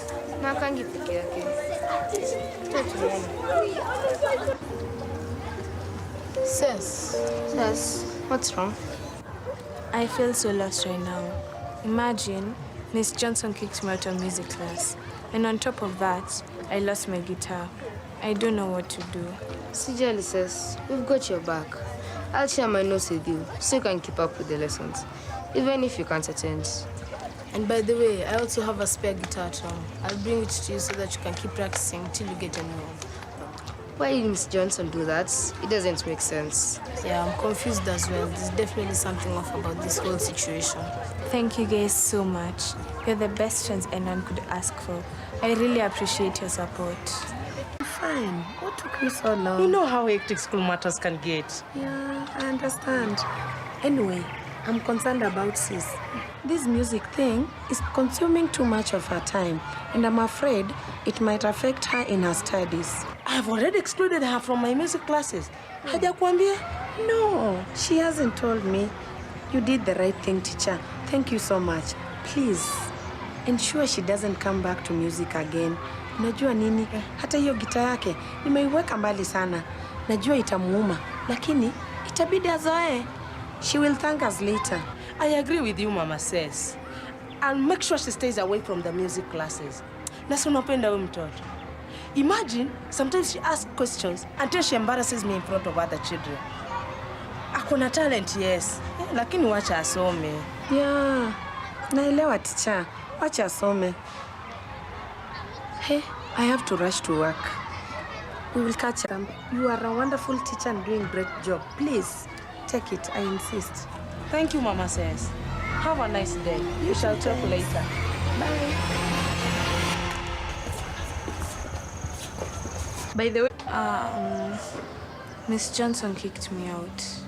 May I inquire why that happened?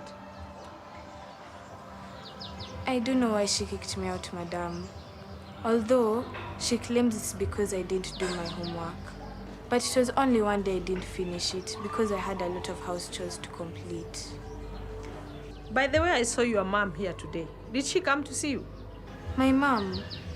No, I didn't see her. She didn't even tell me she was coming to school today. You work very hard. Please do your best, all right? All right, thanks. This is one way of doing it. Thank you, madam. I'll do it on your behalf. Thank you. Thank you, madam. You're welcome. You have a pleasant day. You too.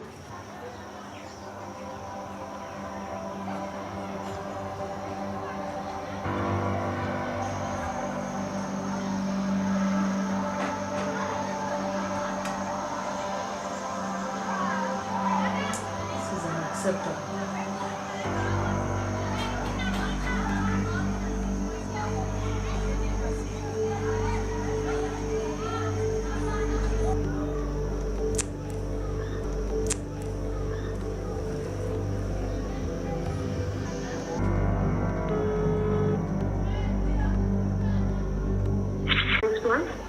Are you still in the school premises? No, madam. I've already lectured on music lessons because of numerous reasons. I'll share with you if you don't mind. What are some of those reasons? One, she has not been completing her homework. And also, she has not been focused. See you then. Thank you. Have a nice evening. You too. Hello, Mr. Sila. How have you been? I've been well, Mrs. Juma. Is everything all right? All is well, but I would appreciate if you could come to the school tomorrow at around 10 a.m. We need to have a discussion about a few matters. Is there a problem? There are some concerns that need to be addressed, Your presence would be greatly appreciated. Understood, madam. I will be there. Thank you. Most welcome.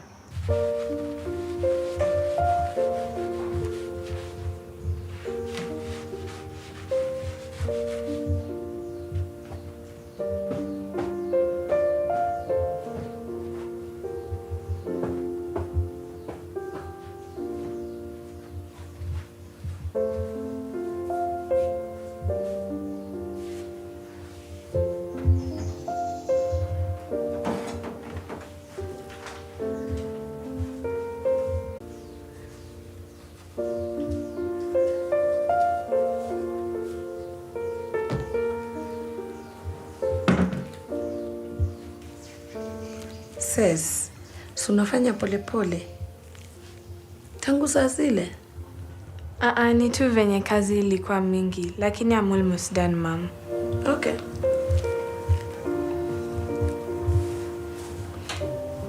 By the way, unaendeleaje na music classes? Miss Johnson expelled me. Oh, sorry. Mbona hujaniambia? I didn't tell you because I know you don't support my passion for music. This music obsession of yours will not help you. Soma tu, itakusaidia. Sawa? But mom, you know how much music means to me. Enough of this discussion. Maliza kazi, vyombo zimekungoja kwa sink.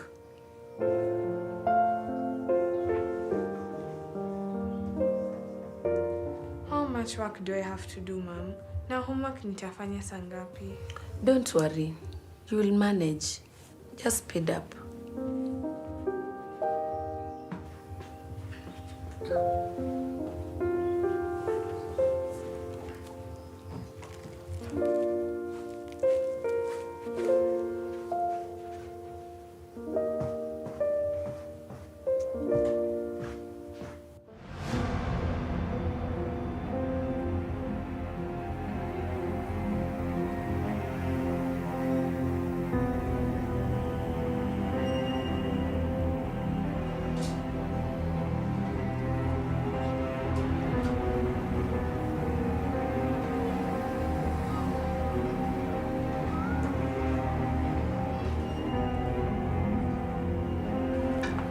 Mr. Sila should be here any moment now. Acha tungoje kidogo. Sawa, madam.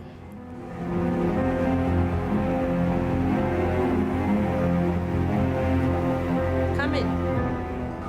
You are right on time. Good morning. Good morning. How are you? Fine, thank you. Hi, Miss Johnson.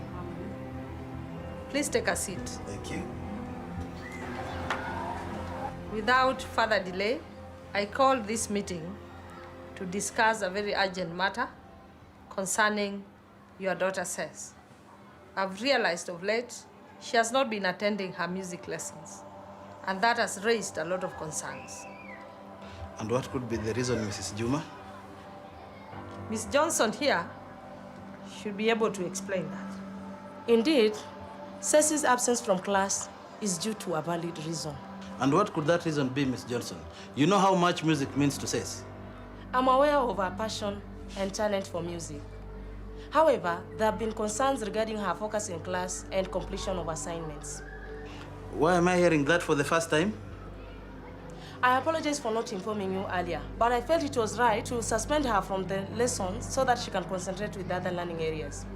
Miss Johnson, your explanation does not align with the evidence I've gathered. Care to explain what Angela was doing here the other day? Oh, she was here to inquire about her daughter's progress. Anything else to add to that? Nothing, madam, unless there's something I'm not aware of.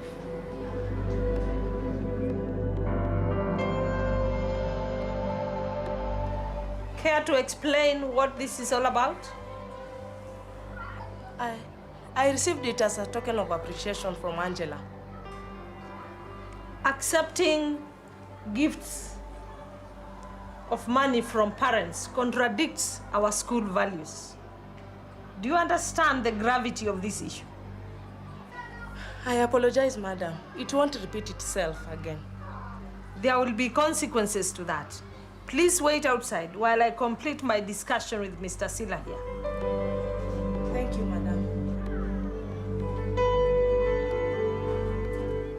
Is everything okay at home? You need to keep a very close eye on Cess. She could be going through challenges that she's hesitant to speak about.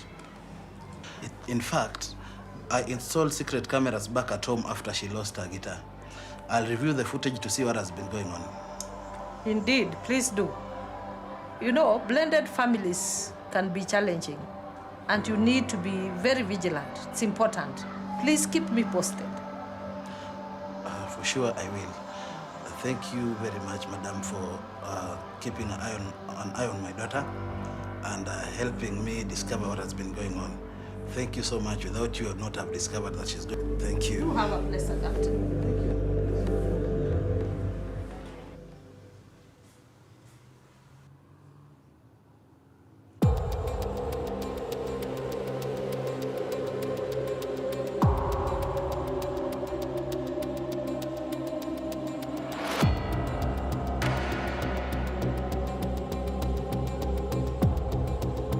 What?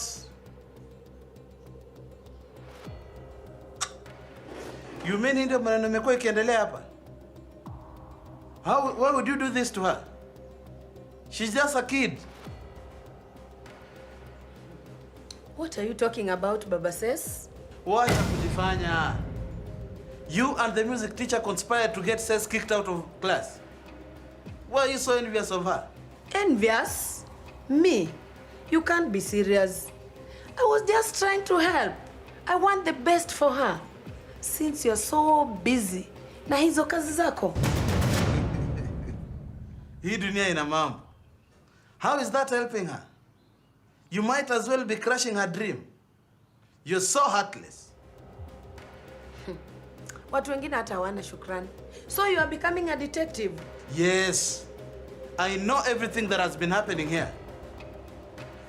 Nilishangaa mwizi ataingia hapa aje aibe tu gitaa peke yake awache hizi vitu zote. Kumbe wewe mwizi ni wewe. Thank goodness I installed those secret cameras. Cameras? Here? So you are spying on me? Why would you do that? Kama haunitaki, just tell me. I'll go back to my place. Kwenda. Once you walk out of that door, usijaribu kurudi hapa. I won't. Sitarudi. Kwenda kabisa. Yes.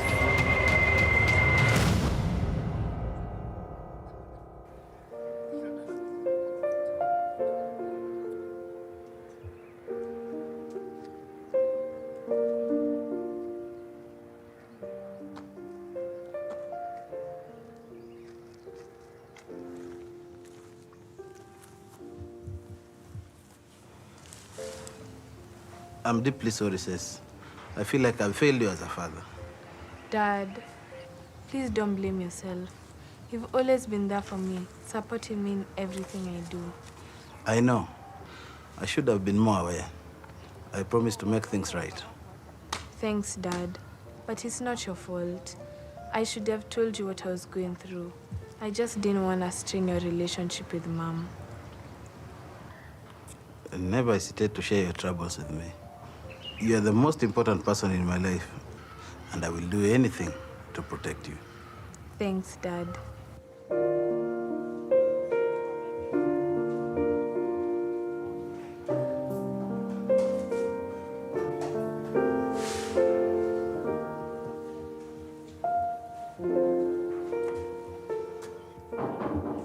Get in. Hey, Cess. Welcome back. I'm happy to see you again. Thank you. I'm determined to catch up and give it my all. I like your spirit. Have a seat and let's prepare for our final performance next week.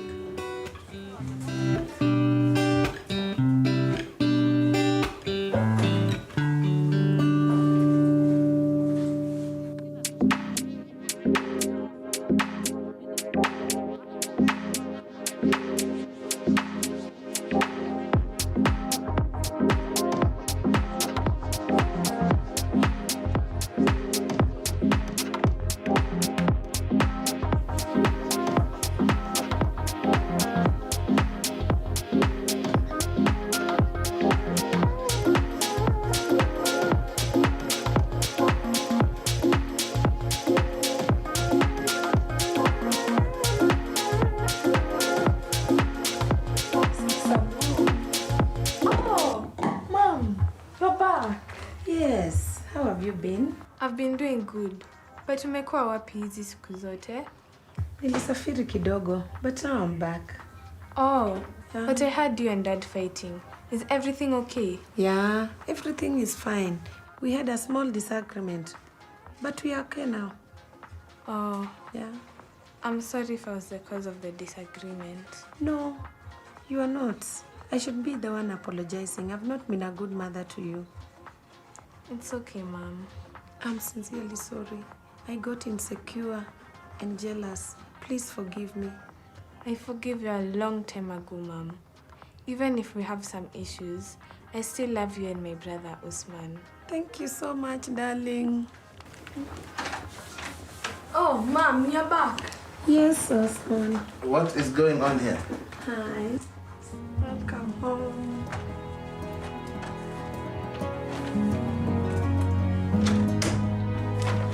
Hi, darling. Hello. How have you been? Good, yourself? I'm okay. I came to apologize to both of you. What you did was wrong. I was very disappointed. But if Seth forgives you, so do I. Just don't repeat it. Thank you so much, darling. You're welcome. I'll never repeat it. By the way, I have a surprise for Seth. Oh. Yeah. Let's see the surprise. Okay. Seth, Osman, come over.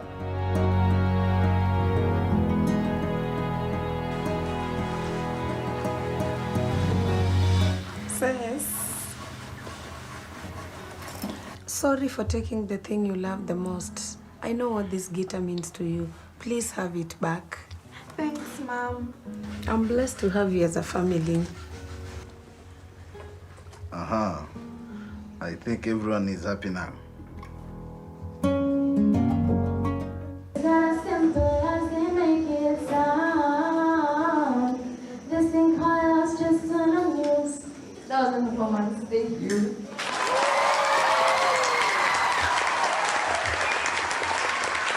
Let's celebrate and welcome our wonderful, marvelous Seth performing No Pay, No Gain. Let's give her a round of applause.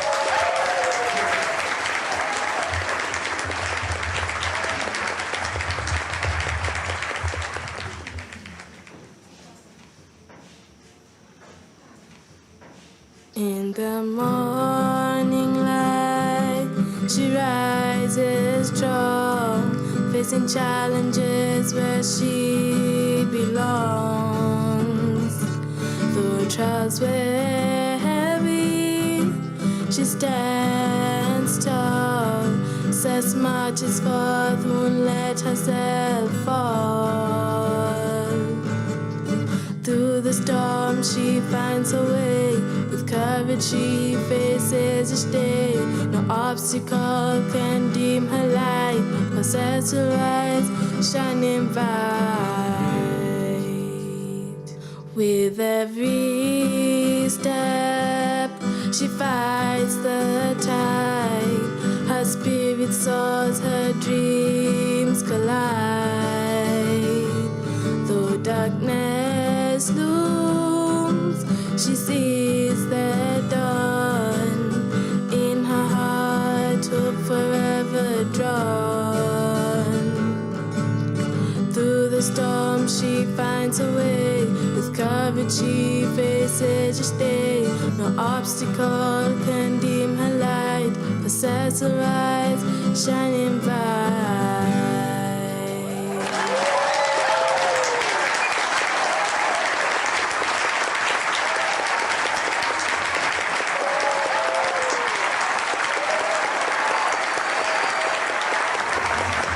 I'm sorry, Miss Johnson. I know this isn't what we rehearsed, but I had to let it out.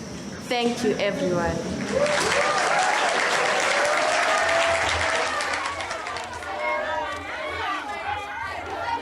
Wow, sis, you absolutely killed that performance. You were like a lioness, breaking the rules and owning the stage. I couldn't agree more. I'm so happy everything is back to normal for you. In fact, we should celebrate this victory. Kwanza huyo mwalimu wa music ni vizuri alikuwa transferred. It's like a dream come true. And of course we're celebrating. This time, the bill's on me. We'll hold you to that, higher. You won't catch me, sis. Wallahi, amtanishika. Hadi mfanye nini? Tubet, nitawapea head start lakini toshi. Okay, sawa. On your mark.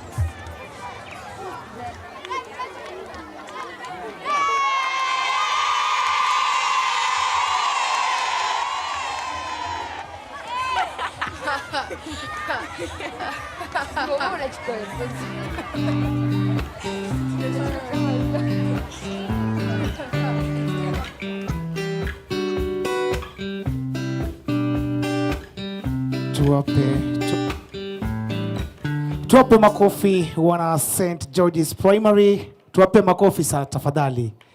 Haya, asanteni sana. Mekuwa St. George's Primary. Kwa sasa katika jukwaa tunawapisha wenyeji wetu wa wanafunzi kutoka shule ya upili ya Kangaroo School. Wanaingia pale na densi bunifu ya kisasa. Wana Kangaroo wanaingia pale jukwani na densi bunifu ya kisasa. Kwa hivyo Kangaroo School with a modern dance.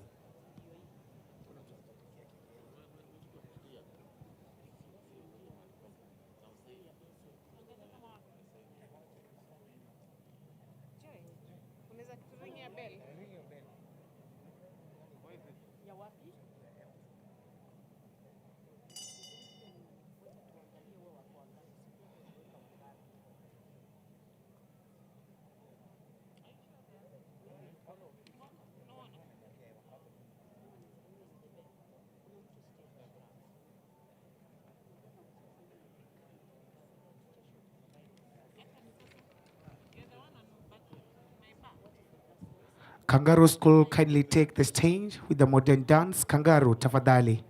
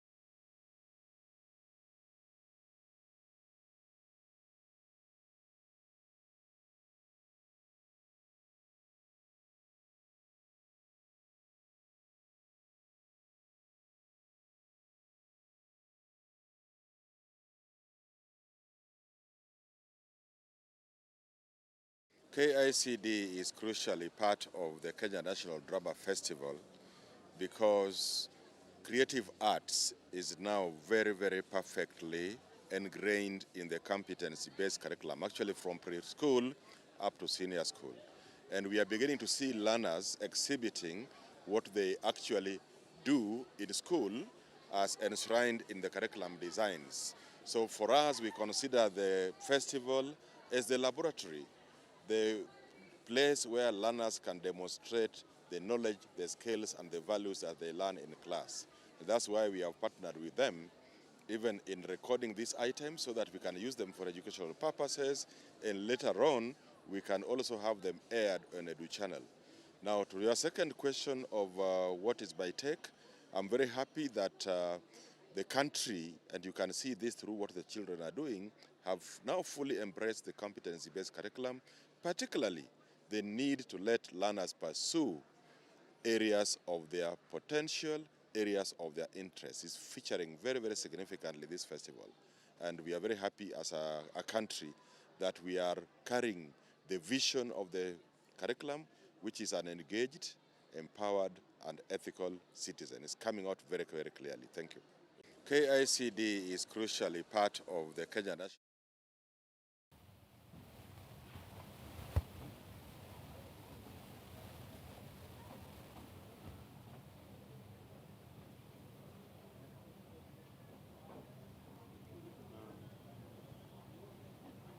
Mumbuni ECD, kindly take the stage. Wana Mumbuni tunawasubiri tafadhali.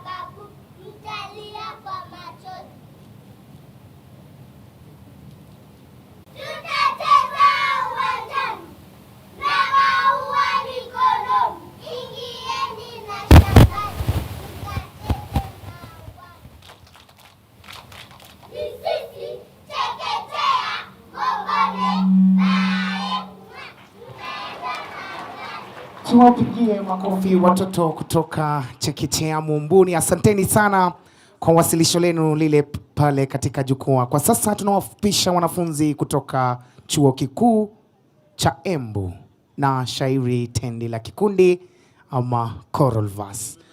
Wanaembu, tafadhali tuharakishe.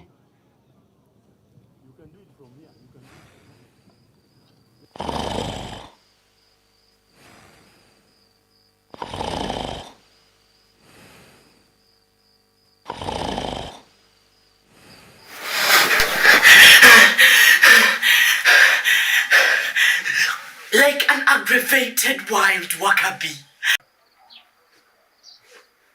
Take him. Take him. And salvage me from this abyss of pain. In you there is no loss. Allow our wealth bleed. For that is the way of the cross. 2 hours later, of oily hair and faces wetter, out we crawl from the vigorous prayer. Our tongues, craving for water at the peak of our fasting week. Our bodies, pale and pimpled from the morning frigidity. I leave mother still mumbling in tongues. Famished, I go to prepare so as to school I vanish. A few minutes into the subject of numbers, my eyelids begin to bid for slumber. Slower and slower the teacher speaks. Farther and farther the teacher moves. Then alas, like the punitive El Nino storms, roaring and rumbling came my tummy, sending the entire class into a laughter frenzy. In the adrenaline of perturbation, to the washrooms, I rush for solace and to attend to my alleged constipation.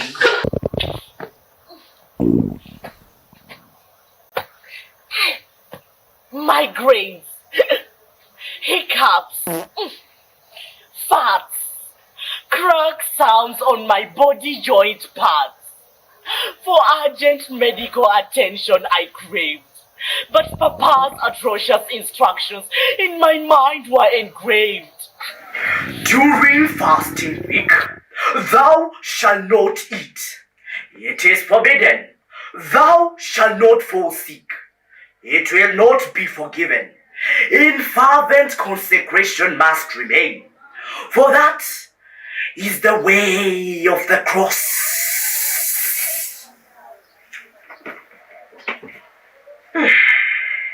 Like a crippled snail, back to class I trudge. Once in my tummy, singing an endless dirge. As the rest are out on break, my head I choose to rest. Aroma arrests my nostrils, into my head, and out it flows with the ethics I embed, like an enraged beast. I pounce on that innocent packed lunch. Huge chunks, I munch.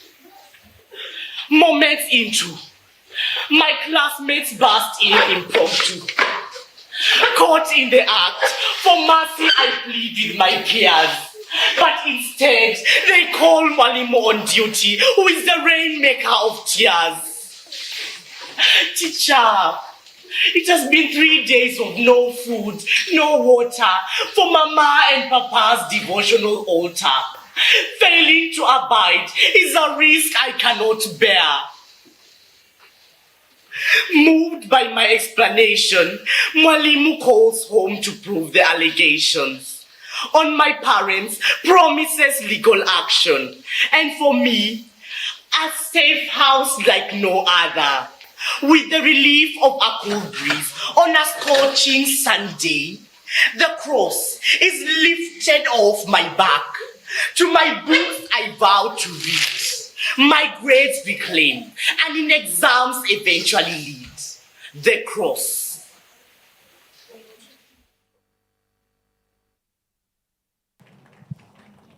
Tumpe makofi, asante sana, asanteni sana. Jukwani pale tuko na wanafunzi kutoka chuo kikuu cha Coral Vance from Embu, the University of Embu. Agenda mradi pale wanaingia jukwani.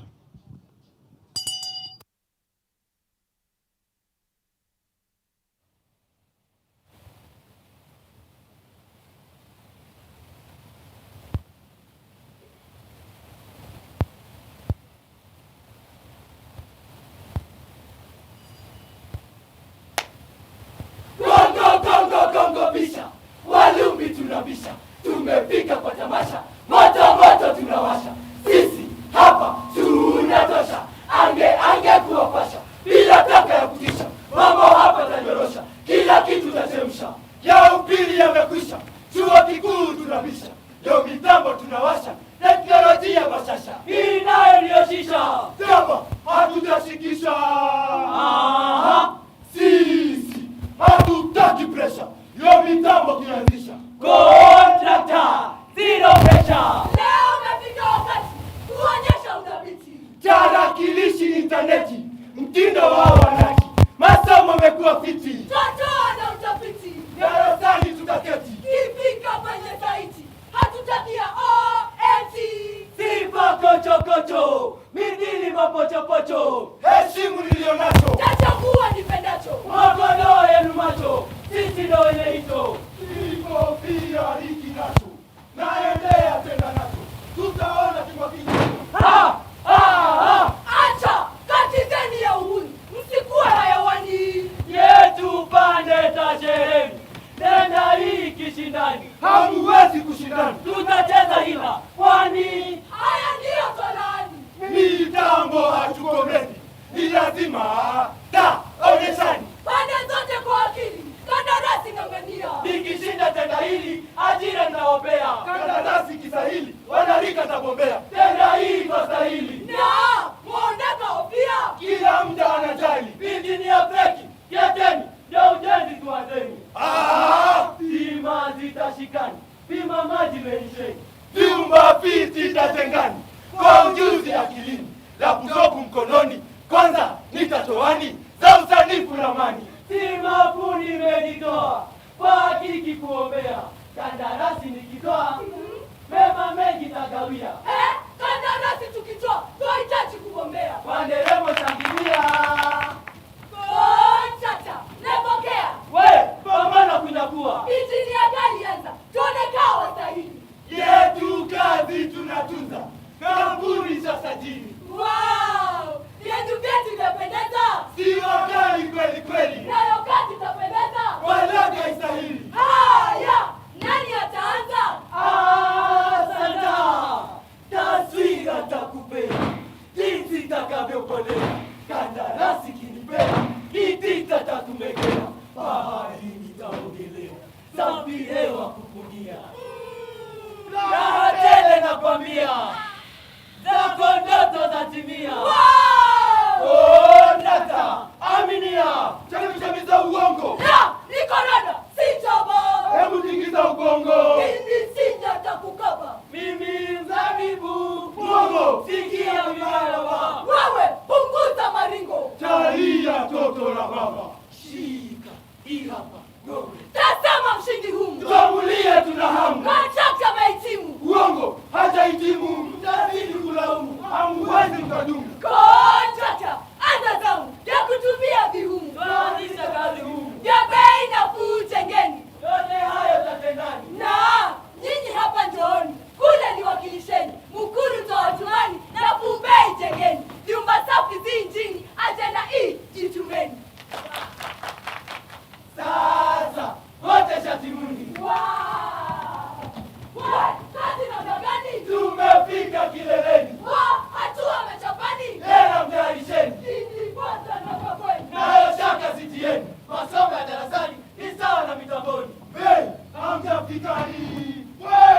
Amina, wacha kasheshe, kata tenje, tumbo sai, moyo, sindikatishe, injinia oversight. Michakato tupunguzishe, tupandishe haiti. Kwa pamoja tuwezeshe, tufikie na tamati. Majengo tukamilishe. Kozi ya maji usema, Nguvu katika umoja, tusiache mambo nyuma. tuungane pamoja, kwa pamoja tajituma, ushirika wa mamoja. Tujenge vyumba vyema, sifae kila mta. Na tatendayo ni mema. Yo malori fungueni, sementi mkoeni, hata mawe mleteni, kazi hapa isongeni, hala pitisheni, kwa mjengo pitisheni. Kazi safi mote ndani, pamoja tuungane. Na hatua za Japani, na mashine igurume, roga ishikeni, masepetu mjitume, uzitupa mle ndani, hima visimame, vyumba hivi mjini, Kila kitu kwa umeme, na mshahara mpateni. na propaganda tuzime. Wow!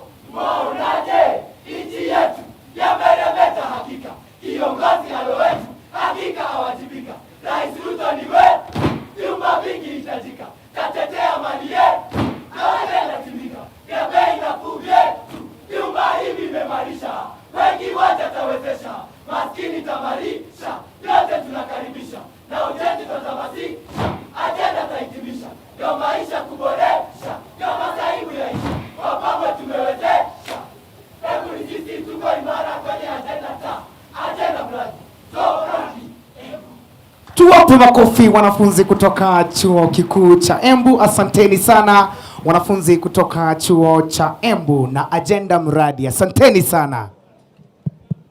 An announcement, all the film awards are going on in Kangaroo, in Hall 1. So the film awards are ongoing in Hall 1. Next on stage, we shall have Kiva Your Boys to perform a cultural creative dance. That should be the last item of the presentations for today.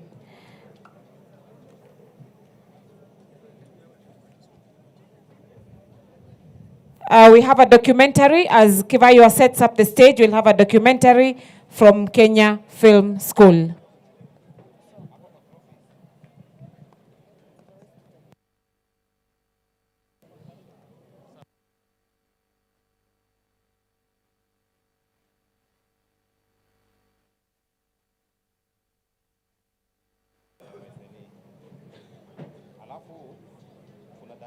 Sound.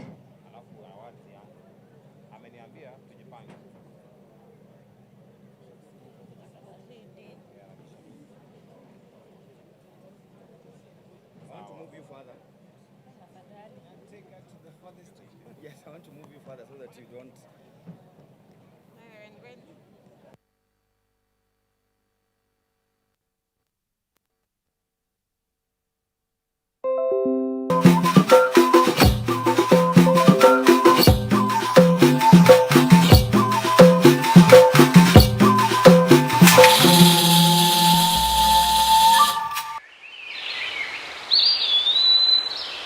At the coastal hinterlands of Kenya lies a treasured cultural practice among the Mijikenda community, Kauma subtribe to be precise.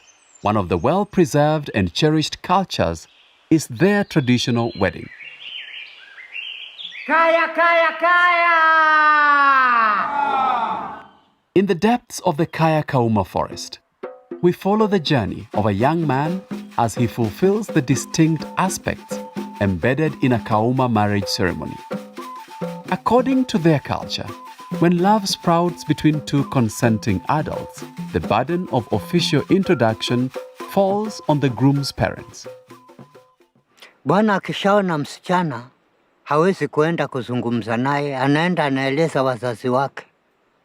Wazazi wake wanaenda kuonana na wazazi wa msichana, wanaongea. Wakishajibiwa ndio bwana anaenda kuongea na msichana naye.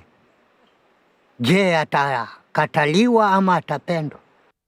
Naonana na yuyu msichana chimuza dzina achinamba ndiye Karembo. Fekala nifusumure zaidi ela kwa sababu ya muda na chinambo kala wawania. Akishapendwa anarudi kwa wazazi kuambia yule msichana tushongea, tumeelewana. Mzazi anapeleka hunda, ni pesa, mahari. Akishapeleka mahari, ashamaliza kazi yake mzee. Both parents invite trusted third parties to witness the negotiations and ensure consensus is reached. Payment of the agreed bride price follows, and as a sign of goodwill, the bride's father indulges in a few scoops of tobacco. To mark the end of successful negotiations, palm wine is shared among all present, cementing the bond between them. Tembo ya mnazi kwetu ni kitu ya kufanyia sasa matambiko ya harusi, matanga, hata na shughuli zetu za ndani ya kaya pia. Hii tembo ni nakufanya au inanifanya mimi mwanamume kuhesabu watoto. Sio ile pesa ambayo mimi nitaitisha. On the wedding day, the community gathers in a culmination of cultural dances and the soothing tunes of folk music. Men and women, dressed in full Kauma regalia, cheerfully celebrate the union that is about to take place.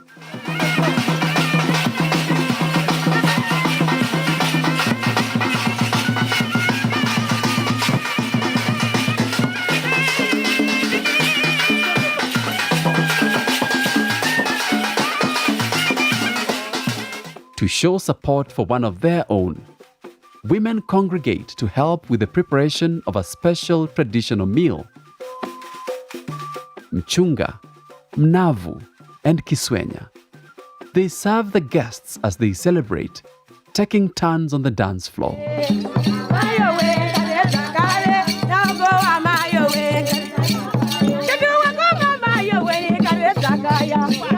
Amidst the excitement, the bride undergoes special preparation.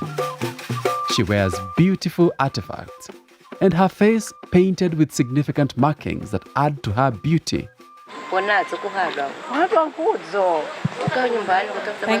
Thank you very much. The newlyweds, along with their witnesses, sit outside the bride's home.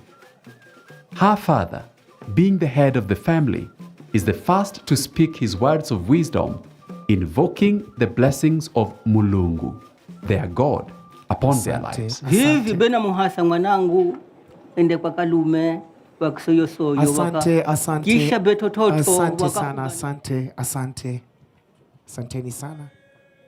Kivayo Boys High School are set to perform a cultural creative dance.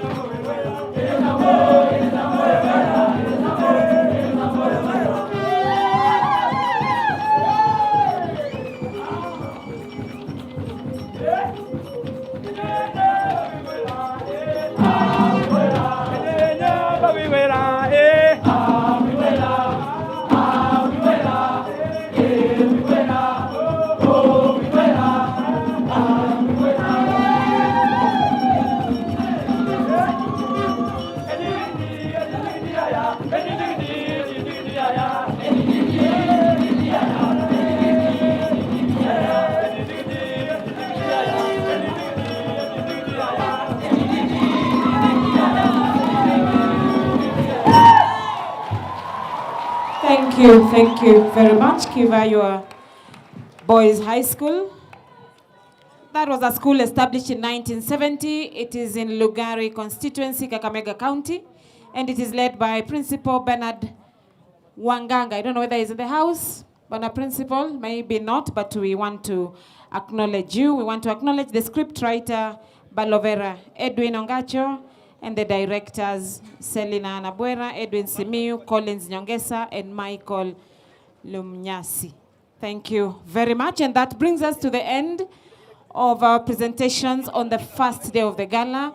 Ladies and gentlemen, we want to welcome you to the second day. That will be tomorrow. We shall be in this dome.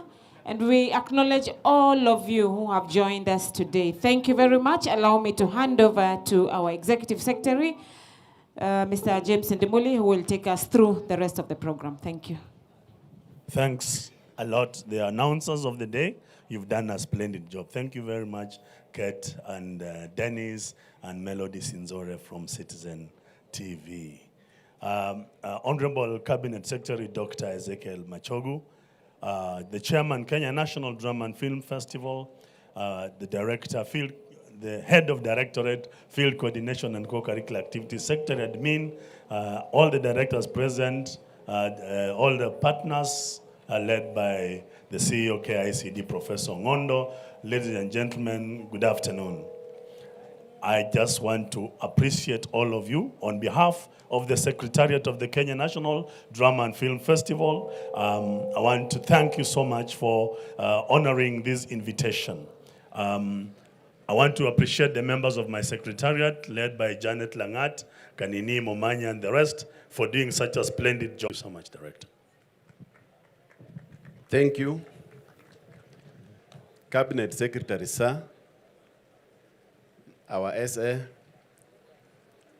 our representatives from various directorates, and the other departments, the chairman of this activity, our great teachers and students. Good evening. Because of time, we shall try to move very fast. Sir, we are grateful that from 8th of this month, teams from all over have been here and running from early childhood to primary, junior school, secondary, tertiary institutions and universities, they have all been here in one house, and they have performed their best. It is now my duty, because we have to move very fast, to invite the chairman of Kenya Drama and Music Festival Association to take over the program.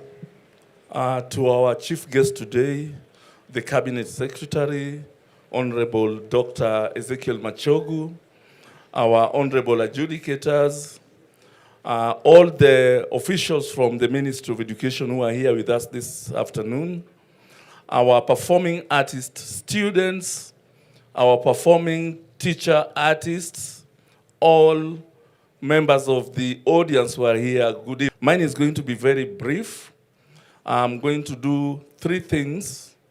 The first thing that I'm going to do is to ask the adjudicators who are here to stand up to be recognized. We will not be able to mention by name. Our chief guests, these are the adjudicators who have identified for us the items that we've seen here.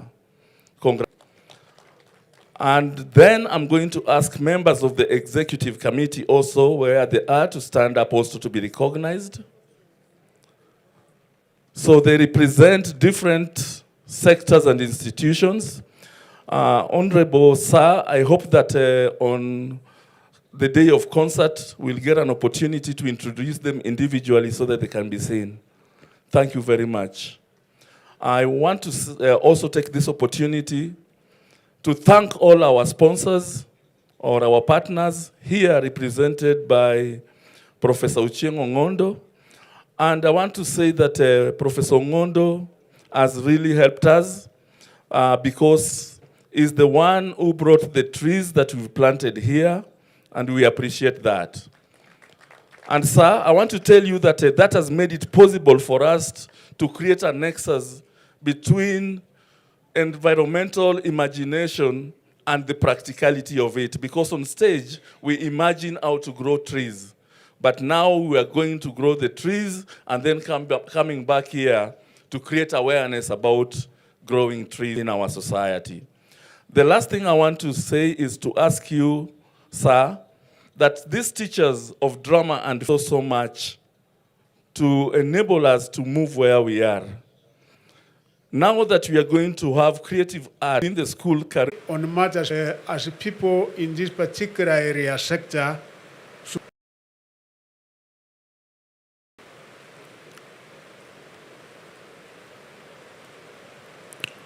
One is that through this event, we are able to grow the talents of our young people, talents that have had the privilege to witness, and all of us, I'm sure you have the opportunity to witness not only today, but the days you have been here.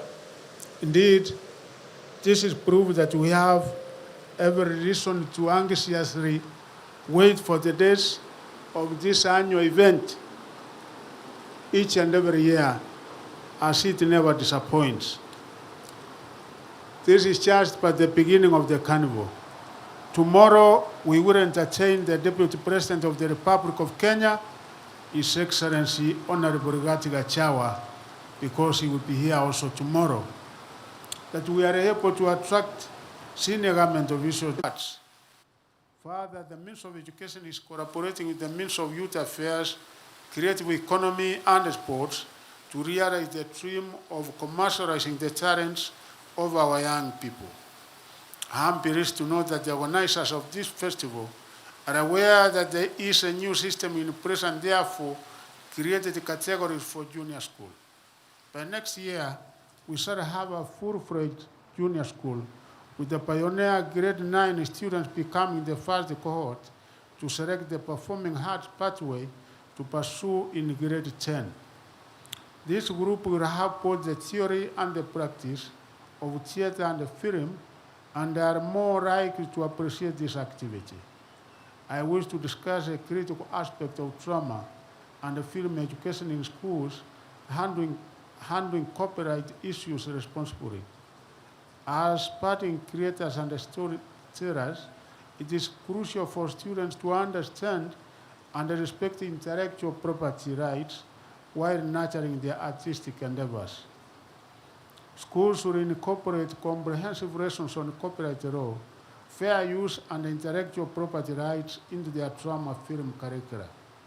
Students must learn the importance of obtaining proper permissions and licenses when using copyrighted materials in their performances. Infringing on copyright will make us lose the much needed revenues.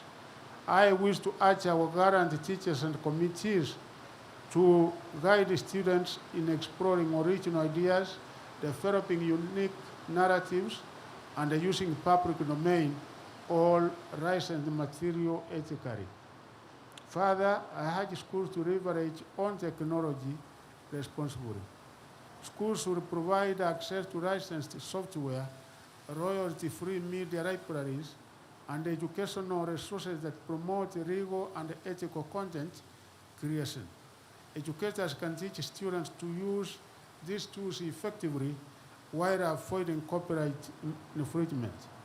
The theme for this year's festival is unlocking opportunity to inspire, educate, and catalyze positive change, making them invaluable tools for addressing societal challenges and fostering progress. To begin with, drama and film serve as powerful mediums for storytelling and advocacy. They have the capacity to shine a spotlight on pressing social issues, raise awareness, and stimulate meaningful conversations. By addressing topics such as poverty, inequality, discrimination, and environmental sustainability, creators can inspire audiences to reflect and empathize and take action towards positive societal change. Moreover, drama and film play a vital role in education and skill development.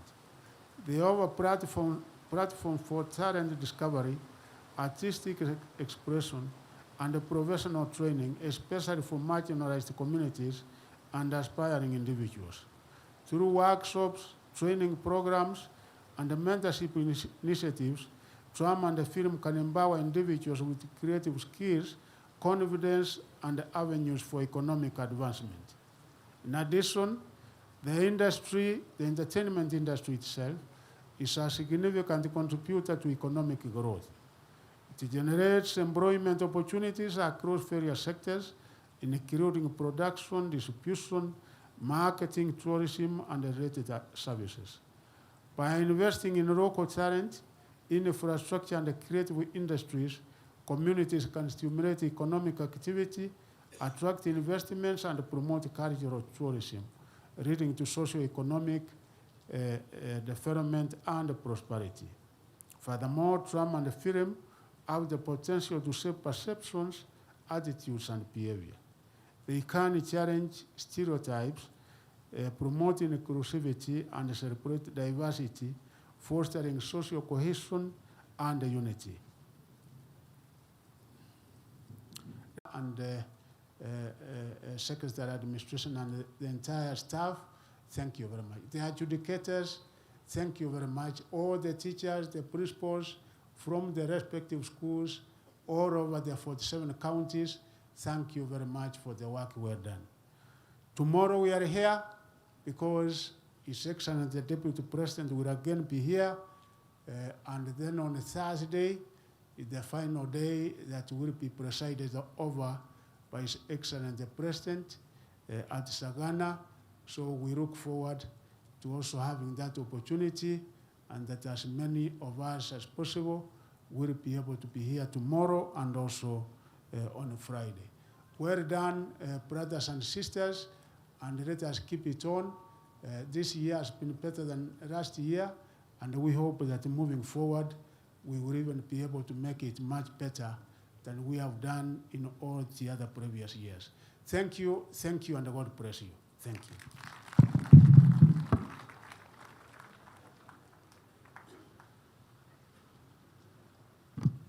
Thank you very much, Honorable Cabinet Secretary, for gracing this event. It means a lot to us. Our planning is always aimed at having the apex of this activity at the state concert, But more because before that, we look forward to having our cabinet secretary be entertained by some of the pieces that we've been presenting over the last 8 days.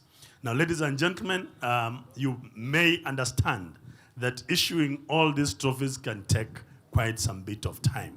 And it is important that we announce all the winners so that all the trophies go to the schools and you celebrate them in the buses.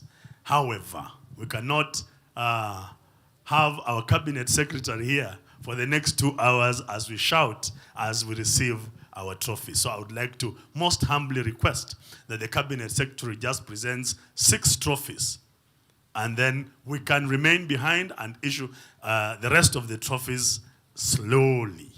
And I want to just announce that all the teams that have attended this gala, please remain behind, don't travel. If you're not on tomorrow's program, if you're not on the state concert program, you're still going to the state concert because you've been given the numbers. Thank you very much. The trophies that the Honorable Cabinet Secretary is going to present are only for the category of play.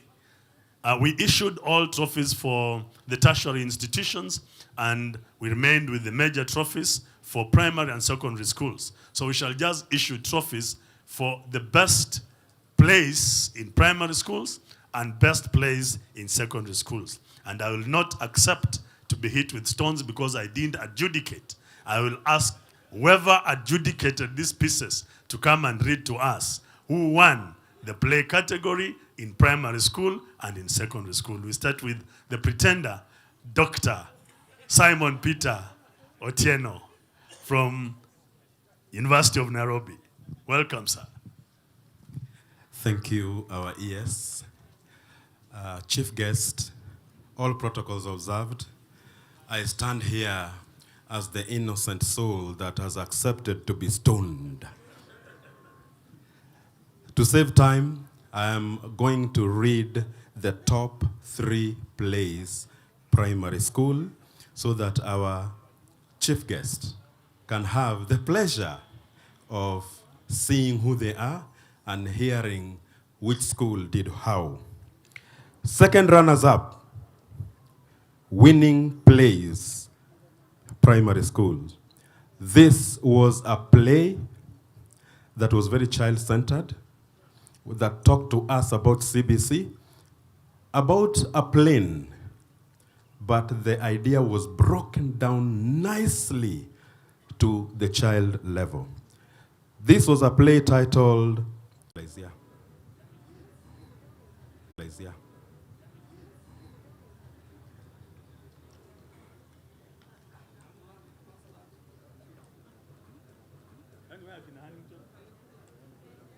There is the film. Is anybody from Nakuru? Thank you very much.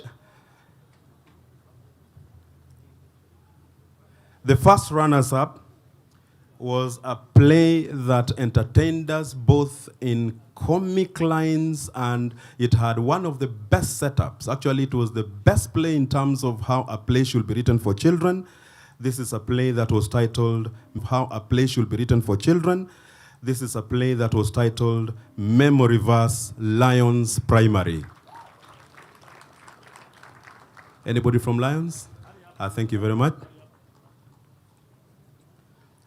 So Westlands was from Nairobi. Lions is from the Rift Valley. Okay.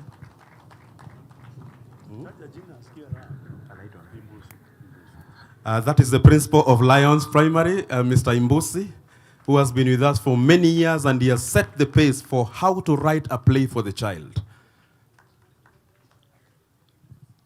Thank you very much, sir. And keep up the spirit of setting the pace for the rest of us. Thank you very much.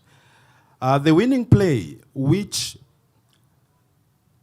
in our opinion as a bench, talked about something that was very far away from the child, which is also very far away from us adults, when you talk about abstract art, and how that was brought close to the child, and how that was compared to a child who was autistic. talking about disadvantaged children. This was a play titled The Abstract Painting from Visa Oshwal, Nairobi County. Nairobi team, where are we? Oh, some two characters are running who look like Nairobi. Thank you very much.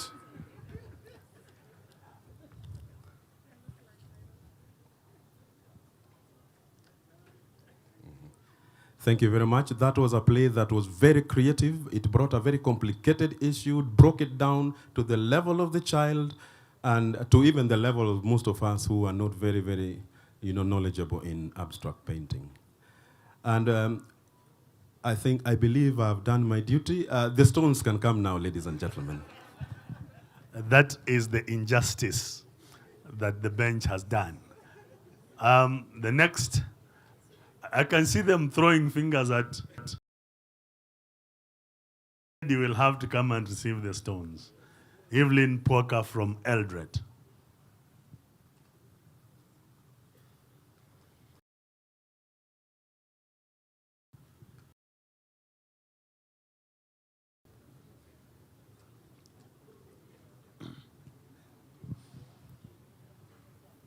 Thank you so much, ES.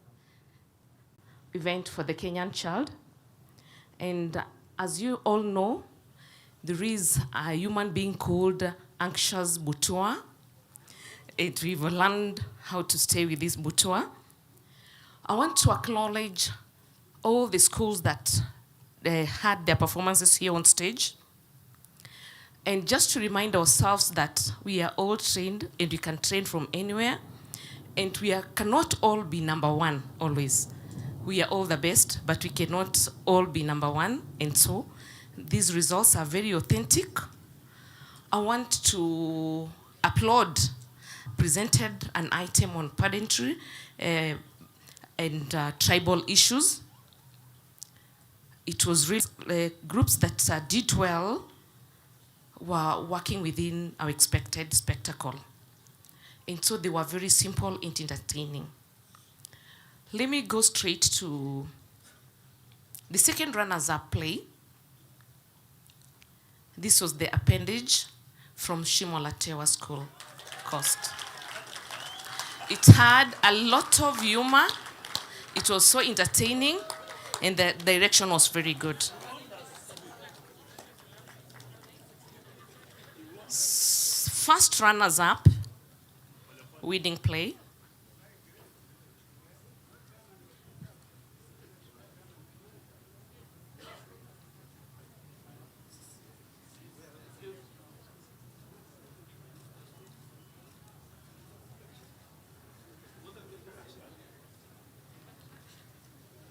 First runners-up, winning play. A play with a lot of lessons for us all was The Prescription from French School Kamsinga.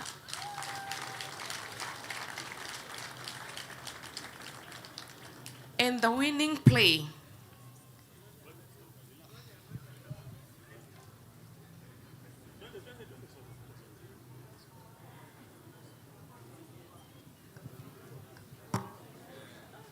clap for Kamsinga.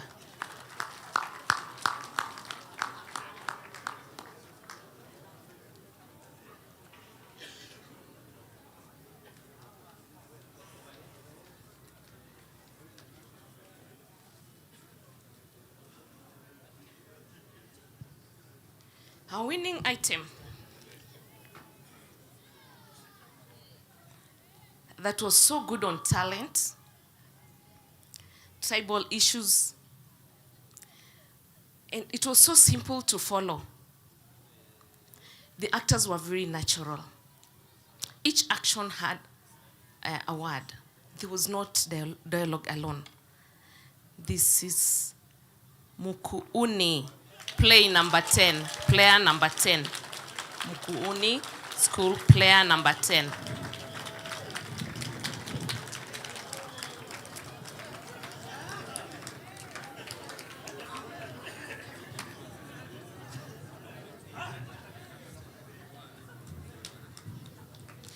Mukuni was the first play on stage on day one, And those who managed to watch this play can attest to it that they were very relaxed and they're professional, they're going far.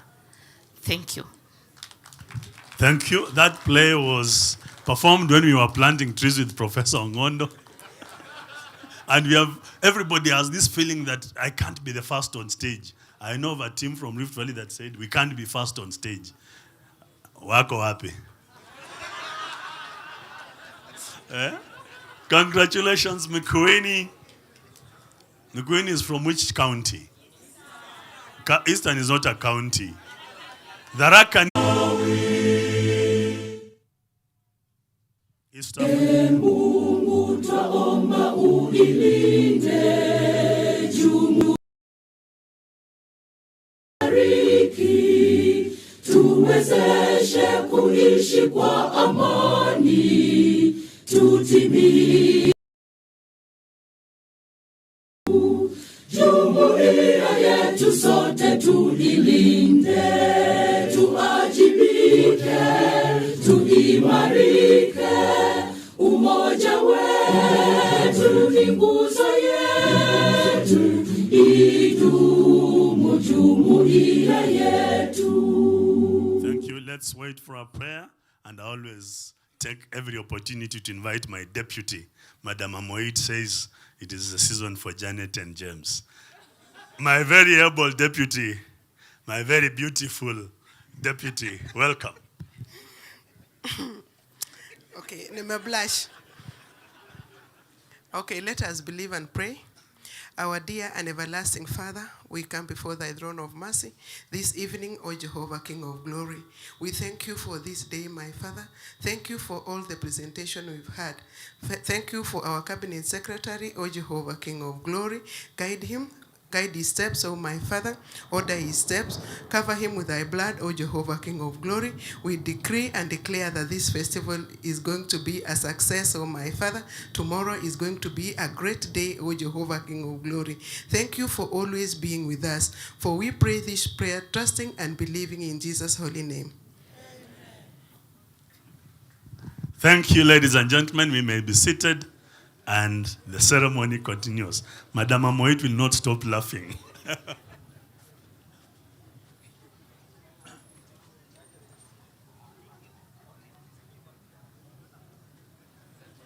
Yeah, last year, we announced results partially, and we were left with a lot of trophies. So you will allow us to announce all the awards, apart from those that we shall present before the Deputy President tomorrow, and a few of the ones that at State House at Sagana. Those of you who have been in the halls and honorable adjudicators, you will agree, and I'm forcing you to agree, that the team in the trophy room has been very organized. Very organized. And I believe even now, they are going to exhibit a very high level of good, but you are dozing at some point. In this rain, but he has worked a lot. And ladies and gentlemen, it would be dance called Ndigua Haria Ikagyo from Olkalao PH School. Clap them for me, please. First runners-up in second position, we have Hulunjo Khitsa from St. Lucy's School. Clap for them, please. And then the winning cultural creative dance of SNE is from Giver Bay Friends School, that is in Western. Thank you. To the KSL play, Kenya Sign Language play, we have the following awards. There are no trophies here, so I think we can find them later on in the trophy room.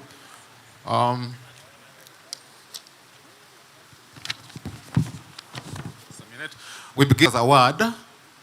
It goes to Poverty, a play from Wajir School, Northeastern Region. Tupigie makofi tafadhali. Best costume and decor. Second runners-up, we have My Birthday from St. Anthony. I think St. Anthony is in Western Region. Please clap for them. Runners-up, Best Costume and Decor is a play from Gala School called Scripted. This is from, I think, Rift Valley. Then the Best Costume and Decor in the KSL play goes to Kinango School for the Deaf, Anisa. This is from Coast Region. Best Performing Artist Male goes to Paul Chege of Ngala Special. Best Performing Artist Female goes to Chizi Gezeza from Kinango School for the Deaf, Coast. The Most Promising Actress is again that Chizi Gezeza from Kinango School for the Deaf. The Most Promising Actor is James Mwembe, Kinango School for the Deaf. Best Actress, second runners-up, Lena Owira, St. Anthony. Runners-up, Judy Nkaru, Ngala Special. And the Best Actress is Chizi Gezeza, Kinango School for the Deaf. Best Scripted KSL Play, second runners-up, Our Birthday, St. Anthony. Runners-up, Scripted, Ngala Special. And the Best Scripted KSL Play was Anisa, Kinango School for the Deaf. Most Creative KSL Play, second runners-up, Our Birthday, St. Anthony. Runners-up, Scripted, Ngala Special. And Most Creative KSL Play, Anisa, Kinango School for the Deaf. Best Directors, second runners-up, S. Ashiono, St. Anthony. Runners-up, Nyasikeria C, Ngala Special. And the Best Director, Lydia Pendo, Kinango School for the Deaf. Best Producer, second runners-up, G. Hakina, St. Anthony. Runners-up, J. Kimaita, Ngala Special. And Best Producer is Ndago Chimera, Kinango School for the Deaf. Winning KSL Play, second runners-up, Our Birthday, St. Anthony. Runners-up, Scripted, Ngala Special. And the winning KSL Play this year is Anisa, Kinango School for the Deaf. Narrative. For the narratives, we have Adjudicators Award. We begin with the Adjudicators Award. The Vice, Open Arm Academy. Most Original Narrative, Home Sweet Home, Kerugoya Girls. Most Creative Narrative, Home Sweet Home, Kerugoya Girls. Best Costume and Decor, second runners-up, The Jackpot, Marel Academy. Runners-up, Home Sweet Home, Kerugoya Girls. And the Best Costume and Decor, Double Trouble, Nairobi Primary. Best Narrator, second runners-up, we have Amelia Mary and Charlene Wafula of Marel Academy. Runners-up, Sheila Nyagudhi, Kerugoya Girls. And the best narrators, Amani Akwe and Neema Hawi of Nairobi Primary. Then we have Best Narrative in Kiswahili.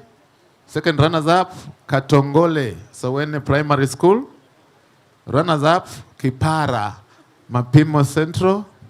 And the Best Narrative in Kiswahili, Shule ya Bahati, PCEA Kangema. Best Narrative in English, second runners-up, The Jackpot, Marel Academy. Runners-up, Home Sweet Home, Kerugoya Girls. And the Best Narrative in English, Double Trouble, Nairobi Primary. Winning Narrative, second runners-up, The Jackpot, Marel Academy. Runners-up, Home Sweet Home, Kerugoya Girls. And the winning narrative, Double Trouble, Nairobi Primary.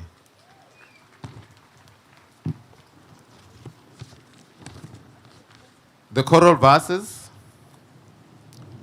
The choral verses, Adjudicators Award, Trainee, Kocholia Primary School. Coach Mandeko, second runners-up, Kuomoka Express, Kianjeru Primary. Runners-up, Best Coach Mandeko, Minyo Yoyo, Archbishop Gitari.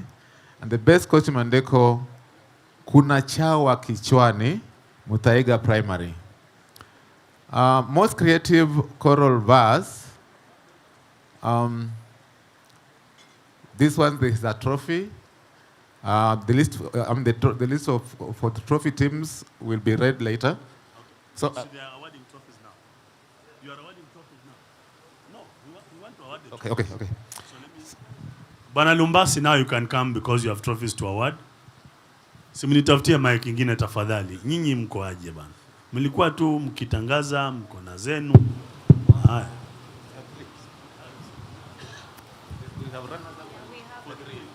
Okay. For the most creative choral verse, second runners-up, Kuomoka Express, Kianjeru Primary School. Where's Kianjeru? Which region? Eastern. Eastern. Kianjeru is in Eastern region. Only one. Okay. I'm told that they one trophy for the best, so they're not three. Just come and shake his hand. Yes. And it's a privilege, Jane Kaimuri.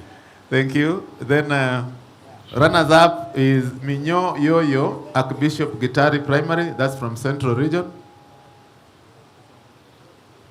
And just give us the winning. The most creative choral verse is Kunachawa Kichwani, Mutaiga Primary, Nairobi Region. Mutaiga. Then we go to the best choral verse in Kiswahili. Second runners-up, these ones have no trophies. Second runners-up, Kuomoka Express, Kianjeru Primary from Eastern. Runners-up, Minyo Yoyo, Archbishop Gitari from Central. And the best choral verse in Kiswahili was Kunachawa Kichwani, Mutaiga Primary, Nairobi. Then we have best choral verse in English. Second runners-up, we had only two, so there's no one in the second runner position. Then runners-up position, we have the Sunflower, Anderson Primary School from Rift Valley. And the best choral verse in English was Anti-Boss by Precious James, Rift Valley. The winning choral verse, these ones have trophies. There are three of them. So in second runner position, winning choral verse, Kuomoka Express, Kianjeru Primary, Eastern. Second runners-up winning choral. Winning choral verse, second runners-up, Kianjeru, come on.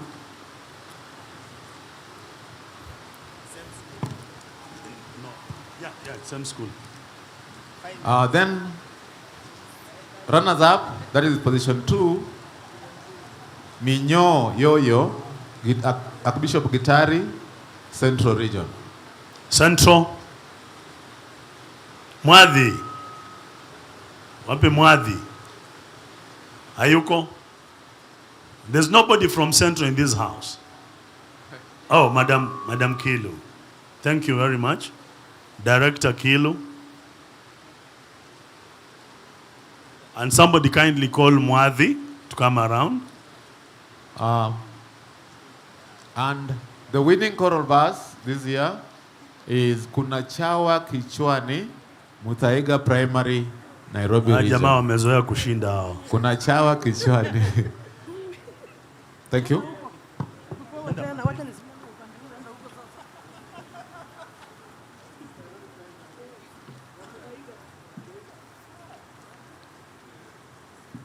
Let me now give way to my colleague, Simon Peter. Thank you, Head of Policy. Thank you very much, Brother Bartholomew Lumbasi. Thank you very much. Bwana ES, I'll go to the solo dance. No, there are no trophies according to the information we have. It's okay, so we'll just read them out. I'll read them out. Adjudicators Award goes to My Talent. Wema House, we are informed they're from Nyanza. And then we go to the best solo dance routine. This was there was a big challenge for the solo dance. This is the first time. But we had a best routines. Second runners-up from the street, Twiga Plains Academy. First runners-up, the Quagmire, Kamathi Primary School. Best solo dance routine went to the violinist, Applegate Academy. Category of the most creative solo dance. Second runners-up from the street Twiga Plains. Runners-up, the Quagmire Kamathi Primary. And the most creative solo dance went to Applegate Academy. Best choreographer. Choreography in a solo dance, that's an interesting one. Second runners-up from the street Twiga Plains Academy. It's almost now obvious. First runners-up, the Quagmire Kamathi Primary, and the best choreography went to the violinist Applegate Academy. That is best choreographer in that order. We didn't get the names, so we are mentioning the names of the schools. So the best choreography, the same order. Second runners-up from the streets, Twiga Plains. Runners-up, the Quagmire Kamathi Primary, and best choreography, the violinist Applegate Academy. Winning solo dance, we have the second runners-up from the street Twiga Plains Academy. Runners-up, the Quagmire Kamathi Primary, and the winning solo dance, ladies and gentlemen, this year is the violinist Applegate Academy. For the very first time, we are doing the solo dance. I'll go to the solo verses. This was very competitive, very, very competitive, and we appreciate the hard work. So for the solo dance, there are trophies, I'm informed. You can go and collect them from the trophy room. Adjudicators Award for the solo verse, My Brush, Bukembe Primary, Western. Let's clap for them. For the best costume and decor for the solo verse, and remember when we were giving our comments, we complained about very heavy props. People were carrying buses and dormitories and bringing them on stage. So second runners-up, best costume and decor in the solo verse goes to Put Yourself in My Shoe. Precious Gems from the Rift Valley. First runners-up, best costume and decor went to Darling Deborah, Chogoria Girls from Eastern. And the best costume and decor this year, they had all their props which were functional. Goes to Whom Am I Performing For? PCA Kangema Central. And then we go to the next category of the most creative solo verse. Second runners-up, Put Yourself in My Shoe, Precious Gems, Rift Valley. Runners-up, most creative solo verse, Darling Deborah, Chogoria Girls. And the most creative solo verse, Whom Am I Performing For? PCA Kangema, that's from Central. For the, second runners-up solo verse in Swahili, there was none. So we have the first runners-up solo verse in Swahili, Kinaya from Hudhile Primary School, Northeastern. Please clap for them. I've had a few claps and I've seen those who have not clapped. I know why. Best solo verse in Swahili went to Kiatu, Nzoila Primary School from Eastern. Best solo verse in English, second runners-up went to Put Yourself in My Shoe, Precious Gems, Rift Valley. Runners-up solo verse in English, best solo verse in English goes to Darling Deborah, Chogoria Girls, Eastern. And the best solo verse in English this year went to Whom Am I Performing For? PCA Kangema. That's from Central. The winning solo verse that, in our opinion, was completely unbeatable, and there was a big range between them and number 2, PCA Kangema. I'm told the trophies are in the trophies room, so you could quickly get that. It is Kage. I also used to write as Kangema, and they said, you don't know us. They're Kagema. From Muranga, yeah? Kiambu, thank you. I thought the ES knew everything. Well, thank you very much, ES, for the correction. We are in the modern dance, and this was very competitive. Adjudicators Award, Rambo, Garissa Primary. And then we go to the best costume and decor, modern dance decor, while we are looking at the setup of the props. Second runners-up, the prize, Busy Brains Academy Western. And the best costume and decor, I hope props, the Green Little Army Kinango Primary from the coast. The best female dancers. We have the second runners-up, the prize, Busy Brains Western. Runners-up, our class, Langata Road Primary from Nairobi. And the best female dancers goes to the Fly, Epanga Primary Western. Best male dancers. We complained about this when we were giving our comments. The boy child is being kicked out of the stage. We don't have a second runners-up. So we have a first runners-up, Rambo, Garissa Primary. And the best male dancers went to the Green Little Army, Kenango Primary from the coast. Best composed music, we said that. Take your children to the studio. There was none. So that big trophy, if it is somewhere, it should be kept for next year. Best costume.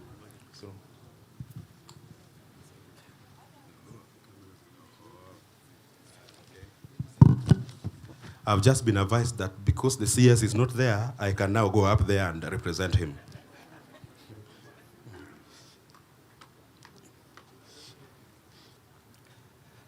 Okay, as I was saying before, I was kindly interrupted that the best composed music, there was no best composed music. All we did was to mutilate the music of our musicians, put them together, and claim that we have a modern dance. Please, next year, let's see ourselves dancing to our own music. So we'll go to the best dance routine. Second runners-up, our class, Langata Road Primary. First runners-up, the Fly, Epanga Primary. And the best dance routine went to the Green Little Army, Kenango Primary. Most creative modern dance. Second runners-up, the Green Little Army, Kenango Primary. Runners-up, the Fly, Epanga Primary. And the most creative dance went to the prize, Busy Brains Primary from the Western region.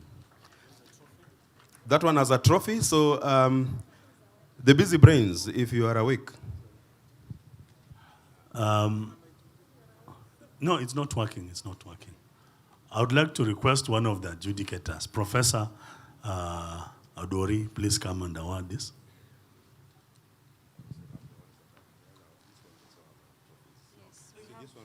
Yes.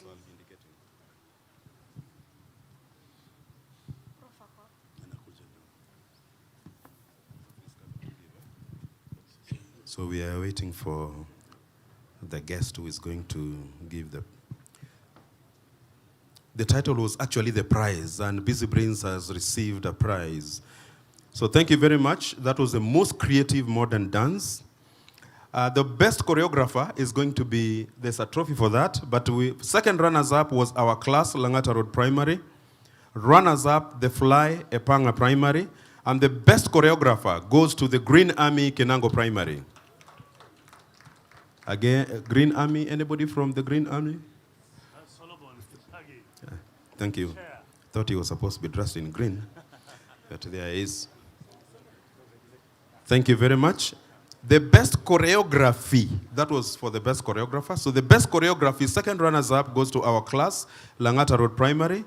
Runners-up, the Fly, Epanga Primary. And the best choreography, the Green Army, Kenango Primary. Please come and collect the second one. It looks larger than the first one, so you might need to hire a pickup for that.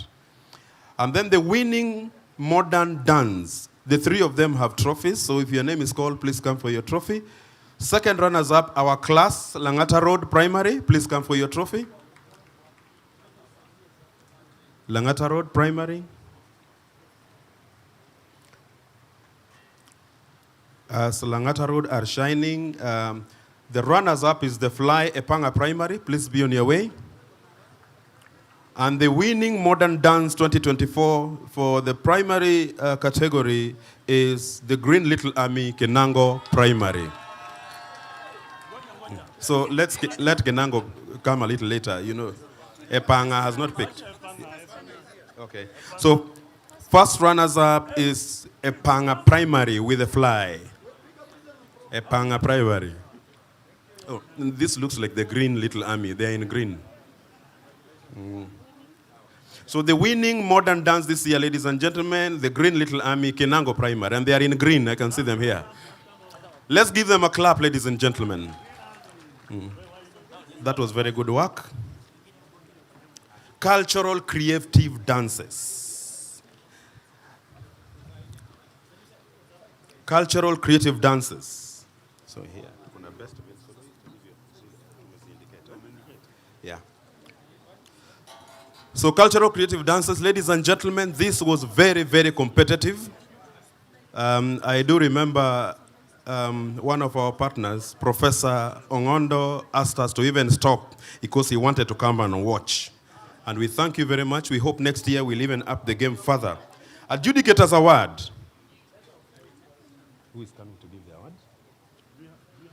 So as we are setting up whoever is going to give the trophies that will be available, Adjudicators Award goes to Chelanga, Chebarus Primary from the Rift Valley. This was a very graceful dance, so graceful, you know, in the way they were telling their story, and we thought we needed to acknowledge the work done there. Best male dancers. Now, these are dancers who made people watch. Even those who wanted to sleep would wake up. Second runners-up, Penina, Rai Kanyaika, Nyanza. Runners-up, Enishipai. I don't know how to call this school. Olololaimutia Primary School, Rift Valley. And the best male dancers, ladies and gentlemen, these dancers carried the day. The range between them and number 2 again is a little big. Otonglo, Migosi Primary, Nyanza. Best female dancers, second runners-up, Beba, Likoni Primary. Runners-up, Ureri, Ruhia Ruambogo, Central. And the best female dancers, again, Migosi Primary School, Nyanza. Best instrumentation, second runners-up, Beba, Likoni Primary from the coast. Runners-up, Ureri, Ruhia Ruambogo, Central. And the best instrumentation this year, ladies and gentlemen, Otonglo, Migosi Primary. Best male soloist. Second runners-up, this was a character to a gentleman called, it's a difficult name, Kosion Nkoitiko. Of Ololaimutia Primary, Rift Valley. And that trophy goes to the student from one of our partners, and it's for keeps. For the best male soloist. Okay, second runners-up, best female soloist goes to actually 2 soloists. One was called Rena Laiza and Brenda Nefi Rai Kanyaika Nyanza. Runners-up, Fidelia Atieno Migosi Primary. And the best female soloist, now this one is a trophy again, goes to Mlongo Hamisi, Likoni Primary. Wapi yo Mlongo Hamisi? Mlongo Hamisi. Yeah, mchukulia. But that trophy is for the student and it is for keeps. Okay, second runners-up, best costume and decor for the dances. Second runners-up, Beba, Likoni Primary. Runners-up, Ureri, Ruhia Ruambogo from Central. And the best costume and decor this year, again, goes to Otonglo, Migosi Primary. There's a trophy? There's a trophy for the best costume and decor. So, Migosi Primary, if there is. Very good work. Thank you very much. So, the best costume and decor goes to Otonglo, Migosi Primary. Most creative dance. Second runners-up, Otonglo, Migosi Primary. Runners-up, Ngoko, Nkamati Primary. Eastern, we saw chicken laying eggs on stage. I don't know where they went after that, but we saw some eggs being laid. The most creative dance this year, ladies and gentlemen, these are dances that told the story, even created animals dancing on stage. So realistically goes to Enashipai Ololaimutia, Rift Valley. Best choreography. Second runners-up, Beba, Likoni Primary. Runners-up, Ureri, Ruhia Ruambogo, Central. And the best choreography, this one has a trophy, so characters please come in front. Otonglo, Migosi Primary. And then the winning 3 dances, they are trophies. So if you are called, please be around to pick it. That's the best choreography. Okay, so just stay here because there's another one for you. Second runners-up winning dance. Our number 3 dance this year, ladies and gentlemen, goes to Beba, Likoni Primary. Runners-up dance, Ureri, Ruhia Ruambogo, Central. And the winning dance this year, ladies and gentlemen, a dance that undisputably was far ahead of the others in storytelling and in singing and dancing, goes to Otonglo, Migosi Primary. Number 2, Ureri, Ruhia Ruambogo. They're not here. Ruhia Ruambogo sounds like... I hope I'm pronouncing it properly. Ruhia Ruambogo. Central? Central, yes. There. Ruhia Ruambogo. That was number 2. Number 1, Otonglo, Migosi Primary. Where are we? So that's the winning dance this year. And then we go to where it matters most.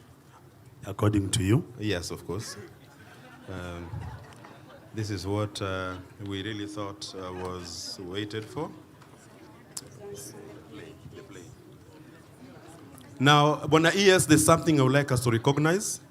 There is one particular child who lost her voice when the play had just begun.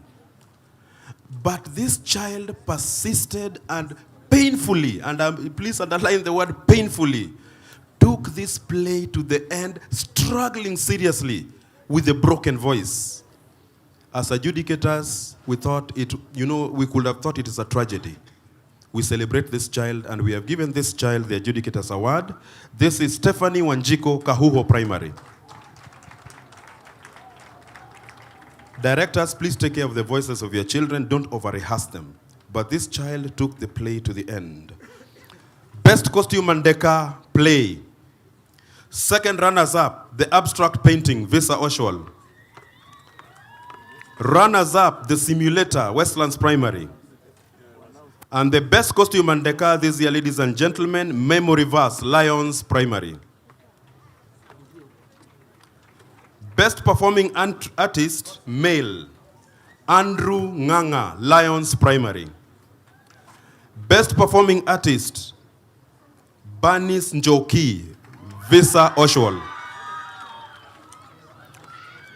Most Promising Actress, Amilise Mwende, Kianjai Primary School. And that was a play that was also equally very good, apart from a few hitches. Most Promising Actor, Andrew Nganga, Lions Primary, Rift Valley. Best Actor, there's a trophy for the Best Actor here. Second runners-up, Lamek Bradley, Westlands Primary. Chief Principal, Iregi Teachers College, please. Runners-up, Francis Ocha. This is Alaro Comprehensive Primary. And the Best Actor goes to Andrew Nganga, Lions Primary. There's a trophy for that, so Lions, please come and pick it. The principal is here, Mr. Fanuel. Imbusi. Okay. So that's the Best Actor, Andrew Nganga, Lions Primary. Second runners-up, Best Actress, Fiona Michelle, Kianjai Primary. First runners-up, Precious Njeri, Lions Primary. And the Best Actress this year goes to Banis Njoki, Visa Oswald. Wapi Banis? Wapi? There's a trophy for that. Is she here or she must be here?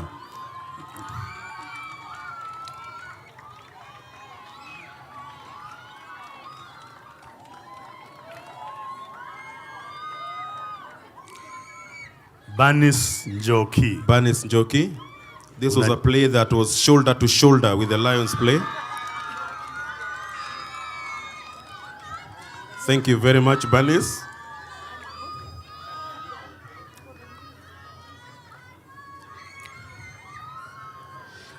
Best scripted play in Kiswahili. Chief Asante. Best scripted play in Swahili. Second runners-up, Mawimbi Makuu, Precious Gems, Rift Valley. Runners-up, Ndoto.com, Tetu Girls. And the best scripted play in Swahili this year, Amina, St. Joseph's Herman from the Coast. Best scripted play in English. Second runners-up, The Simulator, Westlands Primary. Runners-up, Memory Verse, Lions Primary. And the best scripted play in English this year, ladies and gentlemen, The Abstract Portrait, Visa Ocean.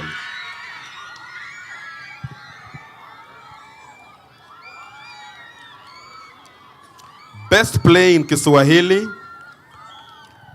Best play in Kiswahili. Second runners-up, Ndoto Yangu, Kahuho Primary. Runners-up, Ndoto.com, Tetu Girls. And the best play in Kiswahili, Amina, St. Joseph's Herman from the Coast. Best play in English, number 3, second runners-up, The Simulator, Westlands Primary. Runners-up, Memory Verse, Lions Primary. And the best play in English, The Abstract Painting, Visa Ocean. The most creative play. The most creative play, second runners-up, The Abstract Painting, Visa Ocean. Okay, director, present this trophy. Runners-up, Angelina, Kianjai Primary School. And the most creative play goes to The Simulator, Westlands Primary. Wapi Westlands, Georgina. Allah.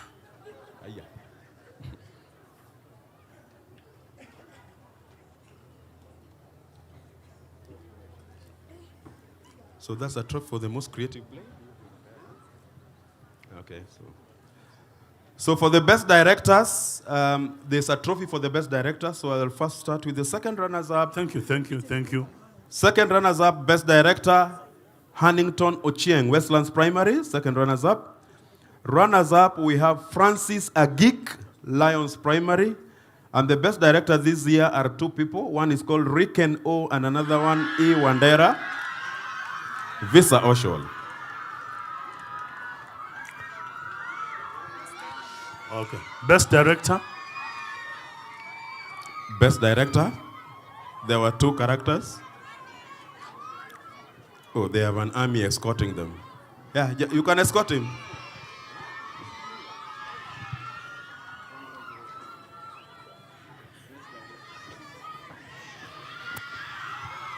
Yay!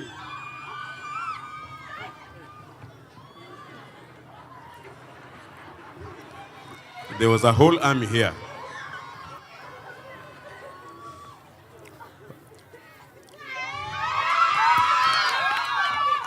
Asante, director. Okay, we go to best producers. Second runners-up best producer goes to K. Kieva, Westlands Primary. Runners-up, Mr. Fanuel Imbusi, Lions Primary. And the best producer this year is E. Ithagu, Visa Ocean. For the next category, there are trophies. So if we call you, please come and pick them. Second runners-up, winning play. They had already been picked, isn't it? So I don't think we need to be calling them again. Bwana, yes? Yeah. No so problem. I do believe my work is done. I can now prepare for the stones. Wait for the pay. Oh, thank you. Thank you very much, ladies and gentlemen. It was very competitive. We do hope to have an even more fruitful festival next year.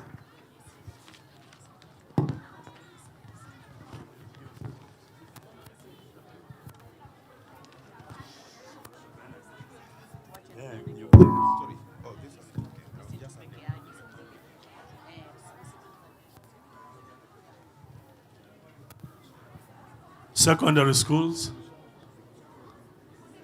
Why are the trophies fewer? Maybe they are not returned.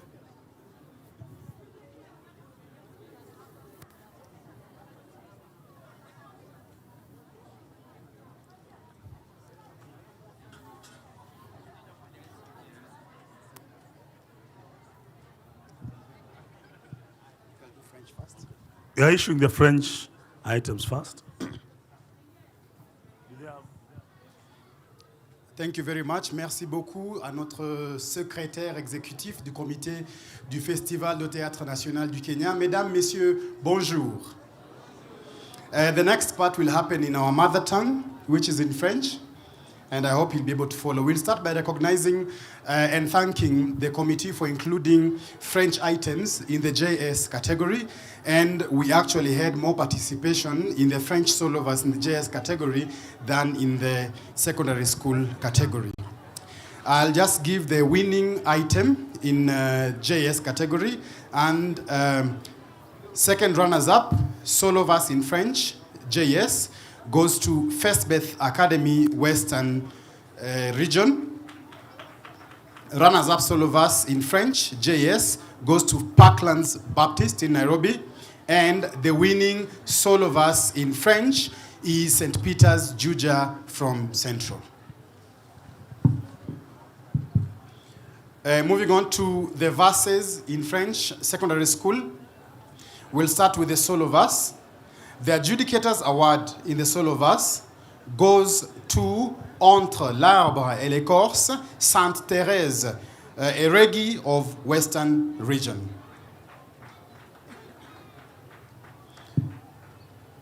First runners-up, best costume and decor.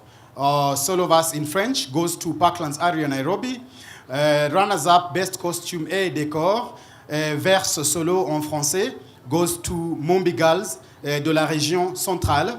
Et le meilleur costume et décor dans le poème en solo en français dans les écoles secondaires goes to Tigoi Girls Western Region. Le prix de la créativité, that is the most creative solo verse in French, second runners-up goes to Mumbi Girls from Central.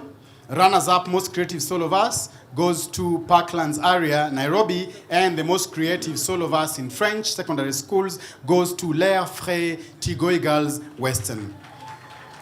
And now, mesdames et messieurs, the winning solo verse, second runners-up solo verse in French, goes to Le Meilleur en Chérisseur by St. Francis Rangala in Nyanza. Runners-up solo verse goes to Mon Album, Parklands area, Nairobi, and the best solo verse in French is L'Air Frais, Tigoi Girls, Western.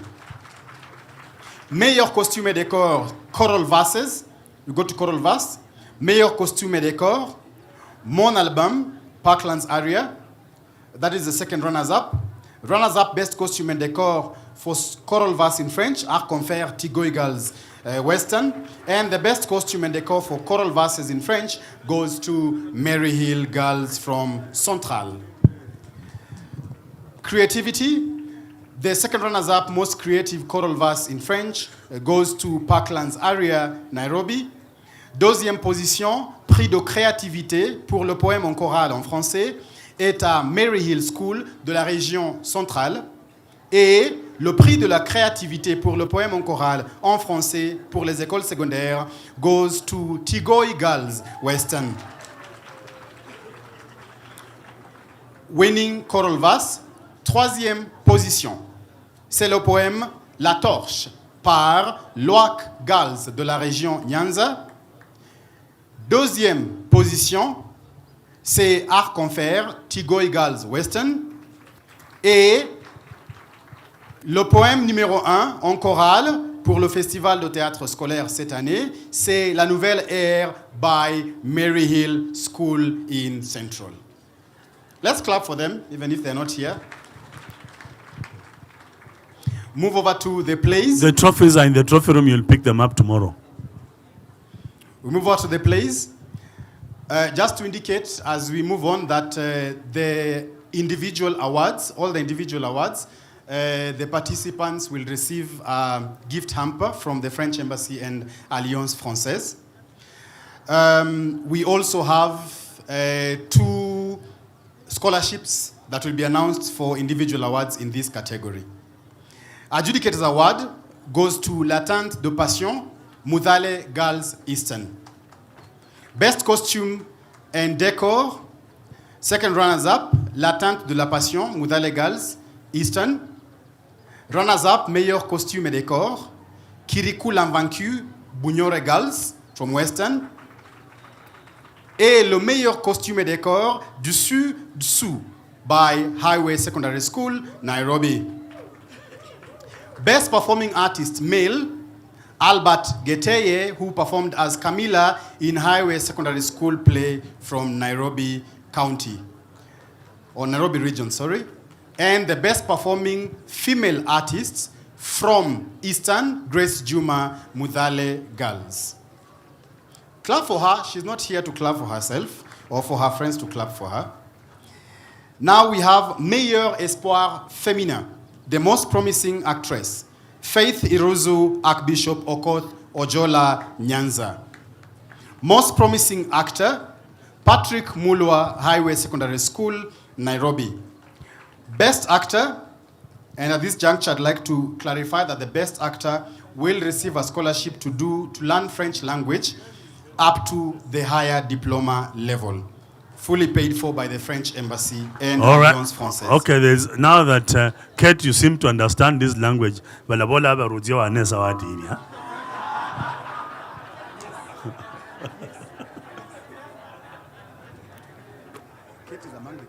Oh, Kate is a competitor. Who else? We know who. We know who. Eshery.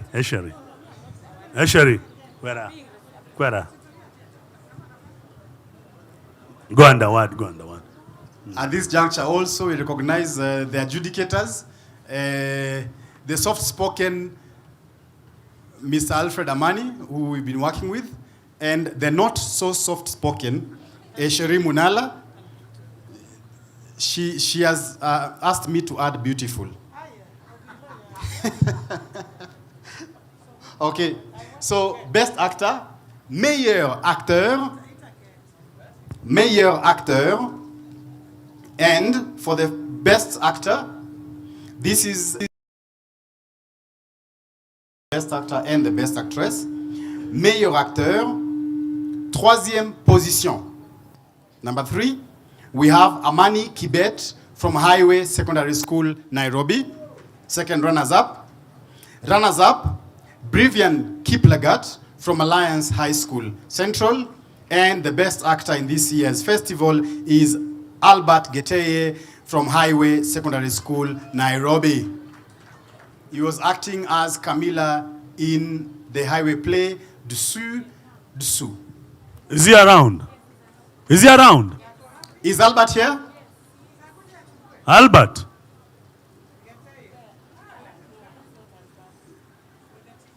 please. He's coming. Just give him time. And this is a disclaimer. This is an individual scholarship. It is not transferable. And Albert will be able to redeem it within the next 2 years. I don't think he's there. Other actors and actresses have benefited from such scholarships. Please just receive for him. Kate, they want to clean this place, eh? Kate, we want to clean this place for tomorrow. Please receive it for him. Eshery, please just hand it in. The previous actors and actresses have received this award and have had their scholarships. For those of you who've been watching TV and you know of Charlene Ishenyi, she was the best actress in this festival in 2016, and she's currently working for the economic mission of the French government in Kenya.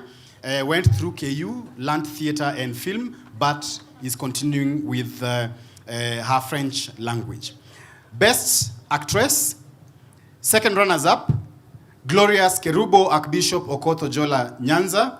First runners-up, Naomi Wrestler Akinyi, Bunyore Girls Western. And the best actress is Grace Juma from Mudhale Eastern region. Eastern? Okwacho chukua.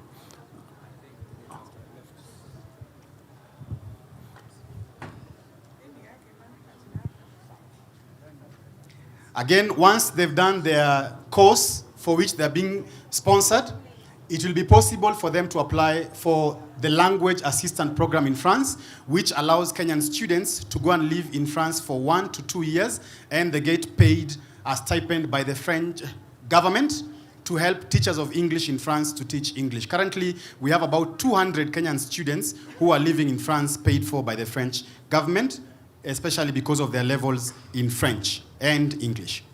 Best scripted play, Second runners-up, La Lune des Rêves, Alliance High School, Central. Runners-up, Kirikou l'Invaincu, Bunyore Girls Western, and the best scripted play in French, Dessous, Highway Secondary School, Nairobi. The most creative play, second runners-up, Alliance High School, Central. Runners-up, Bunyore Girls Western, and the most creative play in French is Highway Secondary Schools, Dessous from Nairobi County. The best director, second runners-up, Kirikou l'Invaincu, Bunyore Girls Western.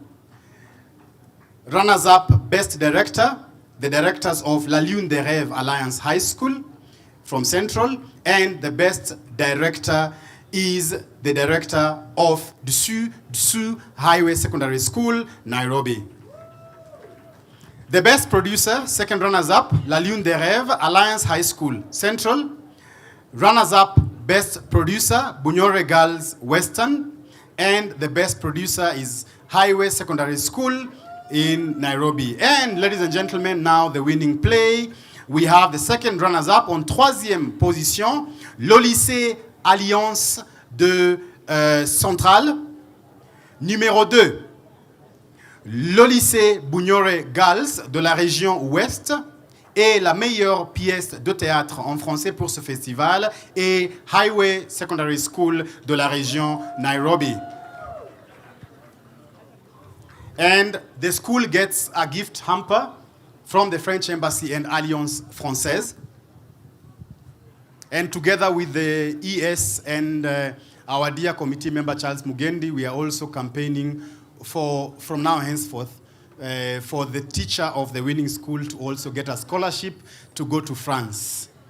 And it will happen, inshallah. Thank you. Merci beaucoup. Thank you very much, ladies and gentlemen. Thank you very much. And kindly adjudicators, they want to clear this place for tomorrow. So just be very brief as can be.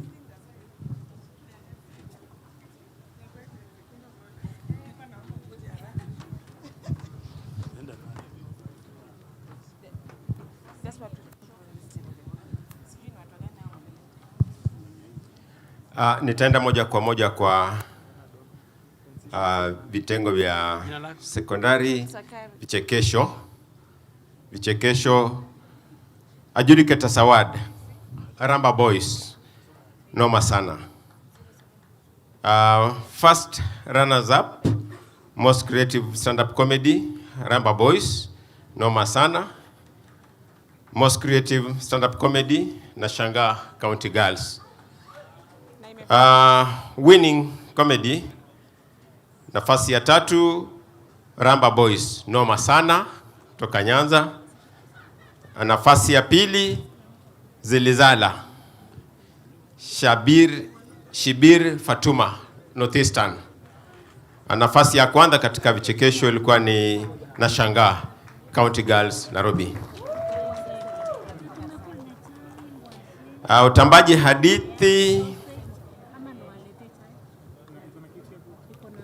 hadithi, adjudicator Sawad, cameraman, Kabare Girls. Most original narrative, Mambo, French School, Kamsinga, Western. Most creative narrative, Mambo, French School, Kamsinga. Best costume and decor, nafasi ya 3, Cube 001, Ringa Boys, Nyanza.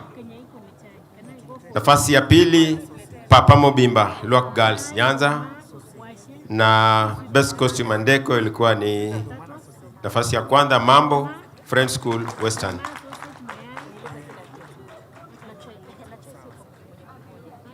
Best narrative in Kiswahili tulipata moja tu, Chapati, Godoma Boys. Best narrative in English katika nafasi ya 3, Cube 001, Ringa Boys, Nyanza. Nafasi ya 2, Papa Mobimba, Luak Girls, Nyanza. Na nafasi ya kwanza best narrative kwa Kiingereza, Mambo, French School, Kamsinga, Western.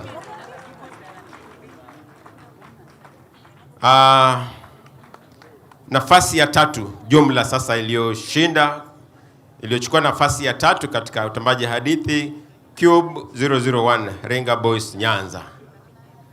Nafasi ya pili ilichukuliwa na Papa Mobimba Luak Girls Nyanza. Na nafasi ya kwanza Mambo Friend School Kamsinga.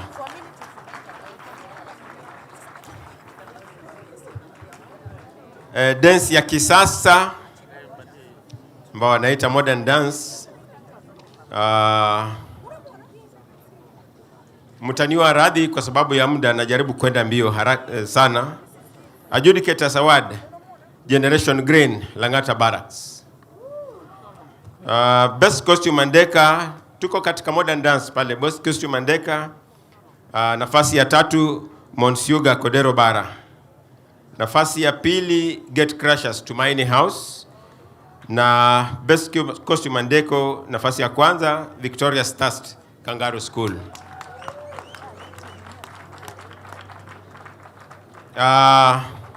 Female dancers katika nafasi ya tatu kulikuwa na wale kutoka Innocent Mustard Mary Hill School. Nafasi ya pili Untamed St. Teresa's Girls. Na nafasi ya tatu ya kwanza katika Best Female Dancers Sironga Girls The Baton. Male dancers,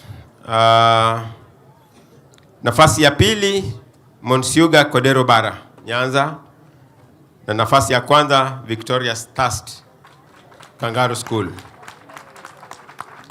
Best Composed Music Victoria Stast Kangaroo School. Best Dance Routine katika nafasi ya tatu Get Crushers Tumaini. Nafasi ya pili Victoria Stast Kangaroo. Na nafasi ya kwanza Get Crushers Tumaini. Most Creative Dance, samahani, Best Routine Victoria Stast Kangaroo. Naam. Most Creative Dance, nafasi ya tatu Get Crushers Tumaini. Nafasi ya pili Monsiuga Kodero Bara. Na nafasi ya kwanza Victoria Stast Kangaroo School. Best Choreography, nafasi ya tatu Get Crushers Tumaini. Nafasi ya pili Monsiuga Kodero Bara. Na nafasi ya kwanza katika choreography Victoria Stast Kangaroo School.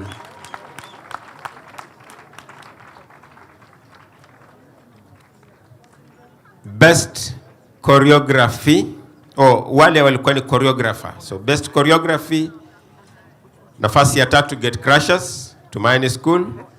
Nafasi ya pili Monsiuga Kodero Bara. Na nafasi ya kwanza Victoria Stast Kangaroo School.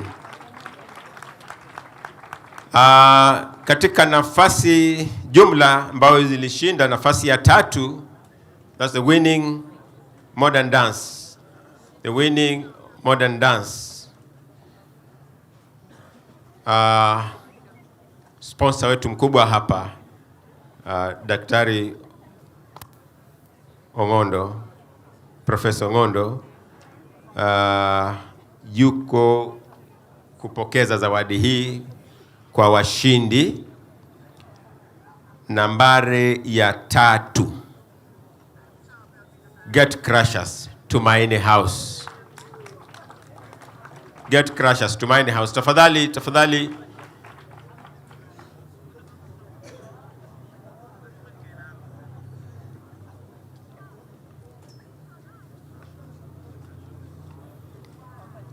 Runners up, nafasi ya pili Monsiuga Kodero Bara.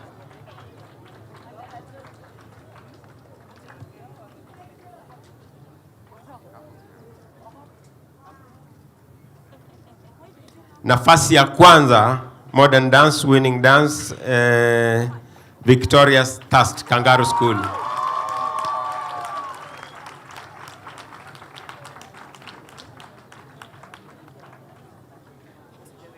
kuna kikundi pale kinakufuata, wasubiri mchukue picha kwa pamoja jamani.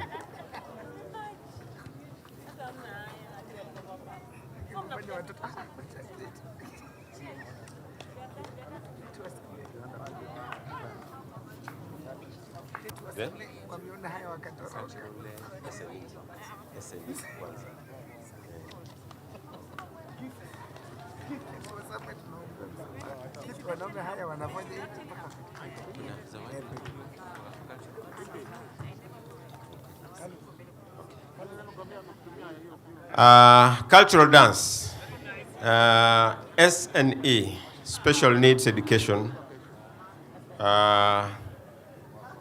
Best Costume and Decor, SNE, Special Needs, Best Costume and Decor. Nafasi ya 3 Kache,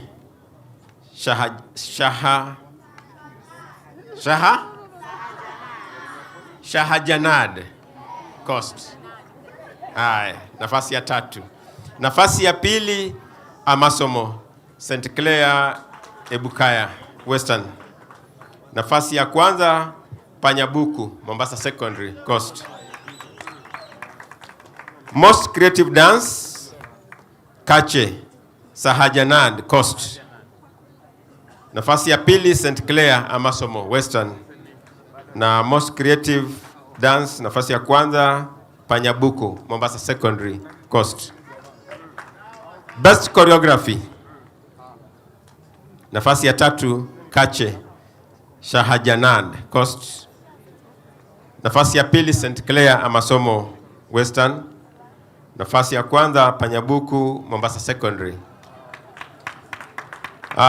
Winning Cultural Dance, SNE, nafasi ya 3 Kache, Sahajanad Coast. Nafasi ya 2 St. Clair Ebukaya Amasomo Western. Na nafasi ya 1 Panyabuku, Mombasa Secondary Coast. Makofi kwao jamani. Cultural Dance, kumbuka kuna ile ilikuwa ni kitengo cha SNE. Alafu katika kitengo kingine cha wenye uwezo ni utumie hilo neno. Tunaanza na adjudicator award. Yombo Kivaywa. Tunapeleka kwa soloist wa kwanza, yule ambaye anaanzisha ile dance. Pale nafikiri hawakutupa jina, huyo ndio tumpa adjudicator award. Best Male Dancers, hapa tulichukua mmoja tu, Omwana Yombo Kivaywa Boys, kile kikundi chote. Best Instrumentalist, nafasi ya 3 Jalupo Buruburu Nairobi. Nafasi ya 2 Adisa Kisumu Girls. Na nafasi ya 1 katika instrumentation pale Imbaliha Shadrack Kimalel Nairobi. Soloists, male soloist.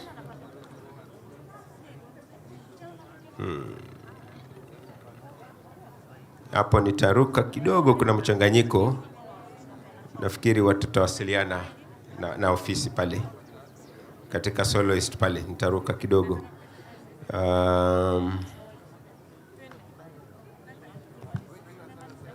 Soloist male nitaruka.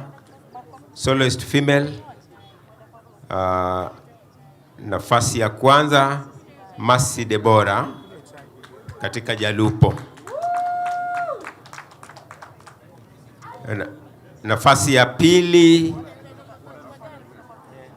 number 1 Masi Debora Jalupo, best soloist female. Best soloist female Buruburu, nani atamwakilisha? Best female soloist female Buruburu Nairobi.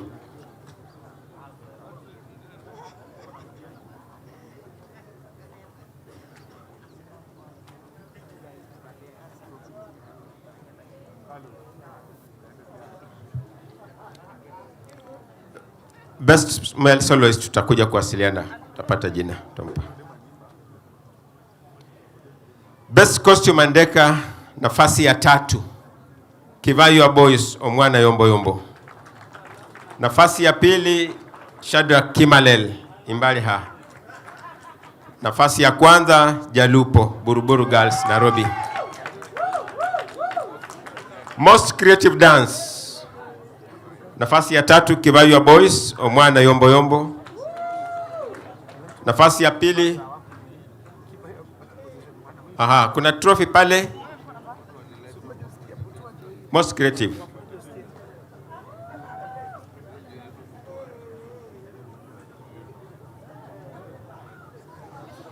Okay.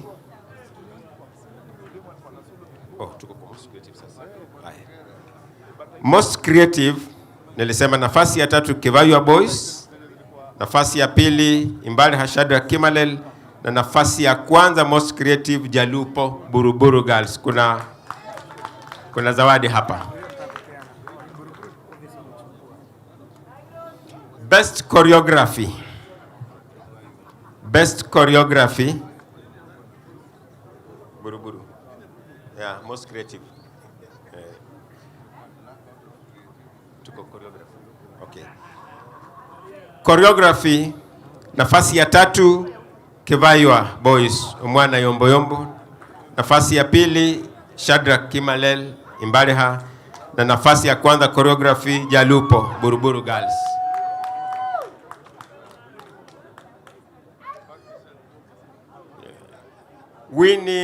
Winning dance overall nafasi ya 3 Kivaywa Boys Mwana Yombo Yombo. Kivaywa Western tafadhali.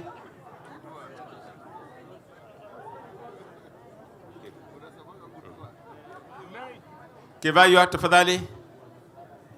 Nafasi ya 3.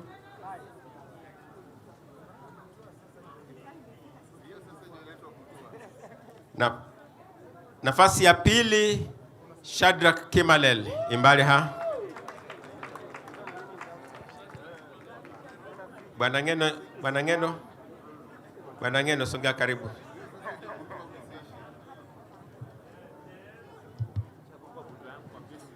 Nafasi ya 1 Cultural Creative Dance mwaka huu Jalupo Buruburu Girls.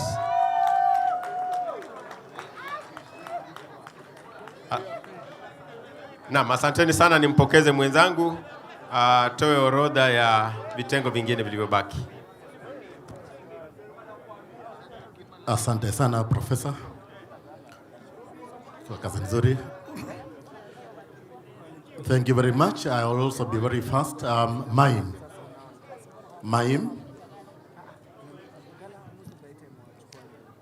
Best scripted mime. 3rd position, Judge Me Not, Wajir Girls, Northeastern.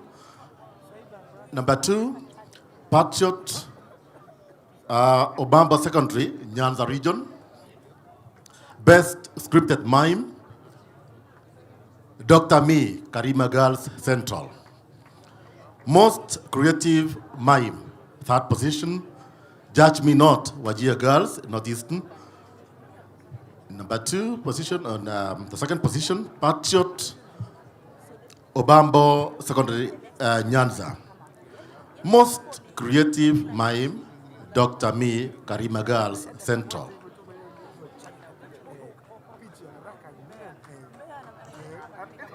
Best producer, 3rd position, Wajir Girls, Northeastern.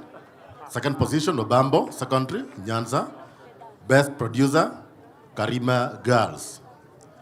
Best directors, in the 3rd position, Wajir Girls. Number 2, Obambo Secondary. And then the best directors from Karima Girls Central. Winning mime, the 3rd position, Judge Me Not, Wajir Girls, Northeastern. The 2nd position, Patriot Obambo Secondary Nyanza. And the winning mime 2024 is Dr. Me from Karima Girls.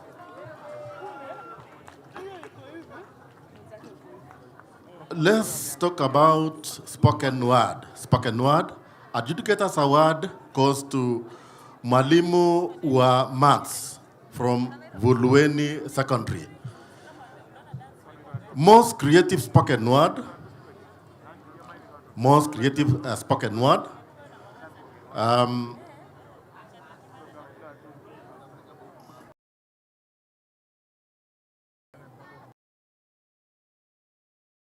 Have only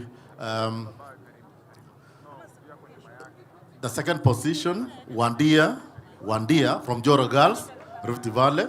Then the most creative spoken word is Mama from CU Secondary. The winning spoken word, third position, Hamunielewi, Nairobi Milimani. And then runners-up, spoken word, Wandia and Joro Girls, Rift Valley. And then the winning spoken word is CU Secondary.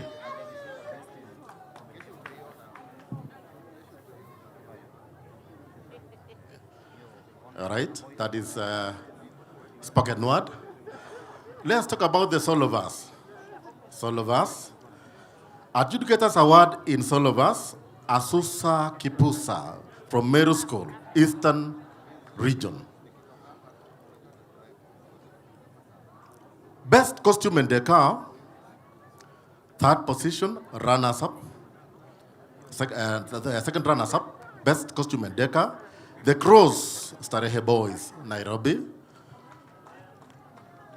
And the first runners-up, best costume and decor, Battle of Dreams, Gorosare from Nyanza region. Best costume and decor, solo verse, Dilemma, Ololtepes Secondary, Rift Valley region. Most creative solo verse, in the third position, most creative verse, The Cross, Starehe Boys, Nairobi region. Runners-up, most creative solo verse, Battle of Dreams, Agorosare from Nyanza region. Most creative solo verse, Dilemma, Ololtepes Secondary from Rift Valley region. Best solo verse in Kiswahili. We only have two. In the second position in Kiswahili is Msakatonge, Onjiko, Nyanza region. Then best solo verse in Kiswahili is Asusa Kipusa, Meru School, Eastern region. Best solo verse in English. Best solo verse in English. We also have two. In position 2, we have The Cross, Starehe Boys, Nairobi region. Sorry, we have three, right? Three. In the third position, we have The Cross, Starehe Boys. The second position, The Battle of Dreams, Agorosare, Nyanza region. Best solo verse in English, Dilemma, Ololtepes School, Rift Valley.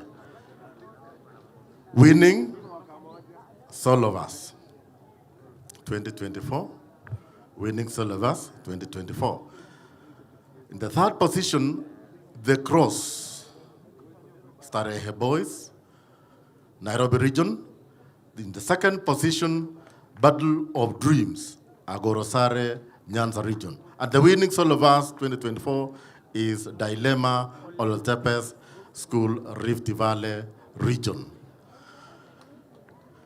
Choral verse. Adjudicators Award in choral verse, we have Mwamwitu, Konkowea Secondary School from Coast. Then best costume and decor choral verse, the third position, Basiletu, Tigoi Girls. I believe this is in Rift Valley. Best decor, costume and decor in the second position, Uhandisi Mambo. Uhandisi Mbao. Yes, Uhandisi Mbao. Bungoma High School, Western Region. Best costume and decor, choral verse, Angela. Moi Girls, Nairobi Region. Most creative choral verse in the third position, Basiletu, Tigoi Girls. In the second position, most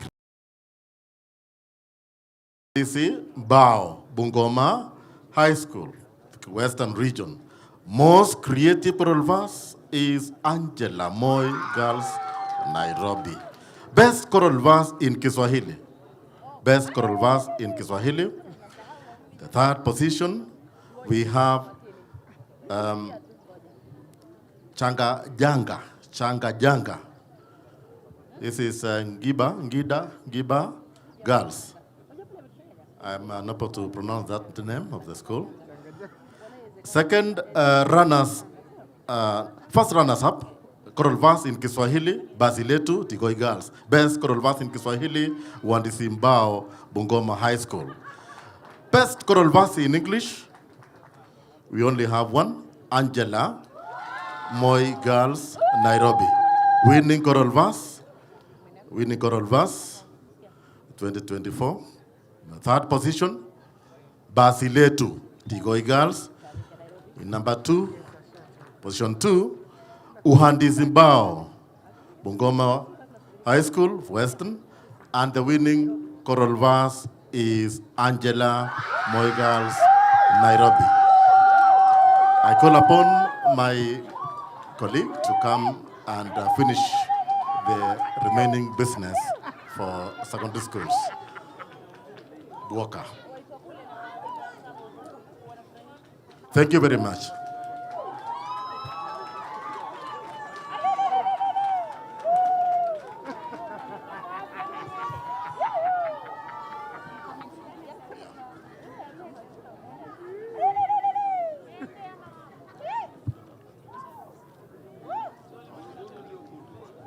You will pick the trophies from the trophy rooms tomorrow morning.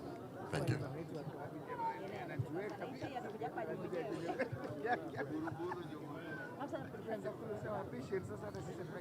I'll just continue from where my colleague has left. But before I proceed, I just wish to ask for the first soloist of Kivayo Boys High School, the main soloist of Kivayo High School, to come forth. We didn't get his name. Sawa.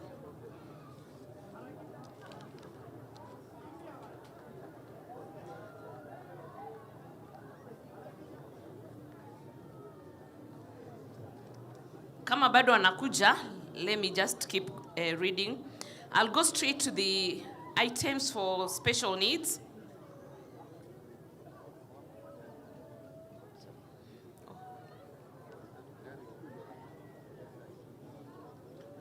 Yes.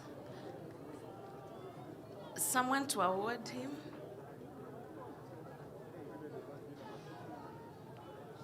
Someone to come and award the soloist of Kivayo, the best male soloist, please.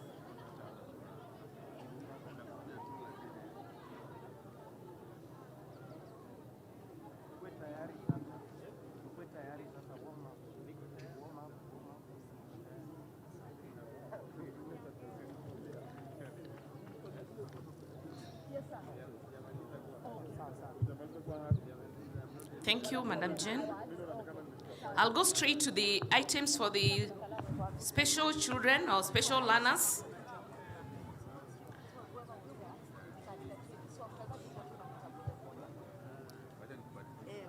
First runners up,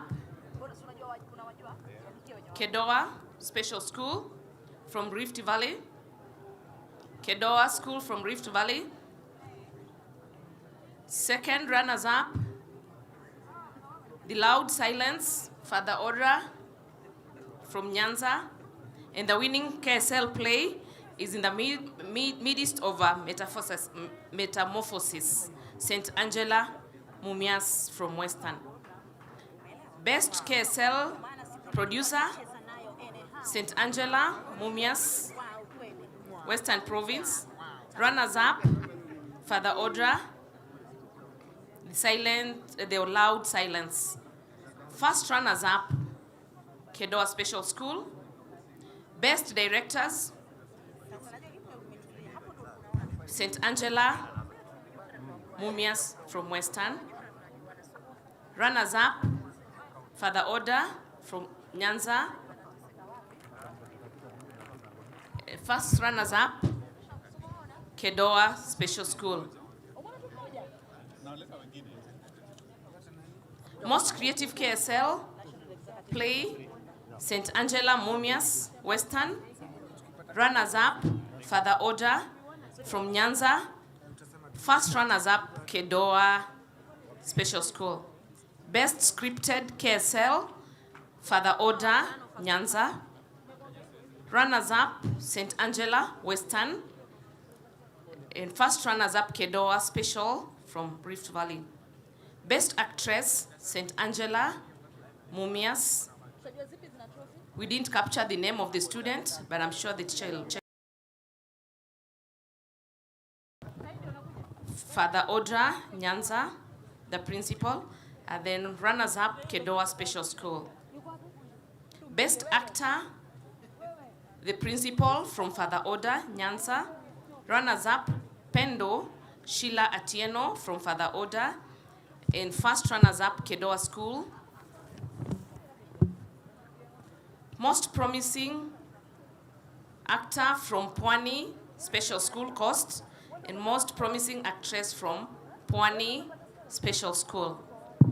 Best performing artist female, the principal from Father Oda Nyanza. Adjudicators award went to Pwani Special School.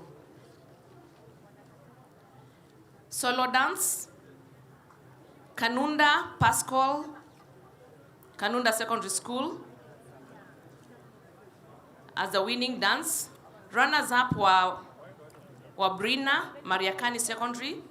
Second runners-up, Patience Moi Girls Kibwezi. Best choreography, Pascal's Kanunda Secondary. Best presentations were Brina. Runners-up, Pascal Kanunda.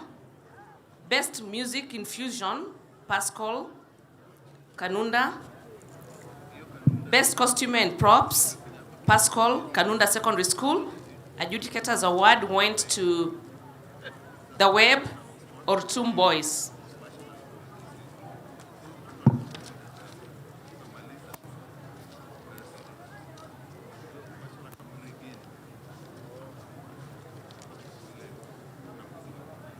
Plays. We already know the winning play. So the first runners-up was the appendage, Shimolatewa from Coast. Runners-up, the prescription from French School, Kamusinga Western. And the winning play is the player number 10, Mukuni High School. Player number 10, Mukuni High School, Eastern. Other ones? Best producer, play number 10, Mukuni High School. First runners-up, the appendage, Shimolatewa. Best directors, player number 10, Mukuni.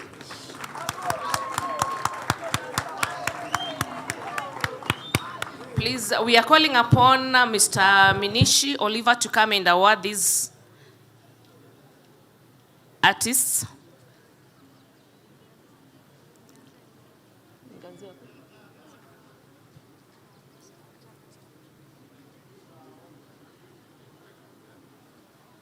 I'm starting from the producer. You want the best actor? Yes.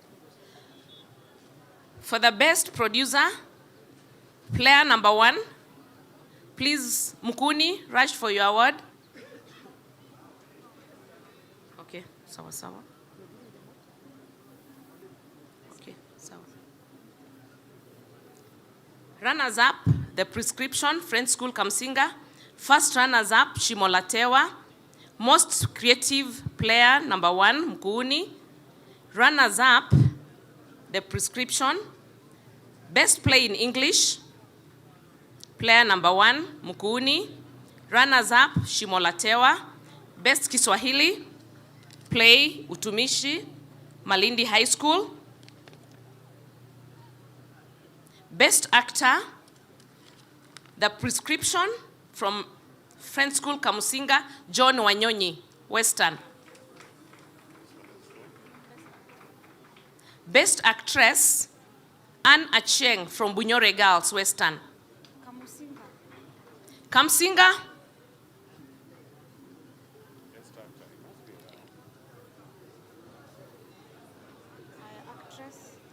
Best actress, Anne Acheng from Bunyore Girls.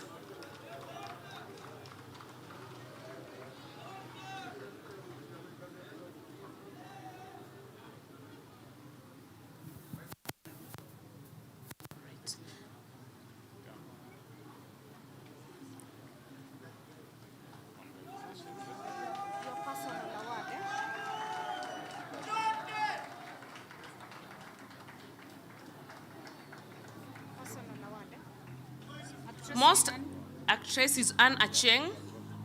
Anne Acheng from Bunyore Girls. Anne Acheng, best actress.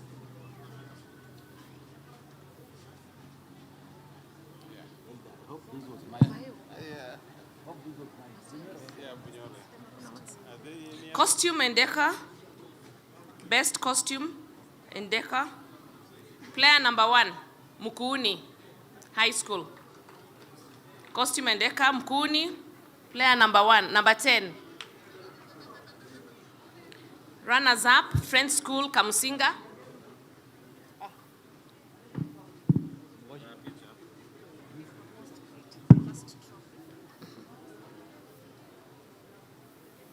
Oh, no.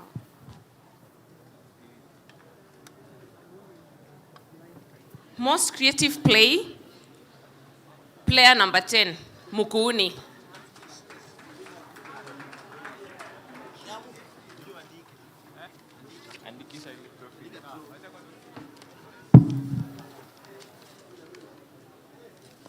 Thank you.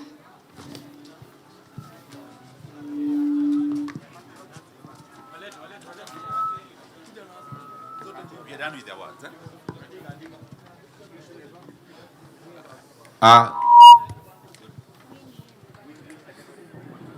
That brings us to the end of the awards or the awarding ceremony.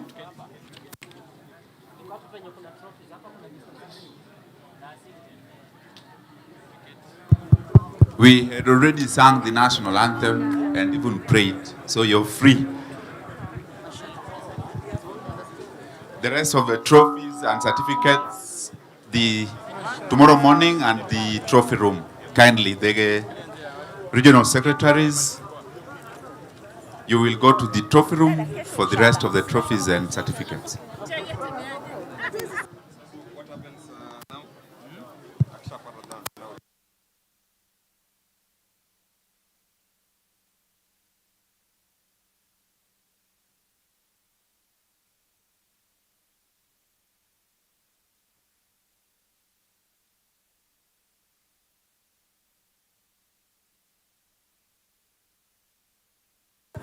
Asanteni, asanteni sana.